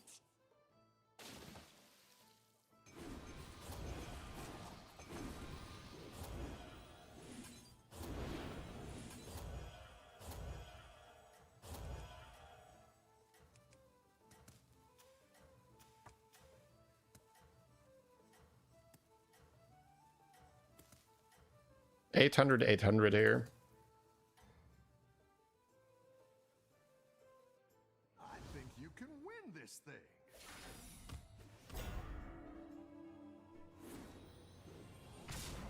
Yes, ice block. Okay. I was like, is that a Cobra? But no, ice block.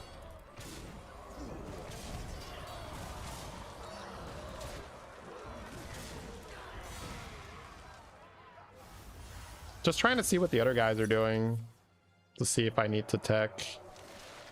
I guess a Sindore is okay. There's 2 undead guys. Oh, well, there's 1 undead guy now. Your minions It's right here. hold their weight.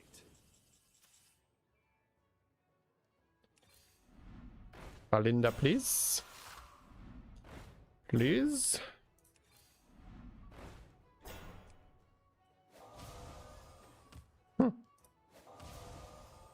Ah, thank you. Okay, so Belinda acquired. I guess I'm down getting rid of this, right?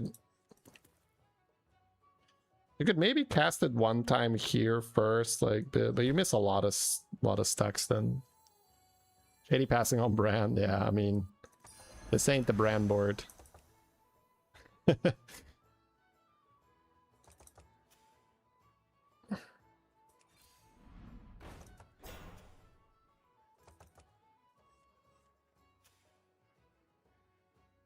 Murloc player's a little sketchy.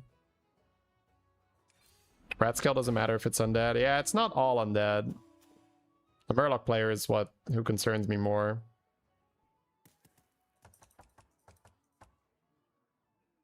Will the Lurker get one or both of the Deep Blue's permanents with Belinda?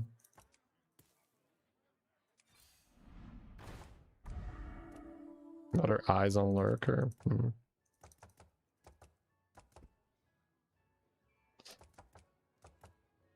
We're gonna Vine Shield our board for the Murloc fight. Yeah.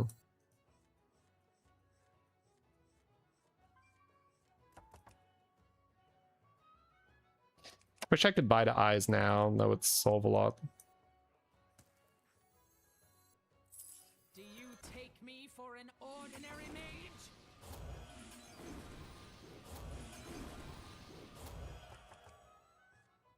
130. Oh, but we don't know if it's permanent anyway, right? Hmm.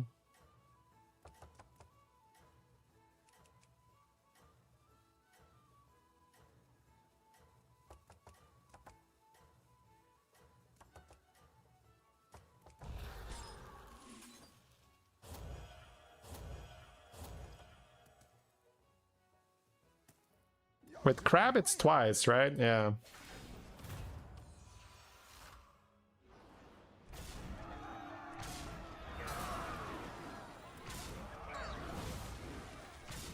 $3,000 health on this.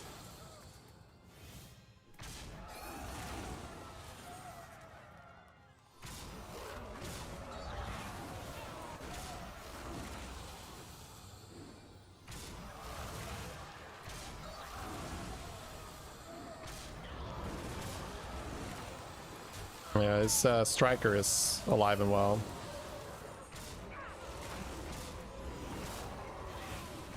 Did he farm butcherings?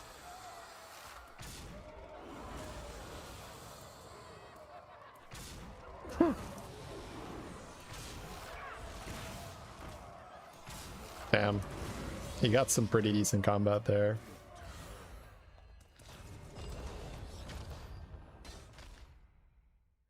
It's still better to buff minions on the boards because it buffs the deep blue.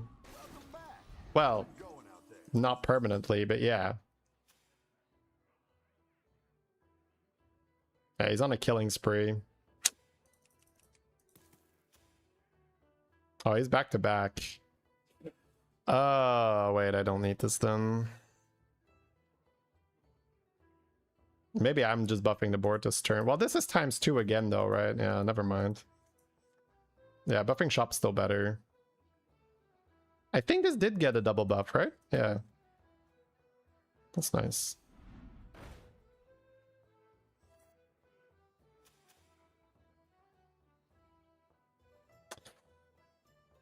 It scales it. Yeah, it scales it. But you, at some point, you do not sacrifice everything for scaling, right, my dude?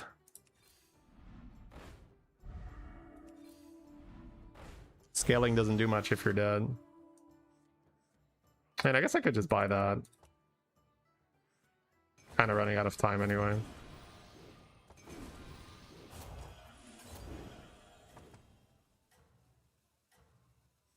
I think I'd rather not buff it in the shop.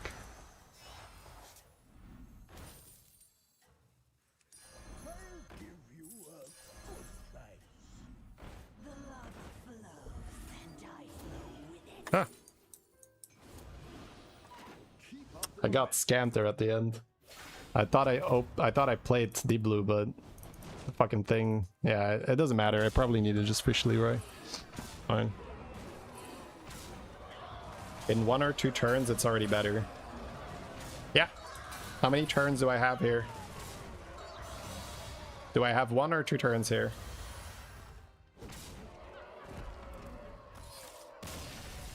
I don't know. It seems it seems pretty obvious, right? When I say that I don't value the scaling more than I value the immediate tempo.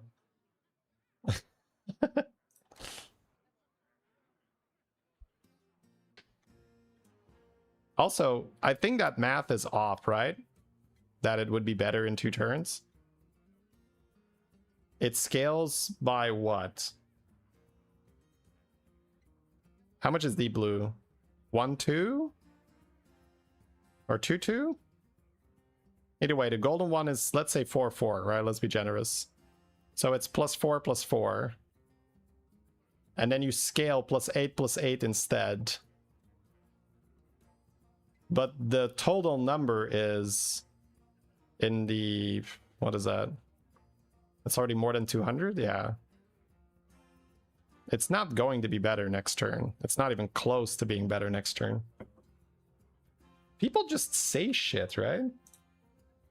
People just say shit. Oh, anyway.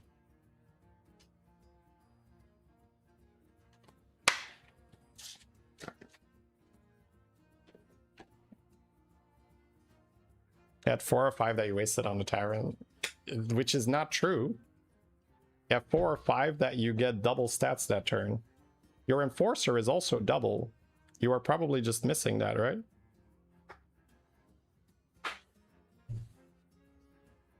Anything you put on the shop is ×2 and permanent. Anything you put on the board is ×2 and not permanent.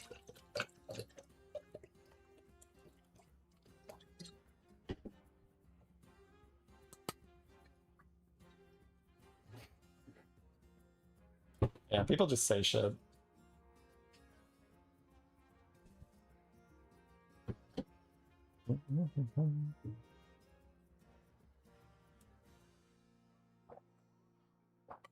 Yeah. All right. Let's see, chat. I got some more work to do, so I guess I can take a few minutes. We can maybe take some questions or stuff you guys want to. I guess just questions, yeah, it's fine.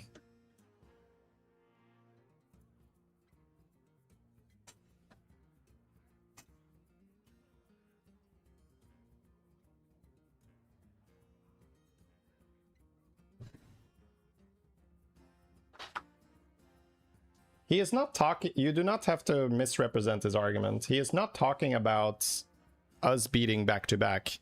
He is saying that in 1-2 turns at most, we will be having a lot more stats, or at least more stats, if we are buffing the board. But that also completely negates the immediate benefit, right? Because if you don't have permanent buffs last turn, you go into that next fight with -800? No, -400, I think. And you're doing +4/+4 per cast. You're casting 3 of them in the tavern. So that's 6. That's 3 casts missed, right? No, you have 6 at the end, right? Because you have Zesty. Is that 6? That's 5, right? So 5 casts that are only once instead of twice. So that's +20/20 scaling missed.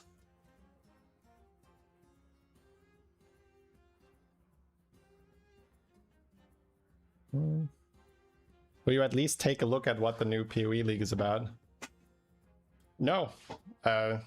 It's not about being uninterested. It's about making choices.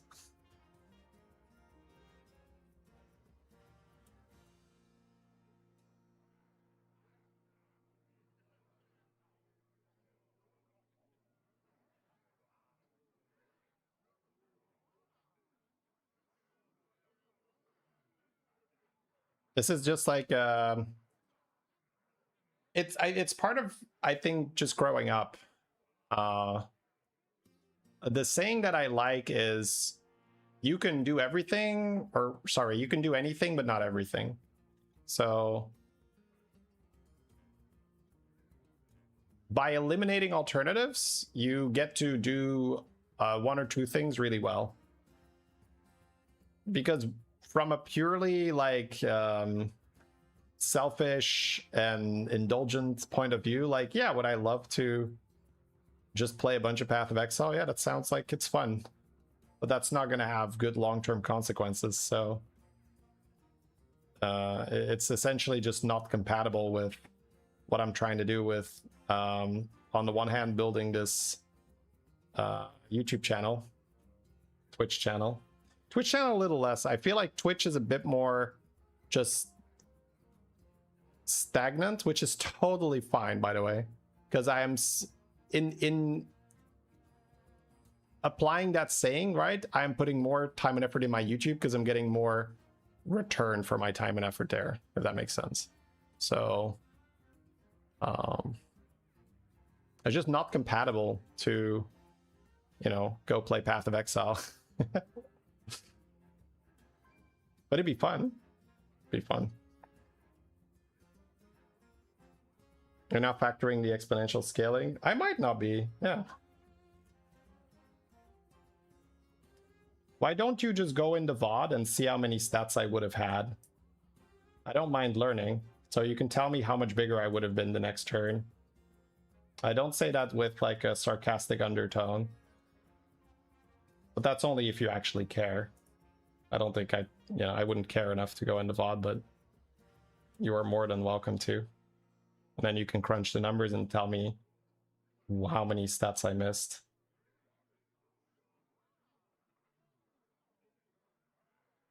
Hey, Charfa, thank you for the 10 months. Appreciate it. Have you been in the sun? I have. It was awful. No, it was good. I built sand castles with my kids. So I was on the beach for many hours. You're 10.5, is that above average? Yes, that is objectively above average. Plus 40 to next turn. It's not just plus 40 because every deep blue. So if you're getting, I'm not sure if you get 4/4 extra, right? But if you get 4/4 extra, if we use that, then now I'm doing the math anyway, right? But whatever. If you get 4/4, you get plus 20/20 extra, right? Because it's 5 casts. So 20/20 per deep blue, which you are then casting 1, and then I guess another 5. I don't know how many, but it's like like 100 or 200 or something. So it's probably not better in one turn. But it is a bigger number than you would intuitively imagine. Hey, Noob, thank you very much for the Prime. Greetings, traveler. Hello, hello. Is there a way to check the average rank? They released that at some point, and it's like much lower than you think simply because it takes everyone into account. So people that just like queue 1 game per week or per month or whatever. But like 6,000 is already quite a bit above average, I think. Don't take the mosaic trinket and minions cost 2. Yes, that sucks.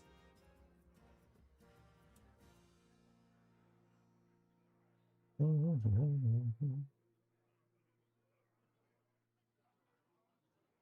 you have another duo stream planned? No, I do not. But that doesn't mean it's not going to happen. But we do not have one planned. I've only just gotten back from the holiday.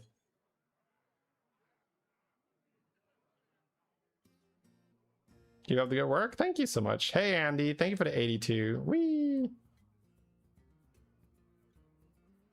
What would you say is a point where you could say you're good at the game? Well, I cannot say that for you. I would say that the whole notion of am I good or not good is probably not very productive.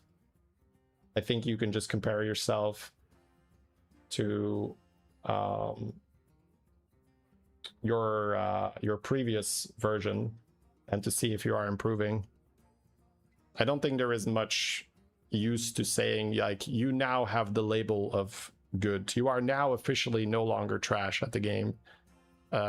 It's like a feeling that honestly it just never goes away. I don't think I'm very good at the game, which is objectively incorrect if you look at how the distribution is and how what the average MMR is. But it's all about who you're comparing yourself to. And I watch a lot of Jeef, Peter Babbitt, and Sliders, Seville and stuff. So I do not consider myself very good at the game. So that feeling, you're not going to get that feeling. So I don't focus on that, if that makes sense, right? You just focus on, okay, am I learning? Am I getting better? But yeah, I would say it's not very productive to hunt for a number where you can officially say that you are now good at the game. Crypto market signal. Thank you very much for the Prime. Thank you, thank you.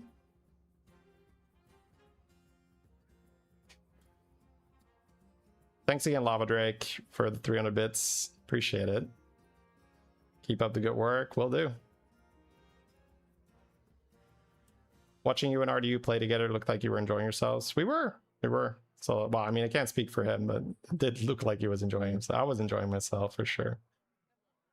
But yeah, we'll do another one at some point. Maybe even next week. I'll take the next few days to sort of catch up with the YouTube, the content, the planning. All right, so for those of you who missed it, I am done playing for the day. I'm just taking a few more questions if people want to talk about stuff, because I'm going to end the stream soon. But while I'm playing, it's a little trickier to answer questions. Could you not spoil the whole game with the thumbnail? Well, we generally don't spoil the whole game with the thumbnail. And if you're asking me to make the thumbnail deliberately much less specific, so make it vague and unexciting, you're essentially asking me to half my viewership, if not more. So the answer to that is no, I will not be doing that. But this is the reality of YouTube. If I do not really know what the video is going to be about, I am probably not going to click on it, because there is a lot of random slop people upload. So not in general in Battlegrounds, just, sorry, not specifically Battlegrounds, just in general. So viewers on YouTube are always cautious for that. Like, oh, is this trash? Is this garbage? Or is this actually going to be worth my time? So if I want to deliberately hide the exciting stuff that's going to happen in the game and make the thumbnail very ambiguous, vague, then not a lot of people are going to click that.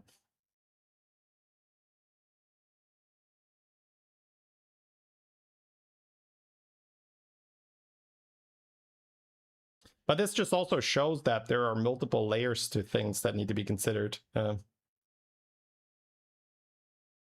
Chief spoils less. Yeah, I mean, I want to say that I am reasonably good at title and thumbnail stuff on YouTube. So essentially, you have to translate the question, right?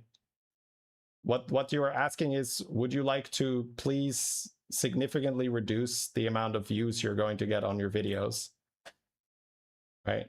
And which is, I guess, a reasonable request, and it's also reasonable for me to say no. And I want to say that Jeeve has very similar titles and thumbnails to me.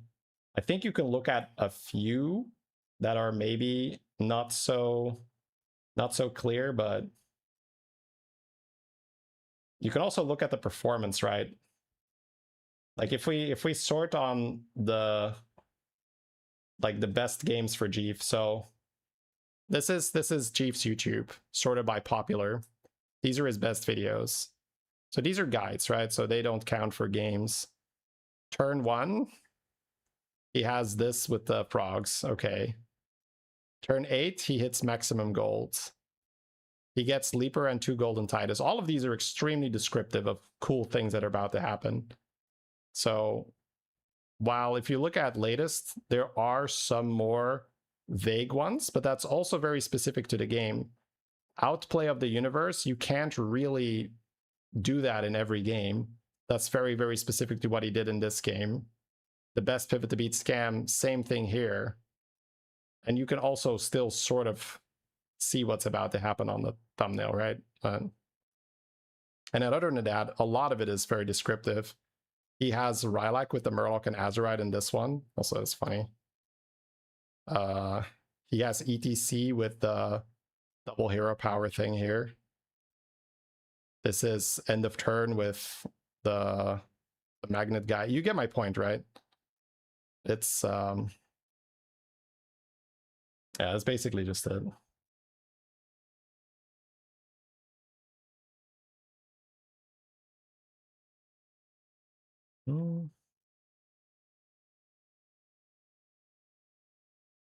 Nice to see you live and out of the YouTube bubble. Hey Kappa, appreciate it. Thank you for the 2 months.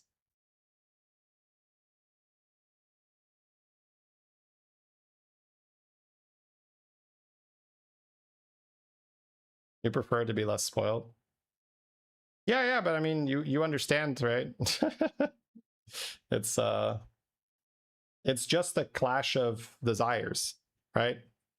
It's perfectly valid for you to have a desire that because you are maybe a regular viewer of the channel and you are going to watch the video regardless, you would like to have as little information about the game as possible.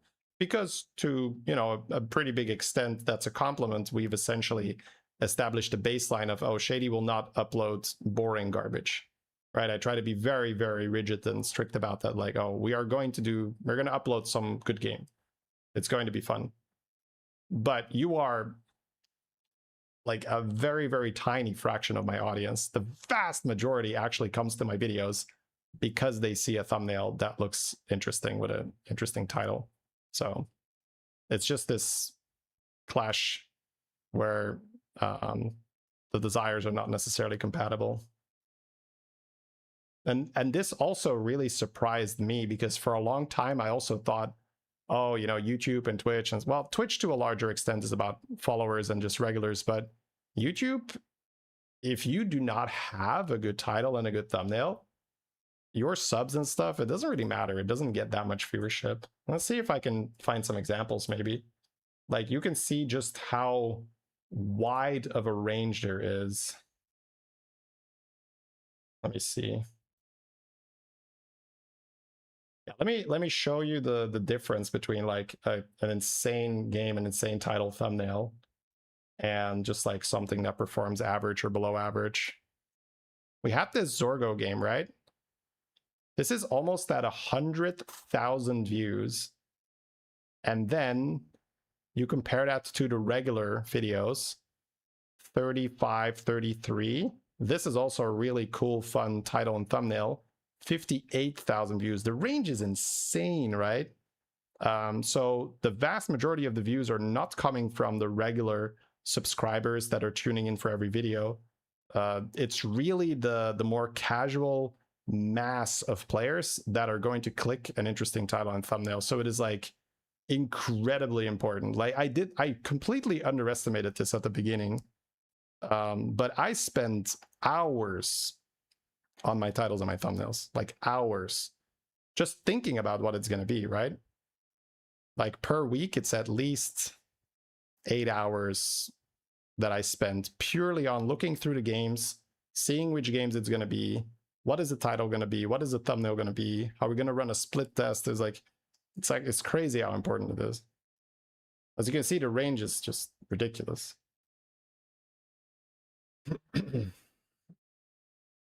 But it's good to get your perspective as well, because there are also some cases where that might apply more, right? Certain content is more geared towards the like more educational stuff, for instance, will be more geared to the hardcore fans.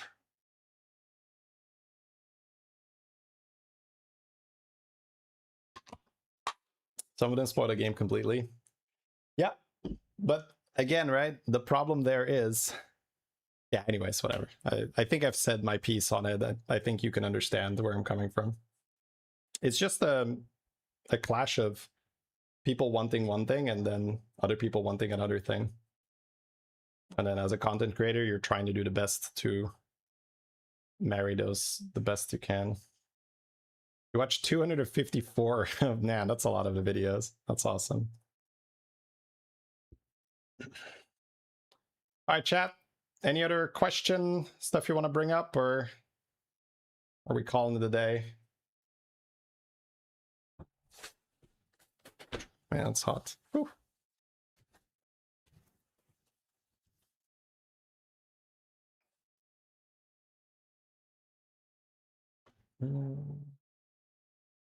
Have a great day. All right, sounds good. How's my stomach? The stomach's doing well.